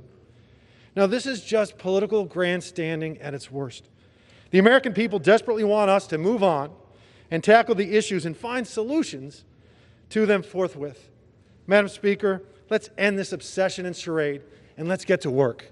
I yield back. The gentleman yields back. The gentleman from Ohio wishes to reserve. The gentleman from Ohio wishes to reserve. Yeah, we reserve. The gentleman from New York is recognized. Madam Speaker, I now yield 30 seconds to the gentleman from Illinois, Mr. Quigley. The gentleman from Illinois is recognized for 30 seconds. Madam Speaker, now we hear talk of the President's notion of a peaceful transfer of power, which apparently means what? Minimal casualties? Now we hear talk of healing after the criminal acts are completed. Never as a criminal defense attorney did I say, Judge, yeah, my guy completed the armed robbery, but let's heal now. No, there was accountability. There was accountability then, there should be accountability now, and there should be impeachment now. Thank you, and I yield back. The gentleman yields back. The gentleman from New York reserves. The gentleman from Ohio is recognized. Reserve, Madam The Speaker. gentleman from Ohio wishes to reserve. The gentleman from New York is recognized. Madam Speaker, I now yield 30 seconds to the distinguished gentlelady from North Carolina, a new member of the committee, Ms. Ross. The gentlewoman from North Carolina is recognized for 30 seconds. Madam Speaker, I rise today in support of the article of impeachment. The President's responsibility for the violence and insurrection that occurred last Wednesday cannot go unanswered. The President has had multiple opportunities to modify his behavior to bring this country together. Instead, he uses his power to further divide us. He is unrepentant. Congress must act for the good of this country. Madam Speaker, I yield back my time. The gentlewoman yields back. The gentleman from New York reserves. The gentleman from Ohio is recognized. Thank you, Madam Speaker. I would yield 1 minute to the gentleman from Virginia, Mr. Good. The gentleman from Virginia is recognized for 1 minute. Thank you. I stand today in support of President Trump and against this sham impeachment proceeding with literally 1 week, 7 days remaining in his term. This is merely the culmination of a 4-year effort to overturn the will of the people and the results for the 2016 election. This is simply a political action intended to tarnish the legacy of a highly successful president who led us to an incredible economy, energy independence, reduction of taxes for millions, regulatory relief for businesses, renewed peace in the Middle East, and stronger border security. This action will only serve to further offend the 75 million people who voted for President Trump and further deepen the division within our nation as we try to move forward with a peaceful transition of power. However, the Democrat majority has determined he's already guilty and there's no need of a trial, and they therefore move forward quickly with this phony impeachment charge. Today, I join my Republican colleagues in standing against this further effort to divide our nation. Thank you, and I yield back. And yields back. The gentleman from Ohio wishes to reserve. The gentleman from New York is recognized. Madam Speaker, I now yield 30 seconds to the distinguished gentleman from Texas, Mr. Cuellar. The gentleman from Texas is recognized for 30 seconds. Thank you, Madam Speaker. I rise in support of the impeachment. It's very simple. What we saw on January 6th was a person, the President of the United States, incite a crowd to come and attack the Capitol. We have to make sure that we stand up for democracy. If we don't do this, then what are we going to stand for? We stand for democracy, we stand for American values, and I stand for the impeachment of Donald Trump. I yield back the balance of my time. The gentleman yields back the balance of his time. The gentleman from New York reserves. The gentleman from Ohio is recognized. Madam Speaker, we reserve. The gentleman from Ohio wishes to reserve. The gentleman from New York. Madam Speaker, I now yield 30 seconds to the distinguished gentlelady from Pennsylvania, Ms. Scanlon. The gentlewoman from Pennsylvania is recognized for 30 seconds. On January 6th, President Trump launched an attack against the United States Capitol. I, too, urge my colleagues to unite, but to unite in love of country and to hold this president accountable. What unites our country is respect for the rule of law. Without accountability for those who would shatter the rule of law by overturning a presidential election, we cannot take seriously the cries of being a united people. This president remains a serious threat to our country and must be held accountable. The gentlewoman's time has expired. The gentleman from New York reserves. The gentleman from Ohio is recognized, and he chooses to reserve. The gentleman from New York is recognized. Madam Speaker, I now yield 30 seconds to the distinguished gentleman from Georgia, Mr. Scott. The gentleman from Georgia is recognized for 30 seconds. Thank you, Madam Speaker. Madam Speaker, let me make everybody aware that on those just sun-bleached bones of history of many great nations are written those pathetic words, too late. They moved too late to save their great nations. Let us not this day move too late to save our great nation. Gentleman's time's expired. The gentleman from New York wishes to reserve. The gentleman from Ohio is recognized. Thank you, Madam Speaker. I would yield 1 minute to the gentleman from South Carolina, Mr. Norman. The gentleman from South Carolina is recognized for 1 minute. Mr. Speaker, I rise today for two reasons. One, to voice my strong opposition for the impeachment of this president with 7 days left. I also want to voice my support for the strong police department. Many of you want to defund. Where was your cries to defund when you were leaving this office, this very room, on the 6th? Height of hypocrisy. I yield back. Members are kindly reminded to remind yourself to address your remarks to the chair. The gentleman from Ohio wishes to reserve. We do, Madam Speaker. The gentleman from New York is recognized. Madam Speaker, I yield 30 seconds to the distinguished gentleman from California, Mr. Sherman. The gentleman from California is recognized for 30 seconds. Ironic An administration begins by building an unnecessary wall on our southern border. It ends by making necessary a new wall around this Capitol. I introduced articles of impeachment in July of 2017 with one co-sponsor, Al Green, and again in January of 2019. And on Monday night, I joined with so many of us in introducing these articles. I've introduced articles of impeachment in the 115th, 116th, and 117th Congress because Donald Trump has continuously posed a danger to this republic. The gentleman from New York wishes to reserve. The gentleman from Ohio is recognized. Madam Speaker, I would yield 1 minute to the gentleman from Florida, Mr. Mast. The gentleman from Florida is recognized for 1 minute. Thank you, Madam Speaker. I rise with a very simple question. On January 6th, thousands broke the law by taking siege of our Capitol here with us inside. Has any one of those individuals who brought violence on this Capitol been brought here to answer whether they did that because of our president?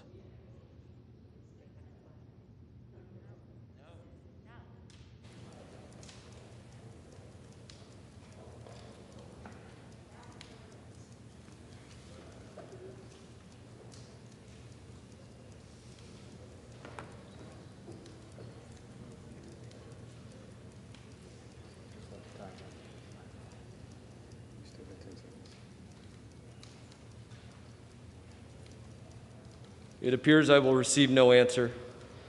I will yield my time back to the gentleman from Ohio. Gentleman yields back. The gentleman from Ohio wishes to reserve his time. The gentleman from New York is recognized. I now yield 30 seconds to the distinguished gentleman from Arizona, Mr. Stanton. The gentleman from Arizona is recognized for 30 seconds. Donald Trump is the first president in the history of this republic to incite a violent insurrection against our own government, against our own people. It is a shocking betrayal of his oath of office and our American values. We don't know yet if the president will face criminal charges, but we do know he must be held to account. Each one of us in this House took an oath to protect and defend our Constitution against all enemies, foreign and domestic, even if that enemy is the president. We must move forward as a nation from these darkest days, but we can't move forward without accountability. We must impeach this president. I yield back. The gentleman from New York reserves, and the gentleman from Ohio is recognized. Madam Chair, we reserve. The gentleman from Ohio reserves. The gentleman from New York is recognized. Madam Speaker, I now yield 30 seconds to the distinguished gentlelady from Michigan, Ms. Stevens. The gentlewoman from Michigan is recognized for 30 seconds. Insurrection, a violent mob. A week ago today, 5 people were killed, many injured, and everyone in this building forced to hide for their very life. The president was called for help, but he did not answer our call while our government was being taken over. He failed to lead and therefore proved himself incapable of doing so. Some may say impeachment is political. Some may cry it is divisive. But, Madam Speaker, our obligation to our Constitution is anything but. Expired. The gentleman from New York reserves. The gentleman from Ohio. Madam Speaker, we reserve. The gentleman from Ohio reserves. The gentleman from New York is recognized. Madam Speaker, I yield 30 seconds to the gentleman from California, Mr. Takano. The gentleman from California is recognized for 30 seconds. Madam Speaker, I rise today in support of the impeachment of President Donald Trump. The gravity of the moment demands it, and the fate of our republic depends on it. He committed an impeachable offense by inciting a violent and deadly insurrection at the U.S. Capitol. For this, Congress must hold him accountable to preserve our democracy, our Constitution, and the rule of law. He should serve not 1 minute more and be barred forever from public office. He is toxic to our republic and toxic to our democracy. I yield back. The gentleman yields back. The gentleman from New York wishes to reserve. The gentleman from Ohio is recognized. So, thank you, Madam Speaker. So Democrats can say, quote, I just don't even know why there aren't uprisings all over the country, while there are uprisings happening around the country.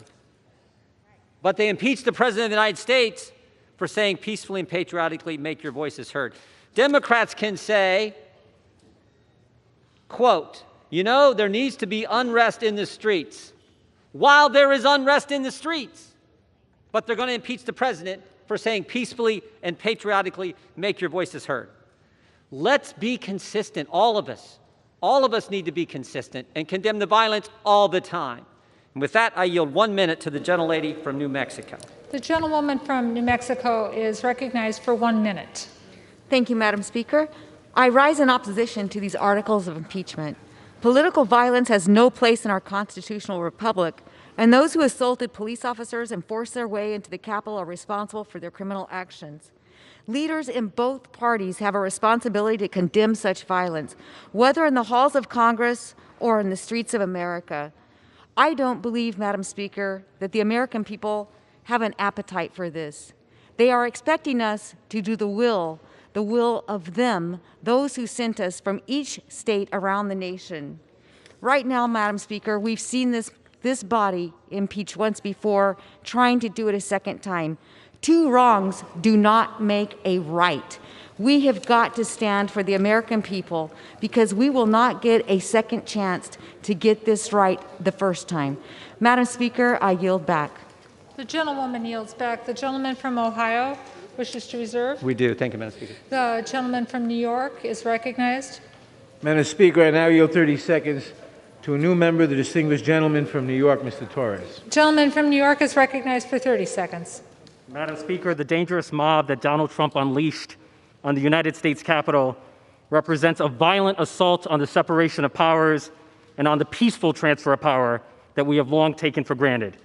The impeachment of Donald Trump is not politics but law, not passion but reason, not vengeance but justice. And we as the people's representatives must rise to the challenge of defending democracy in the face of its gravest threat, and we will. I yield back. The gentleman yields back. The gentleman from New York reserves. The gentleman from Ohio is recognized. Thank you, Madam Speaker. We reserve.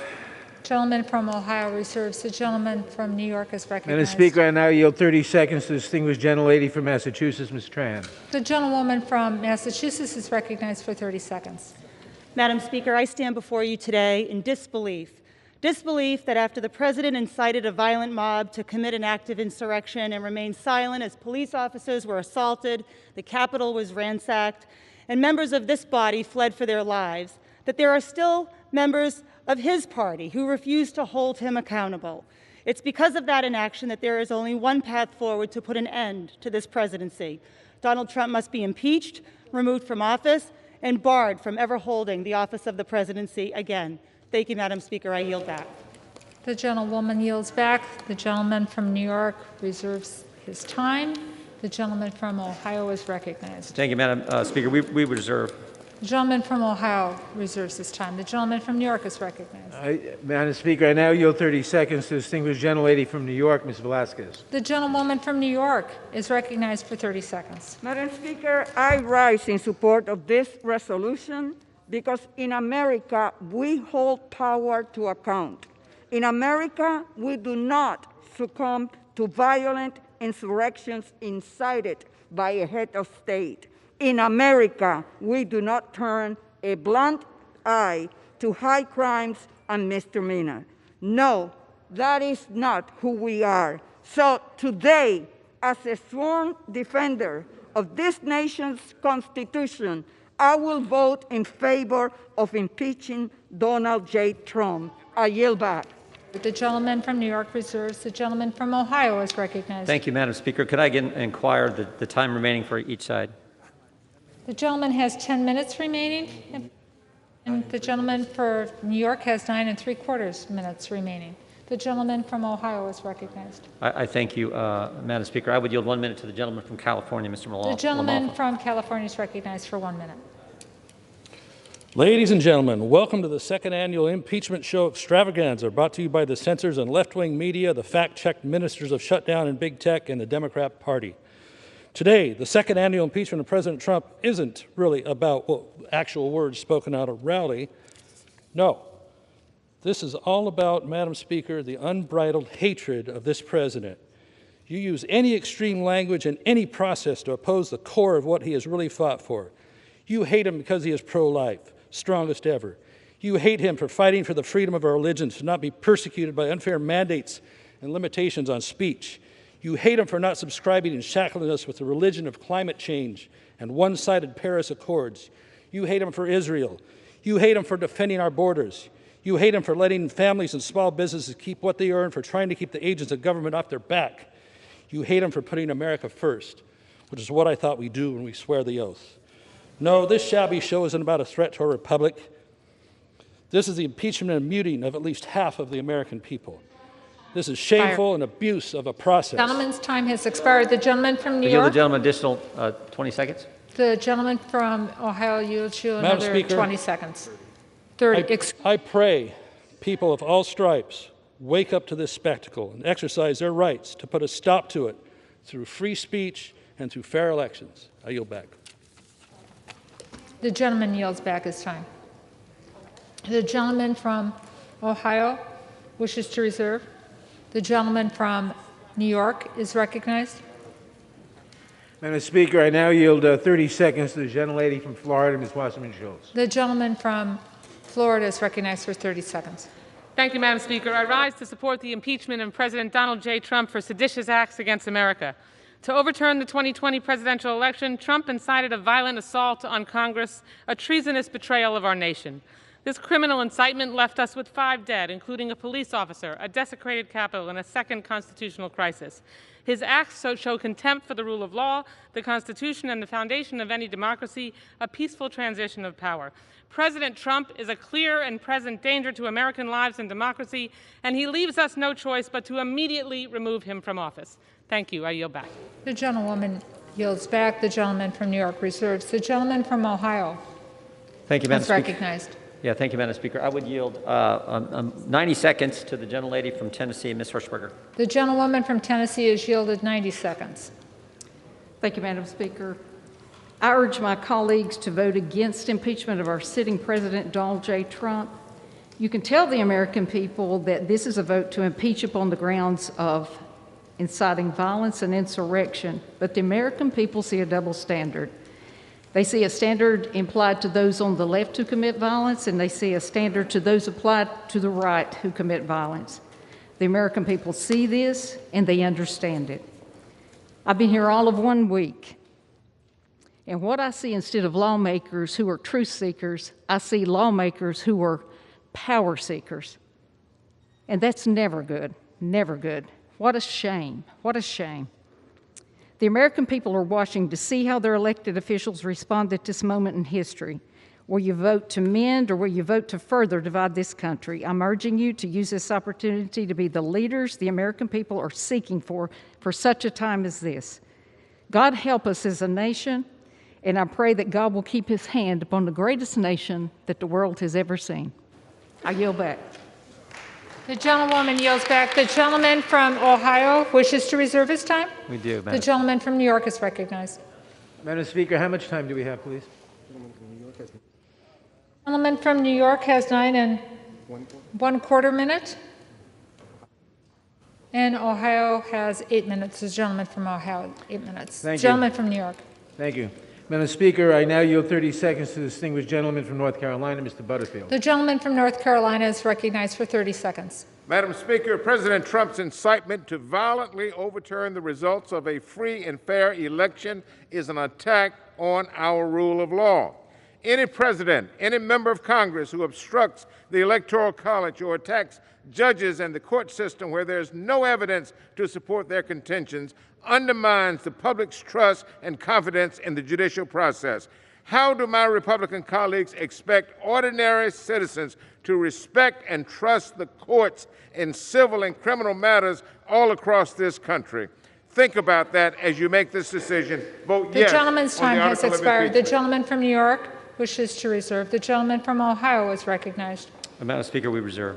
The gentleman from Ohio reserves. The gentleman from New York Madam is Speaker, I yield recognized. 30 seconds to the distinguished gentlelady from California, Ms. Roybal Allard.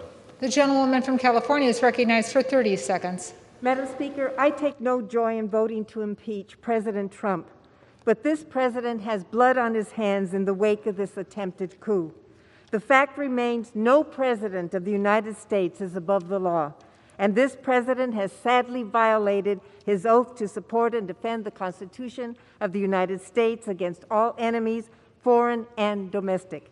As members of Congress who have taken that same pledge, it is our duty to take this action and impeach this unfit and dangerous president. I yield back. Gentlewoman's time has expired. The gentleman from New York wishes to reserve. The gentleman from Ohio is recognized. Madam Speaker, we reserve. The gentleman from Ohio wishes to reserve. The gentleman from New York is recognized. Madam Speaker, I now yield 30 seconds to the gentleman from California, Mr. Cano. The gentleman from California is recognized for 30 seconds. I'm voting to impeach because, as Lincoln said, no grievance is a fit object of redress by mob law. But we must recognize that our hard work begins to address the real grievances and despair in left-behind communities. To be worthy of this capital that we hold sacred, to fix our broken windows and broken communities, let's finally commit to investing trillions in creating good jobs in healthcare, in education, and infrastructure for communities and places that are hurting. The gentleman yields back. The gentleman from New York reserves. The gentleman from Ohio is recognized. Thank you, Madam Speaker. We reserve. The gentleman from Ohio wishes to reserve. The gentleman from New York is recognized. Madam Speaker, I now yield 30 seconds to the distinguished gentlelady from Alabama, Ms. Sewell. The gentlewoman, Ms. Sewell, is recognized for 30 seconds. Madam Speaker, I rise today to support impeachment. I do so with a heavy heart and a lasting and searing memory of being in this gallery, the People's House, right up there, fearing for my life. And why? Because the President of the United States incited others to be violent, a mob of insurgencies in this House. It's unacceptable. It led to the killing of 5 Americans. Blood is on this House. We must do something about it. I ask that we move from stopping the steal to healing, but healing requires accountability, and everyone must be accountable. Who is that? Gentlewoman's time has expired. The gentleman from New York wishes to reserve. The gentleman from New York wishes to reserve. The gentleman from Ohio is recognized. Madam Speaker, I would yield 1 minute to the gentleman from Alabama, Mr. Moore. The gentleman from Alabama is recognized for 1 minute. Madam Speaker, I'm fairly new here. Actually, this is my first floor speech. But I rise to oppose this impeachment. You know, I asked my staff this morning, I said, how many times in our nation's history have we impeached a president? Well, they said up until this president, only 2 times in our nation's history. So here we are, 7 days left in his first term, and we're going to impeach a president for what reasons? For what reasons? There have been no hearings. There have been no committees. We must defend the right and protect the process of impeachment. If we pursue this, from now on, from this day forward, impeachment will always be a political process. I ask my friends across the aisle, they always talk about healing. Healing. How do we come together as a nation?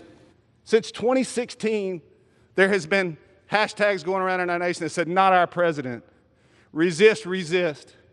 Members across the aisle have said things in public to have supporters of this president attacked and demeaned. Thank you, Madam Speaker. The gentleman from Ohio wishes to reserve. Yes. The gentleman from New York is recognized. Madam Speaker, I now yield 30 seconds to the distinguished gentlelady from Illinois, Ms. Schakowsky. The gentlewoman from Illinois is recognized for 30 seconds. Last Friday, I sent a letter to my constituents telling the story about the violent attack on our Capitol building, which is really like the temple of our democracy. I have now taken the oath of office, the same oath of office that the President of the United States has taken, that all of us here have taken, and he has been the orchestrator of this attack. It is time to hold this president accountable. It is time, and history demands that we impeach the gentlewoman's Donald time Trump has expired. The gentleman from New York wishes to reserve. The gentleman from Ohio is recognized. Thank you, Madam Speaker. We would reserve. The gentleman from Ohio reserves. The gentleman from New York is recognized. Madam Speaker, I yield 30 seconds to the gentleman from Connecticut, Mr. Himes. The gentleman from Connecticut is recognized for 30 seconds. The words have almost all been said. Search your soul, consider your oath. And I add 4 more words. reflect on your legacy. My friends, which way is history flowing right now? Will Donald Trump join the pantheon of Washington, Lincoln, Roosevelt, and Reagan? Or will his 33% approval ratings and the condemnation of principled Republicans consign him to the heap of reviled demagogues with Joseph McCarthy and Andrew Johnson? Where he goes in history, you go in history, unless today you make a stand. I yield back. Yields back. I would like to remind members to please direct their remarks to the chair. The gentleman from New York reserves. The gentleman from Ohio is recognized. Thank you, Madam Speaker. We reserve. The gentleman reserves. The gentleman from New York is recognized. Madam Speaker, I now yield 30 seconds to the distinguished gentleman from Hawaii, Mr. Cowan. The gentleman from Hawaii is recognized for 30 seconds. Madam Speaker, as a member of our armed forces, now a member of Congress, I have taken and given the oath of office many times. I will support and defend the Constitution against all enemies, foreign and domestic. On January 6th, the President violated this oath, inciting violent and deadly insurrection. Our sacred oaths are hollow without accountability. We must hold this President accountable, remove him from office, ensure he can never hold public office again. I urge my colleagues to do the same. This oath has to matter. Mahalo, and I yield back. New York. Recognized. The gentleman from Ohio reserves. The gentleman from New York is recognized. The gentleman from Maryland, Mr. Sarbanes. The gentleman from Maryland is recognized for 30 seconds. Madam Speaker, this beautiful Capitol dome is a symbol of freedom and democracy, not just for Americans, but for the people the world over.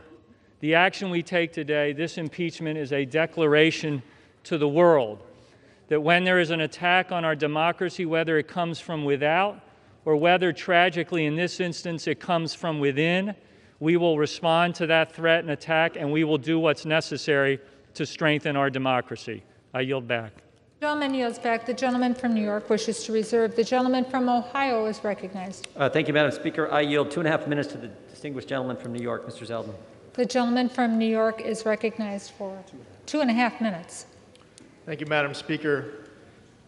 I am sickened and angered by what we all had to witness last Wednesday and call for the investigation and prosecution to the fullest extent of the law, every single person who participated in the violence and loss of life in this Capitol building last Wednesday. I, as a member, sit here listening to the entire debate, desperately need to better understand the two standards that are at play in this House. Why is it okay if a House Democrat calls for violence in the streets, but not if you're a Republican? Why can a House Democrat be rewarded with a gavel and a chairmanship if they're calling for physical confrontation of a Trump administration official, but they will be punished if they're a Republican? The double standards that we have seen time and time again, I need to better understand what the rules are of this House. Why is it that a committee chairman can lie to the American public about having more than circumstantial evidence that the president colluded with the Russians in order to win the 2016 election, but of course the Republicans can't and wouldn't lie to the American public about something like that? We need to better understand what these two standards are that are at play and to complete the record. Because the House Democrats are here to make President Trump the first president to have been impeached twice. So I'll complete the record. First off, in the articles of impeachment, it's written that the president gave a speech and he told his supporters to come here and that he incited this riot. And one speaker after another here on the other side of the aisle have repeated that in the article of impeachment. But we all know that this was a pre-planned attack. We all know that there was pipe bombs being discovered while the president was speaking. We all know that the Capitol perimeter was being breached during the president's speech. We know that this was pre-planned and it started while the president was speaking. Why is that not in the articles of impeachment? Why is that not being incorporated into my colleagues' remarks? To complete the record, if you want to make the president the first president to be impeached twice, well, we'll add something else to that. Thank you to the president for his efforts to defeat MS-13 in my district or to withdraw from the... Request 30 more seconds. Expired. The gentleman yields an additional 30 seconds. 30 Did I hear seconds. correct? Yes. The gentleman has another 30 seconds. Thank you to the president for his efforts to move the embassy in Israel to Jerusalem and recognize Israeli sovereignty over the Golan Heights and to take out Abu Bakr al-Baghdadi and Qassem Soleimani, to eliminate the ISIS caliphate, to enter into the historic Abraham Accords, to have an economy this time last year that was stronger than I ever remember in my entire lifetime. Yeah, we'll complete the record. And in all fairness, as the president leaves 1 week from today, let's be honest about the double standards that exist inside of this chamber, and let's also be honest that this president did a lot to make America greater than ever. The gentleman's time has expired. The gentleman from Ohio wishes to reserve. Thank you, Madam Speaker. The gentleman from New York is recognized. Thank you, Madam Speaker. I now yield 1 minute to the distinguished I now yield 30 seconds to the distinguished gentleman from Illinois, Mr. Caston. What happens The gentleman's recognized for 30 seconds. What happens if we get this wrong is written in Lincoln's second inaugural, when one party would make war rather than let the nation survive. On December 7th, on September 11th, we came together against an enemy from without, but on January 6th, we were attacked by an enemy from within, the president who would make war with malice for all and charity for none. We must come together in unity today against that domestic threat to our Constitution. The alternative is too unbearable to contemplate. We must impeach, bipartisanly, unanimously, if you have the soul. The gentleman from New York wishes to reserve. The gentleman from Ohio is recognized. Madam Speaker, we reserve. The gentleman from Ohio reserves. The gentleman from New York. Madam Speaker, I now yield 30 seconds to the distinguished gentlelady from Texas, Ms. Fletcher. The gentlewoman from Texas is recognized for 30 seconds. Thank you, Madam Speaker. I rise today in support of the article of impeachment and in opposition to the gaslighting that is masquerading as debate in this chamber today. I was in this chamber when the president assembled and unleashed a mob to attack the United States Capitol and the United States Congress, the elected representatives of the people. By doing so, he incited an insurrection against our representative democracy itself. If that is not an impeachable offense, then what is? Thank you, Madam Speaker. I yield back. The gentlewoman yields back. The gentleman from New York reserves. The gentleman from Ohio is recognized. Madam Speaker, we reserve. Gentleman from Ohio wishes to reserve. The gentleman from New York is recognized. I now yield 30 seconds to the distinguished gentlelady from Michigan, Ms. Tlaib. The gentlewoman from Michigan is recognized for 30 seconds. Thank you, Madam Chair. In Michigan's 13th, we proudly speak truth to power, even in the face of a racist in chief. Those who incited an attack on the People's House do not get to talk about healing and unity. They have torn this country apart. They have stoked the fire and then handed the gasoline to Donald Trump. Dr. King once said, "True peace is not merely the absence of tension. It is in the presence of justice." Today, we must embody those words, and we must understand that peace must be centered in truth and action.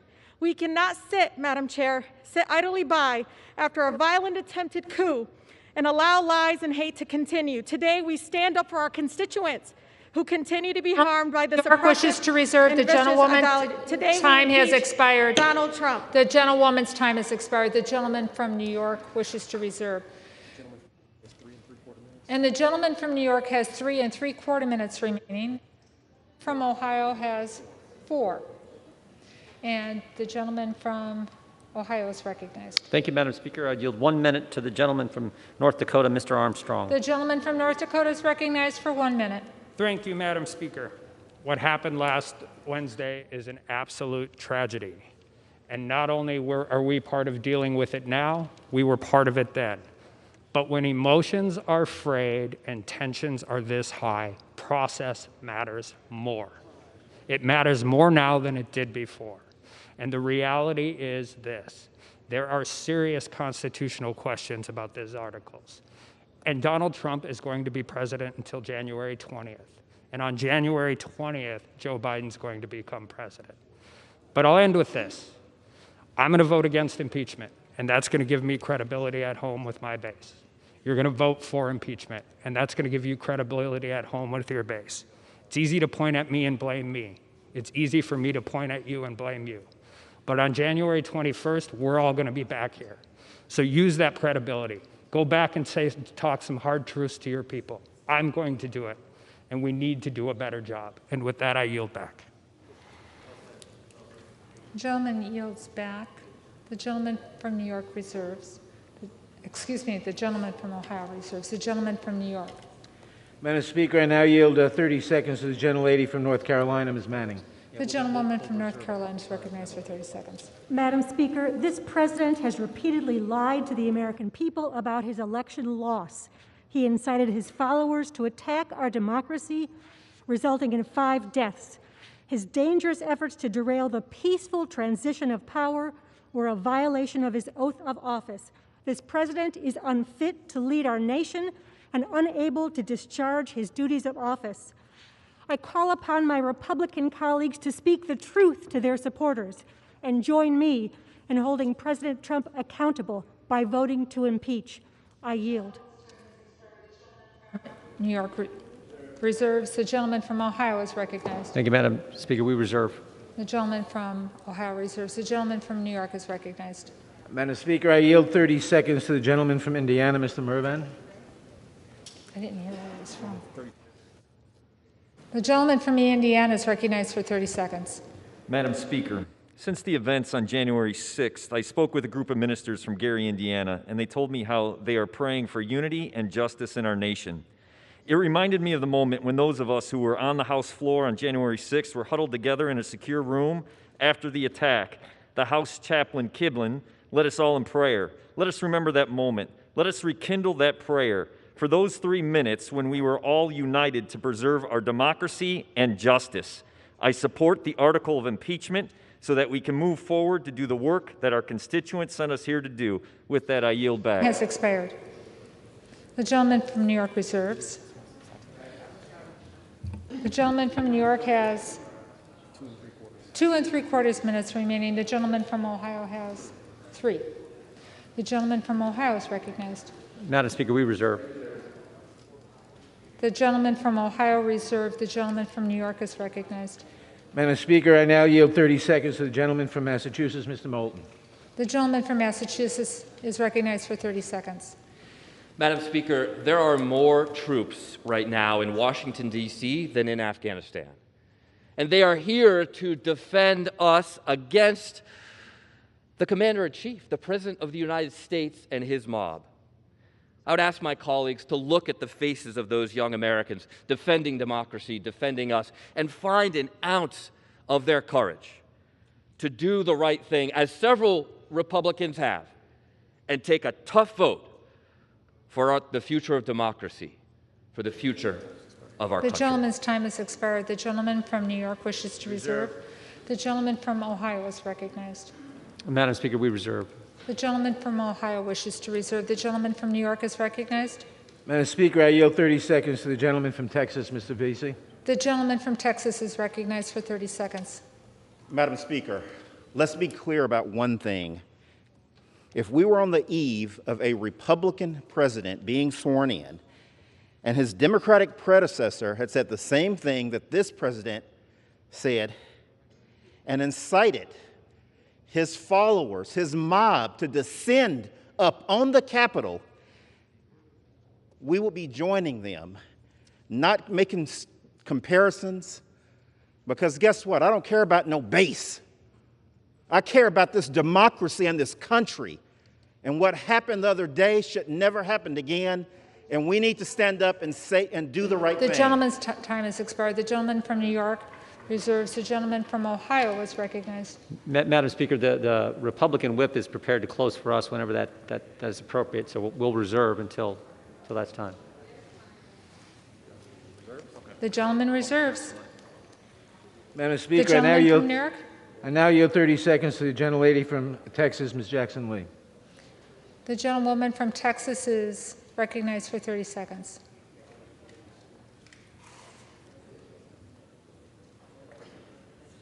I was on that floor just 1 week ago, and so today the insurrectionist in chief will be impeached for insurrection.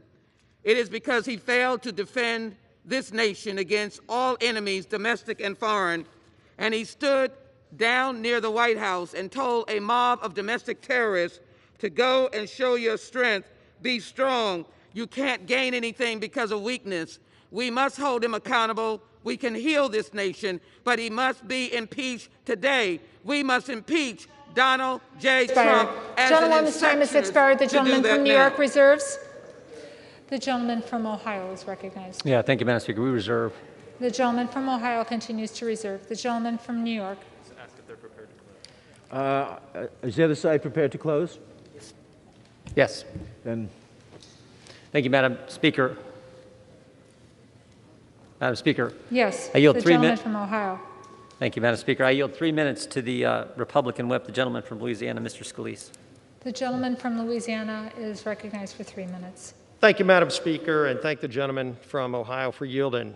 Madam Speaker, our nation still mourns the unacceptable violence and anarchy that took place in this Capitol last week. As we speak, arrests are still being made, and the anarchists who stormed our Capitol are being brought to justice, as should be the case. Emotions are still high, but in this moment, we need to be focused on toning down the rhetoric and helping heal this nation as we move towards a peaceful transition of power to President-elect Joe Biden next week. My prayers, Madam Speaker, are still with Capitol Police Officer Sieknick and Liebengood, who we lost, as well as all of the Capitol Police officers who risked their lives to keep us safe. They are true heroes, and they deserve all of our applause today.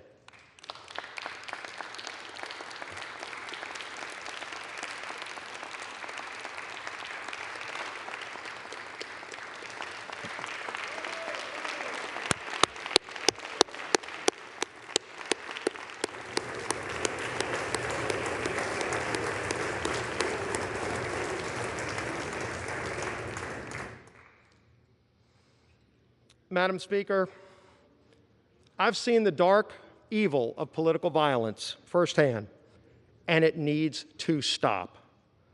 But all of us need to be unequivocal in calling it out every single time we see it, not just when it comes from the other side of the aisle. I oppose this rushed impeachment brought forward without a single hearing. And by the way, the Senate will not even take this up until President Trump is out of office. So let's keep that in mind. It will only serve to further divide a nation that is calling out for healing. Madam Speaker, many speakers today have invoked one of our nation's greatest leaders, President Abraham Lincoln. Maybe we should follow some of Lincoln's wisdom that he's imparted upon us in moments like this. As Abraham Lincoln was giving his second inaugural address in March of 1865, Lincoln issued us a challenge. This is what he said: "With malice toward none, with charity for all, with firmness in the right, as God gives us to see the right, let us strive on to finish the work we are in, to bind up the nation's wounds, to care for him who shall have borne the battle, and for his widow and his orphan, to do all which may achieve and cherish a just and lasting peace among ourselves and with all our nations." Madam Speaker, in times like these, let us not reach out to our darkest demons, but instead, like Lincoln, seek the higher ground. May God bless this great United States of America. I yield back. The gentleman from New York is recognized. Madam Speaker, we can have all this, but we have accountability too. I now yield our remaining time, 1 minute, to the distinguished Majority Leader of the House, Mr. Hoyer. The Majority of the Leader is recognized for 1 minute. I thank the Chairman for yielding. This is a troubled time. a sad time. It is a time where all of us have stood almost to a person and lamented the violence and the assault on this Capitol and the assault on democracy itself.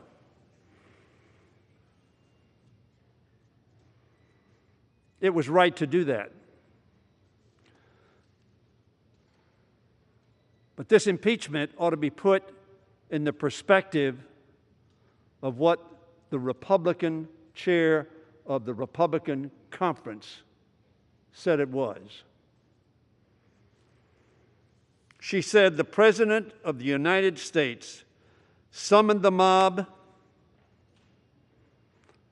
assembled the mob, and lit the flame of that attack.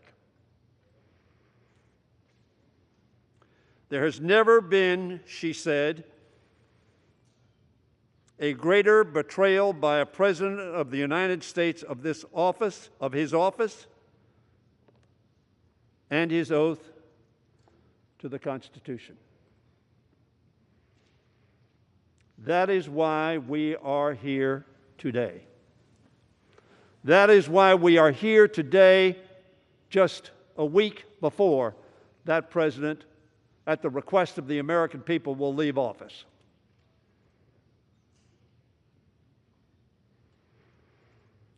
And the issue is, what do we do? The 433 of us, I believe, who are here, do on behalf of the American people to respond to what Representative Cheney described happened on the 6th of January. A mob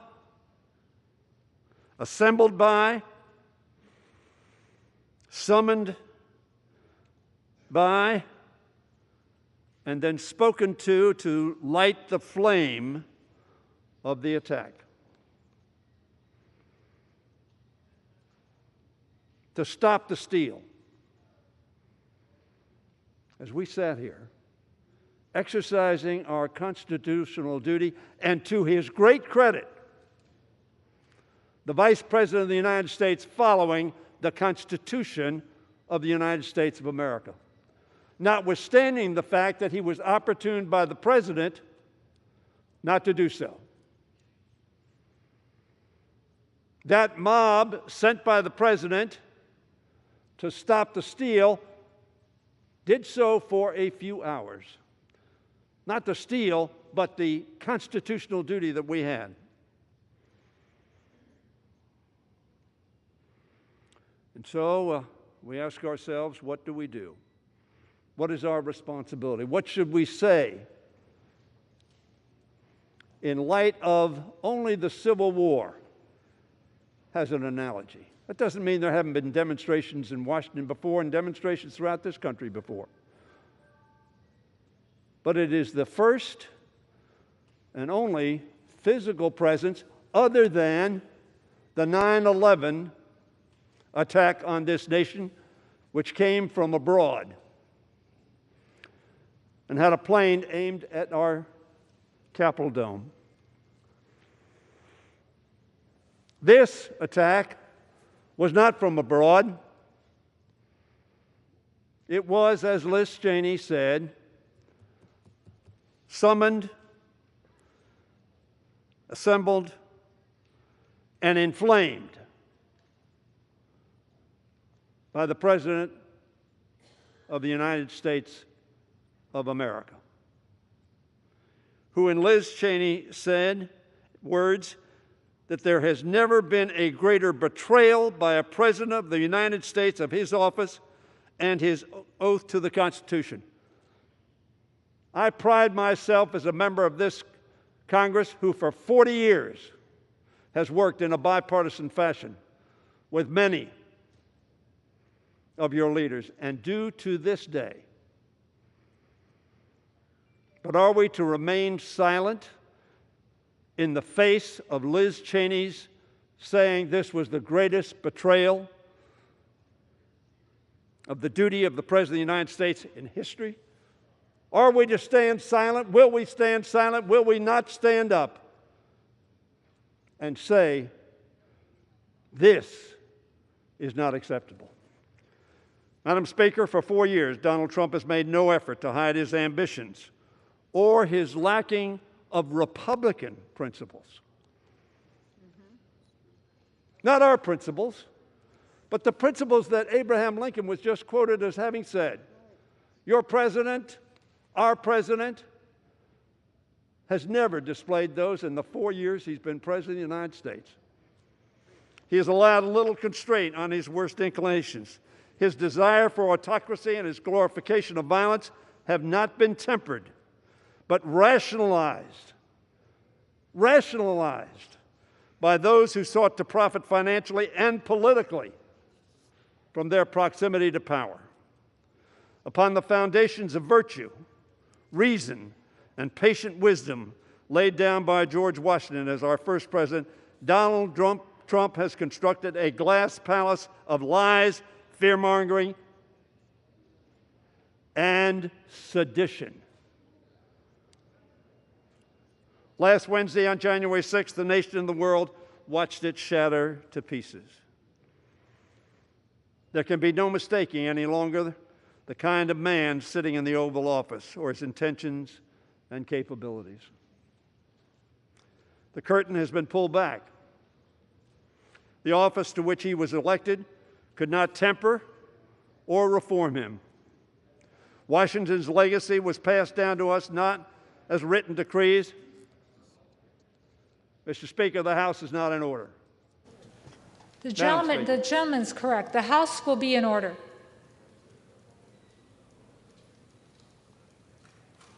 Washington's legacy was passed down to us not as written decrees, but understood norms. How we ought to act, how we ought to conduct ourselves. Term after term, each occupant has observed those norms out of a recognition that our Constitution's articles are not the only preservative of our democracy. For more than 2 centuries, Madam Speaker, whenever those norms were tested and strained, good and virtuous citizens on both sides of the aisle found common purpose in reaffirming those norms. But memory fades, and from time to time it must be refreshed. Madam Speaker, as the framers emerged from the Constitutional Convention, Benjamin Franklin was asked whether they had made America a monarchy or a republic. Probably all of us know this response. A republic, he answered, if you can keep it. That's the question today. If we can keep it.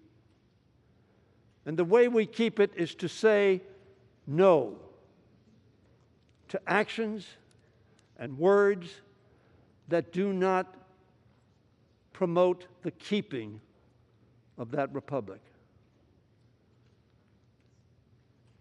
For millennia, people have understood that a republic is only as stable and lasting as the citizens and leaders who commit themselves to its upkeep. This president has shown us he's not committed to that project. His tweets every day have shown he is not committed to that project. Indeed, he openly disdains it and appears to prefer the alternative. But what of the rest of us? Those who have the honor and the great privilege and the weighty responsibility to represent the views of 750,000 of our fellow citizens. We in this Congress have an opportunity, no, a duty, to demonstrate our commitment, both as leaders and as citizens, to keeping America a republic that resolves its differences not through being ordered to come to the Capitol to prevent them from stealing the election, which was an absurd assertion from the very first day it was made. We cannot erase the last 4 years, Madam Speaker. We cannot turn back the clock, but we can look to the ideals and principles inherited from great presidents like Washington, like Jefferson, and yes, certainly like Abraham Lincoln and Franklin Roosevelt, and from outstanding Americans like Frederick Douglass, Harriet Tubman, Susan Anthony, Cesar Chavez, Martin Luther King, Thurgood Marshall, our beloved John Lewis, and yes, RBG, Ruth Bader Ginsburg, who taught us a lot about equality and inclusion. It's up to us to restore the vibrancy, Madam Speaker, of our democracy by reaffirming our commitment to the norms they passed on to us and entrusted to our care. But to make that possible, Madam Speaker, we must rise to this moment and not only affirm the virtues we cherish, but reject the vices we abhor. That's what I'm asking my fellow representatives on both sides of the aisle to do today. We all stood and we abhorred the violence that occurred and the threat to the very democracy that we hold so dear and swore an oath to protect and uphold. Reject deceit. Reject fear-mongering. Reject sedition, tyranny, and insurrection. Reject the demand for fealty to one man over fidelity to one's country. When I addressed the House during the debate over the articles of impeachment in December 2019, I said the following: we need not ask who will be the first to show our courage by standing up to President Trump. The question we must ask: who will be the last to find it? Senator McConnell, Representative Cheney, a number of other representatives who have spoken on this floor with great courage, Madam Speaker, because there is much fear of Donald Trump. There's much fear of Donald Trump's tweets. There's much fear of Donald Trump's retribution for opposition. In my view, Donald Trump demands absolute loyalty and gives none in return. I hope others will join Liz Cheney. I hope others will be honest with themselves and with their constituents. As Liz Cheney was saying, there has never been a greater betrayal by a President of the United States of his office and his oath to the Constitution. Don't dismiss that. She's the daughter of a Vice President of the United States who was the whip when I came to Congress. As she has taken a stand, I hope others will as well, Madam Speaker. Soon, the clerk will call the roll and ask for our votes. Make no mistake, this will be no ordinary roll call. This is about our country, our Constitution, and our democracy. These votes will be inscribed on the roll of history, a record of courage and of our commitment to country and Constitution, of our commitment to the rule of law and renewal of that which we inherited and hope to pass on, unbroken, unshattered. With just 7 days left in the President's term, this vote is not about timing. It is about principle and fidelity to our Constitution. It concerns the clear and present danger facing our country, not only in these final days of the Trump administration, but in the weeks, months, and years that will follow. It is about the necessity to demonstrate to this generation and to future generations the duty we share to protect our democracy every single day. Do not pretend, my friends, that it was simply those who came into the Capitol, encouraged by our President to stop the steal, at any cost. And by the way, if the Vice President doesn't do my bidding and follows the Constitution, sweep him away. We know that this President would never emulate George Washington and give up his power for the good of our republic, even after losing an election. Somebody talked about a peaceful transition. There has not been a peaceful transition. I don't know what you're talking about. You're not living in the same country I am. It was just days ago that the President, after committing this terrible act, thought he had to admit that Joe Biden might, yes, be President of the United States. We know that this President neither recognizes norms nor reflects the rule of law. We know that this President is not a patriot. So I ask this House, who among us, Madam Speaker, will be recorded on the roll of history for their courage, their commitment, the Constitution, and their country? We do this today not for politics. We don't need this for politics. Georgia showed that. There was no mistake in this election. We do this today to preserve and protect this great democracy. We do it for the America we love, our America the beautiful, whose founders' sacrifices we praise in song. Oh, beautiful for heroes proved in liberating strife, who more than self their country loved, and mercy more than life. Sadly, Madam Speaker, as our current President, the appropriate words would be, who less than self his country loved, and victory more than truth. Vote for this, for America, for our Constitution, for democracy, for history.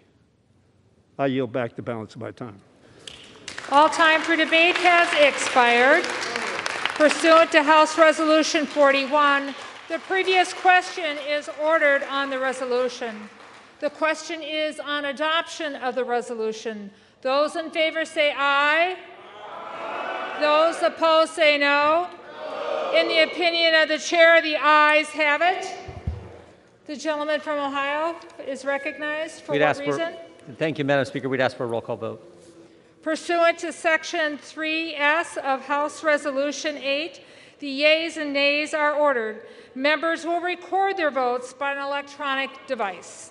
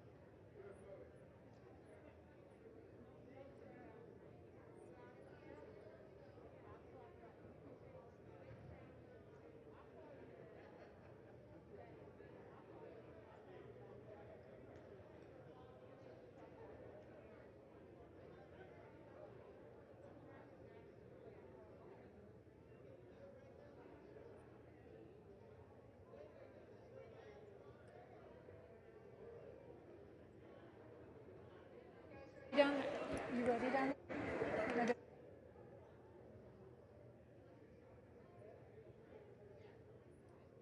What purpose does the gentleman from Washington seek recognition? Thank you, Madam Speaker. As the member designated by Ms. Strickland of Washington pursuant to H-Res 8, I inform the House that Ms. Strickland will vote yes on H-Res 24. Gentleman from California seek recognition.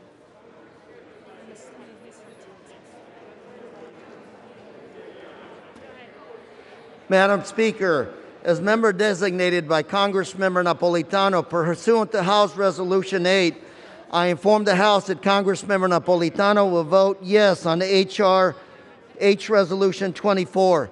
And Madam Speaker, as member designated by Congressmember Costa pursuant to House Resolution 8, I inform the House that Congressmember Costa will also vote yes on H Res 24.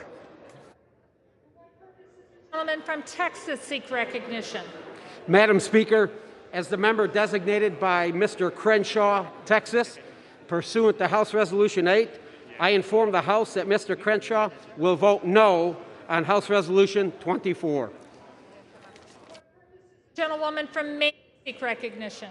Madam Speaker, as the member designated by Ms. Custer of New Hampshire, pursuant to H-Res 8, I will inform the House that Ms. Custer will vote yea on House Resolution 24. The gentleman from Tennessee seek recognition.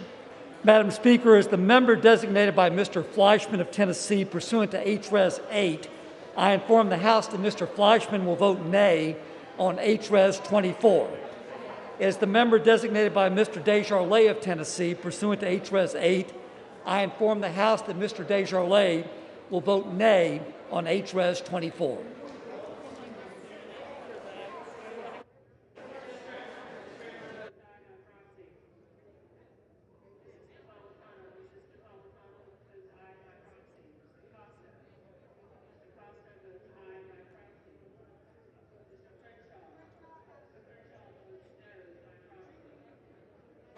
For what purpose does the gentleman from New Jersey seek recognition?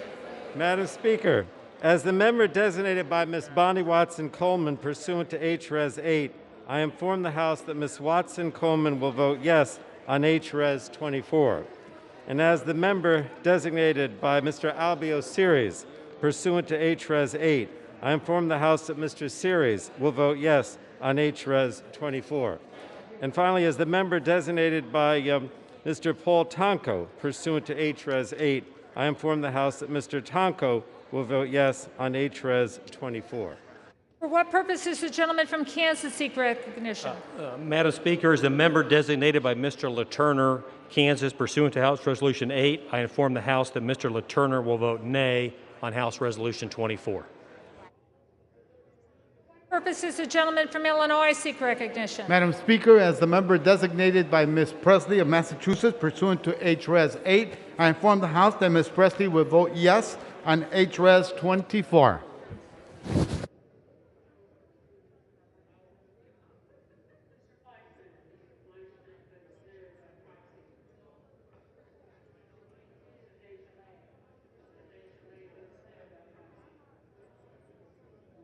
Does the gentleman from Connecticut seek recognition? Thank you, Madam Speaker. Madam Speaker, as the member designated by Mr. Adam Smith of Washington State, pursuant to House Resolution 8, I inform the House that Mr. Smith will vote yes on H-Res 24.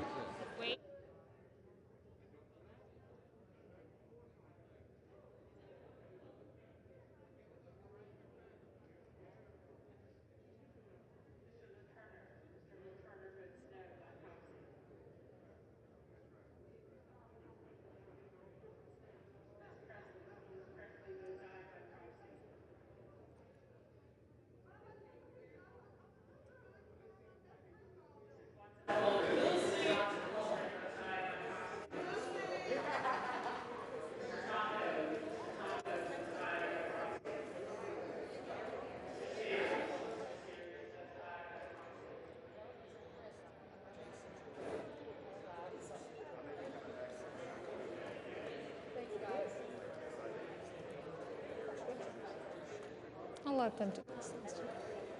Okay, you good? For what purpose does the gentlewoman from Illinois seek recognition? Madam Speaker, as the member designated by Mr. Carson pursuant to H-Res 8, I inform the House that Mr. Carson will vote yes on H-Res 24.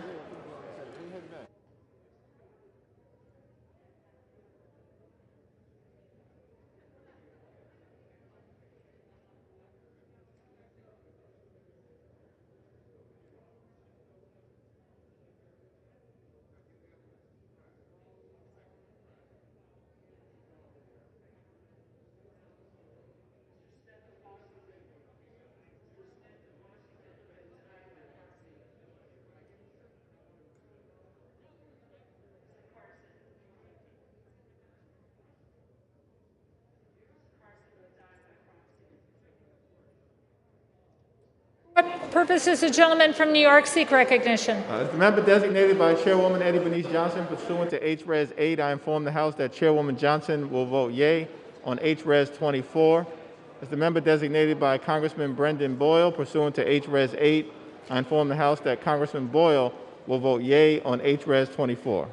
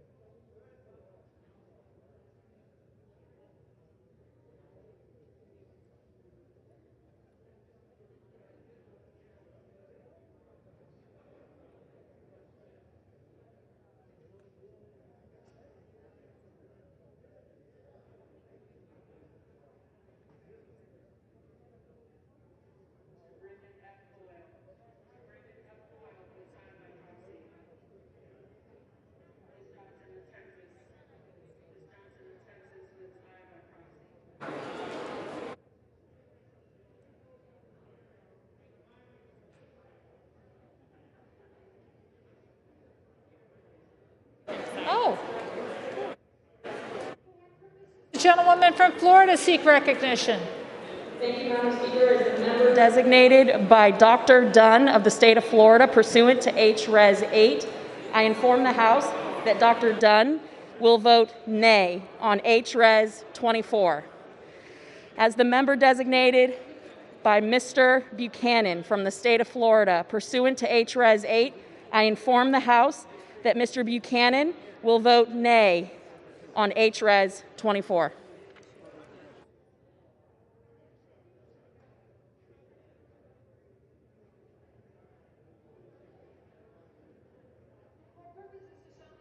Pennsylvania seek recognition. Madam Speaker, as the member designated by Mr. Lawson of Florida 5th Congressional District pursuant to House Resolution 8, I inform that Mr. Lawson will vote yes on H.R. 24. This is the gentleman from California seek recognition. Madam Speaker, as the member designated by Representative Michelle Steele, pursuant to House Resolution 8, I inform the House that Representative Michelle Steele will vote no on House Resolution 24.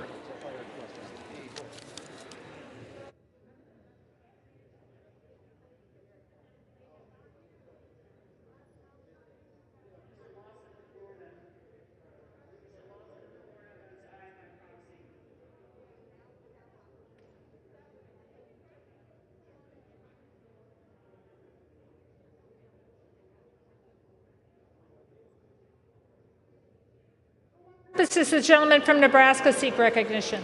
Madam Speaker, as a member designated by Mr. Bill Rackus of Florida pursuant to H-Res 8, I inform the House that Mr. Bill Rackus will vote nay on H-Res 24.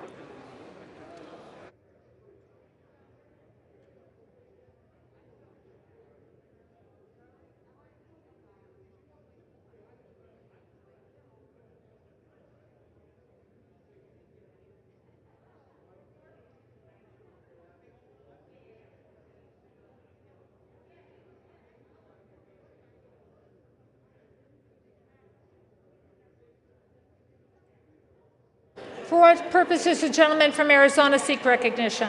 As a member designated by Representative Cardenas pursuant to H.R. 8, I inform the House Representative Cardenas will vote aye on H.R. 24.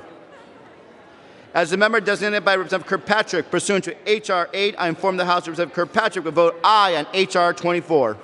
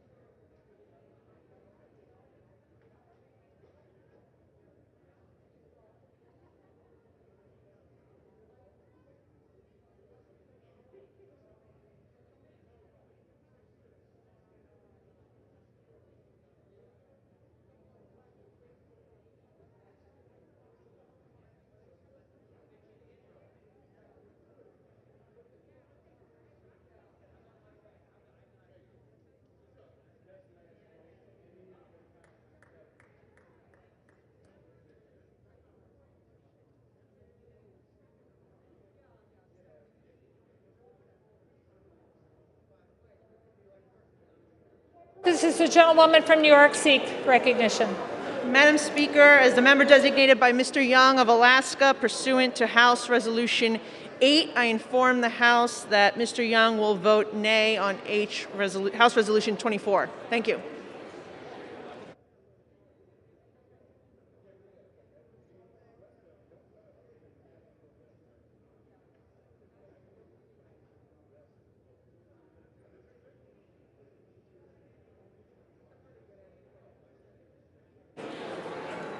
For what purpose does the gentleman from Indiana seek recognition?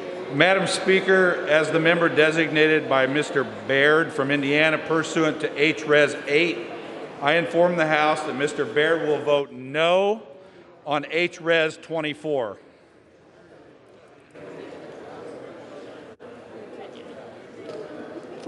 This is the gentlewoman for Virginia seek recognition. Thank you, Madam Speaker. As the member designated by Mr. McEachin pursuant to House Resolution 8, I inform the House that Mr. McEachin will vote yes on House Resolution 24.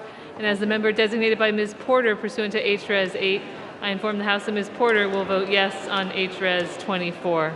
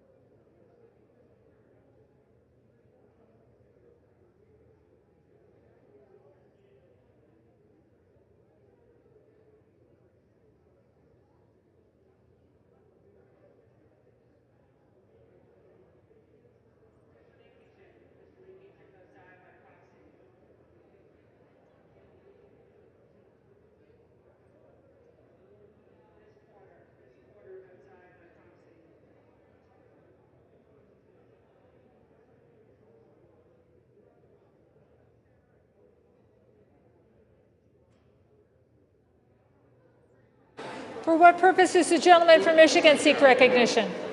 Madam Speaker, as the member designated by Mr. Bergman, pursuant to House Resolution 8, I inform the House that Mr. Bergman will vote no on final passage HRev 24. As the member designated by Mr. Lamborn, pursuant to House Resolution 8, I inform the House that Mr. Lamborn will vote no on final passage HRev 24.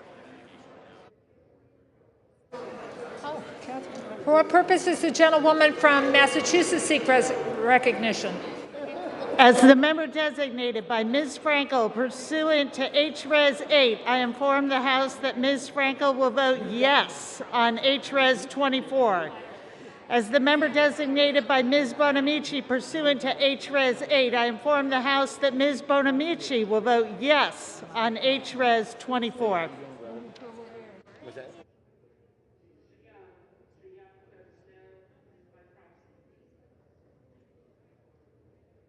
This is a gentleman from Maryland seek recognition. Madam Speaker, as the member designated by Ms. Alma Adams of North Carolina pursuant to HRes 8, I inform the House that Ms. Adams will vote yes on HRes 24.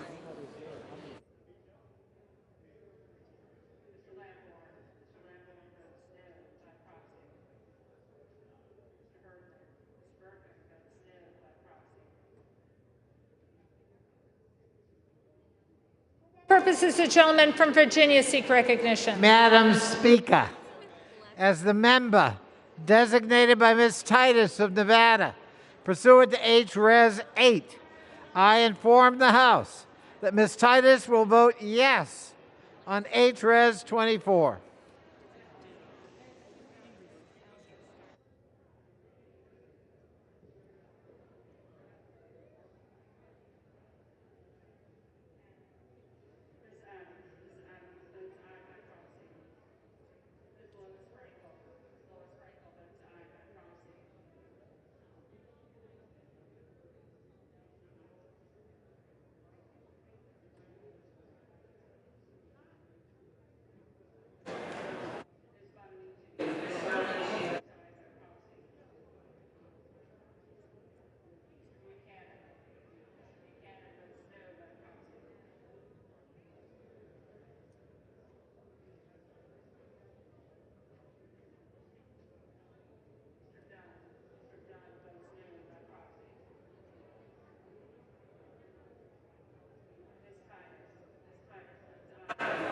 For what purpose does the gentlewoman from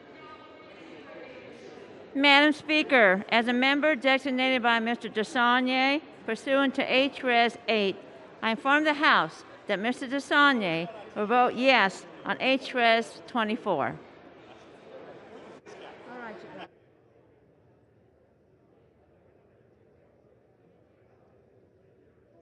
Does the gentleman from California seek recognition? As the member designated by Congressman Jerry McNerney pursuant to H.Res. 8, I inform the House that Mr. McNerney will vote yes on H.Res. 24.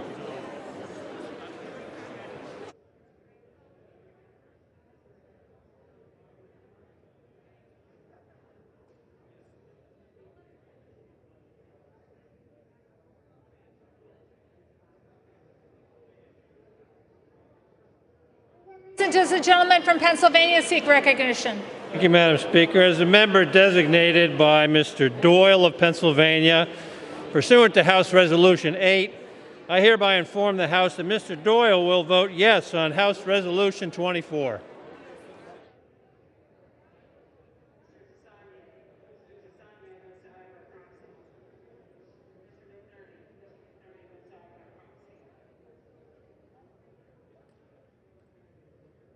For what purpose does the gentleman from California seek recognition?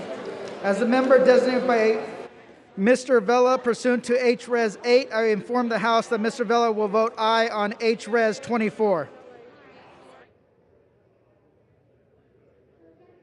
Gentlewoman from Michigan seek recognition. As the member designated by Ms. Ocasio-Cortez pursuant to House Res. 8, I inform the House that Ms. Ocasio-Cortez will vote yes on House Res. 24.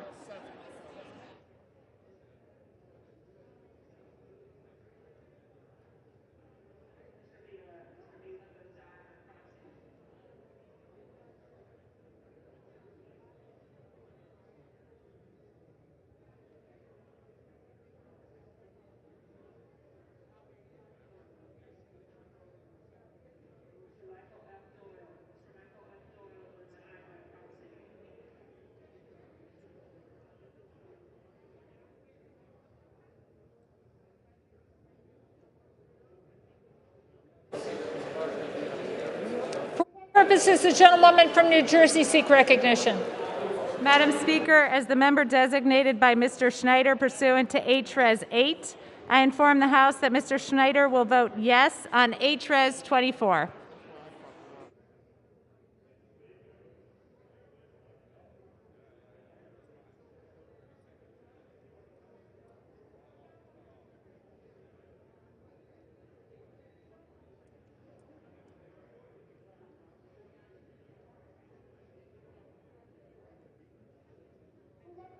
Gentlewoman from Michigan seek recognition. As the member designated by Ms. Lee of Nevada pursuant to H.Res. 8, I inform the House that Ms. Lee will vote yea on H.Res. 24. As the member designated by Ms. Axney pursuant to H.Res. 8, I inform the House that Ms. Axney will vote yes on H.Res. 24. As the member designated by Mrs. Dingle pursuant to H.Res. 8, I inform the House that Mrs. Dingle will vote yes on H.Res. 24. As the member designated by Ms. Capter pursuant to H.Res. 8, I inform the House that Ms. Capter will vote yes on H.Res. 24.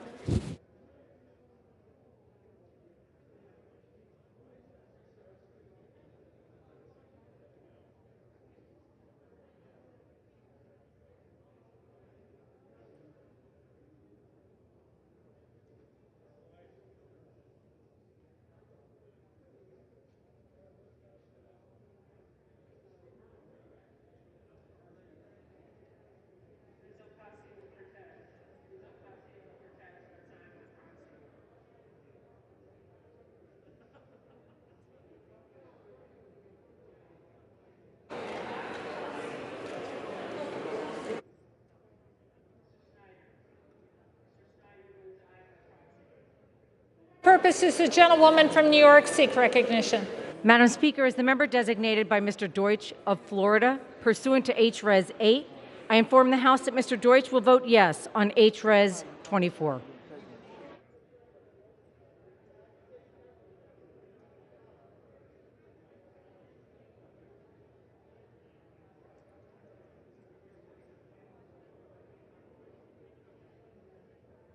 For what purpose does the gentlewoman from Florida seek recognition? Madam Speaker, as the member designated by Mr. Hastings of Florida pursuant to H-Res 8, I inform the House that Mr. Hastings will vote yea on H-Res 24.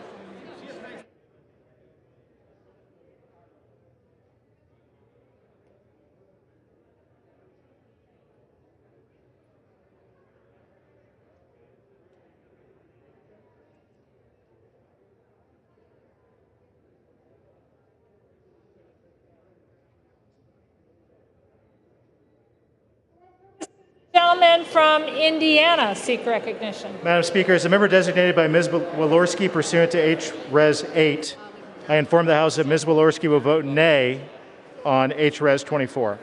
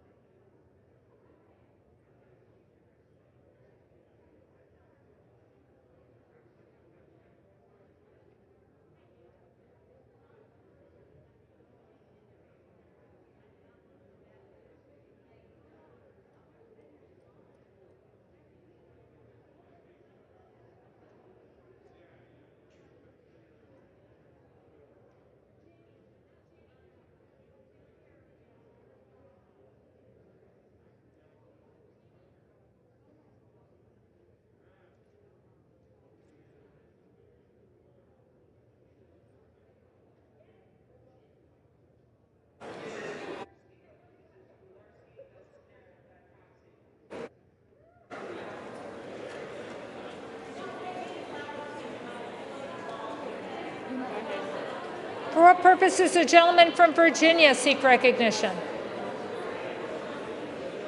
Madam Speaker, as a member designated by Mr. Blumenauer pursuant to H-Res 8, I inform the House that Mr. Blumenauer will vote yes on H-Res 24. As a member designated by Mr. Liu pursuant to H-Res 8, I inform the House that Mr. Liu will vote yes on H-Res 24. As a member designated by Mr. Lowenthal pursuant to H-Res 8, I inform the House that Mr. Lowenthal will vote yes on H-Res 24. As the member designated by Mr. Peters pursuant to H-Res 8, I inform the House that Mr. Peters will vote yes on H-Res 24.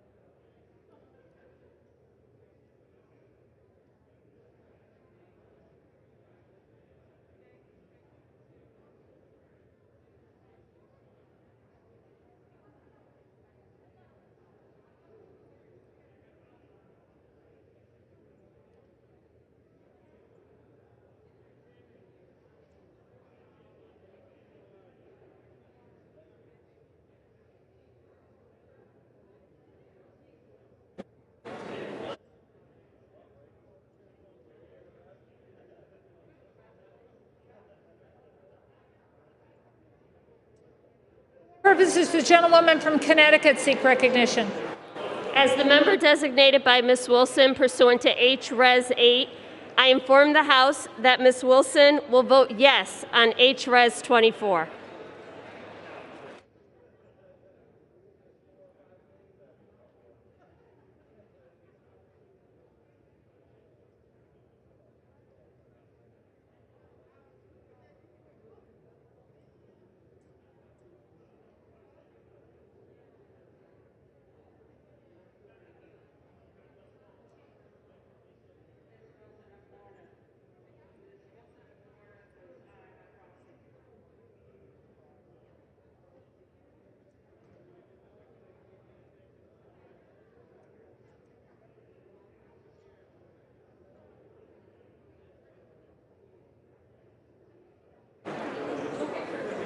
For what purpose does the gentleman from Maryland seek recognition? Madam Speaker, as the member designated by Ms. Jayapal pursuant to House Resolution 8, I rise to inform the House that Ms. Jayapal will vote aye on House Resolution 24.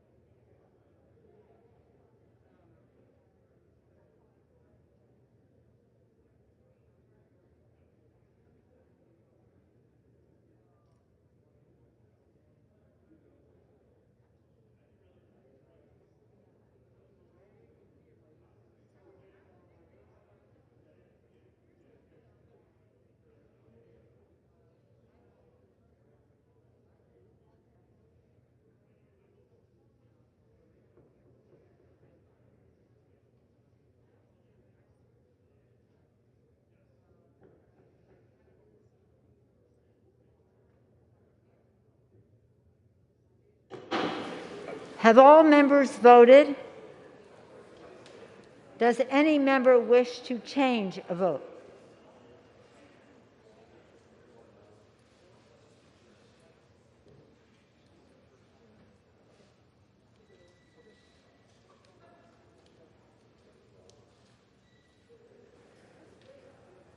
Where's she coming from?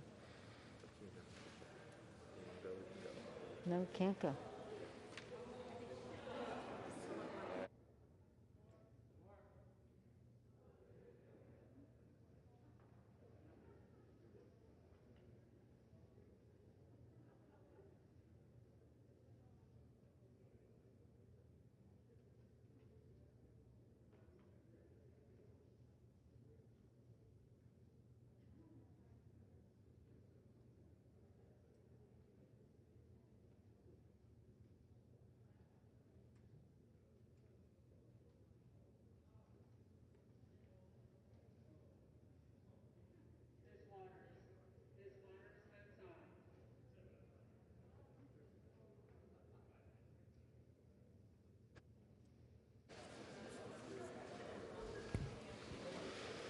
On this vote, the ayes are 232, the nays are 197. The resolution is adopted. Without objection, the motion to reconsider is laid upon the table. Congratulations.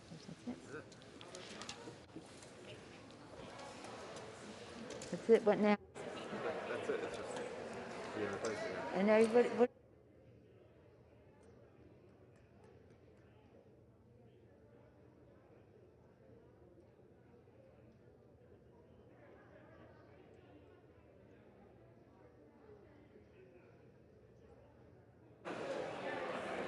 The chair announces that pursuant to Section 3A of House Resolution 41, the House Resolution 40 is hereby adopted. Stop right here. Stop after the chair announces the Speaker's appointment pursuant to Clause 11 of Rule 10, Clause 11 of Rule 1, in the order the following of the House of January 4th, 2021, of the following members of the House to the Permanent Select Committee on Intelligence. Mr. Schiff of California, Chair. Mr. Nunes of California. Let me just check.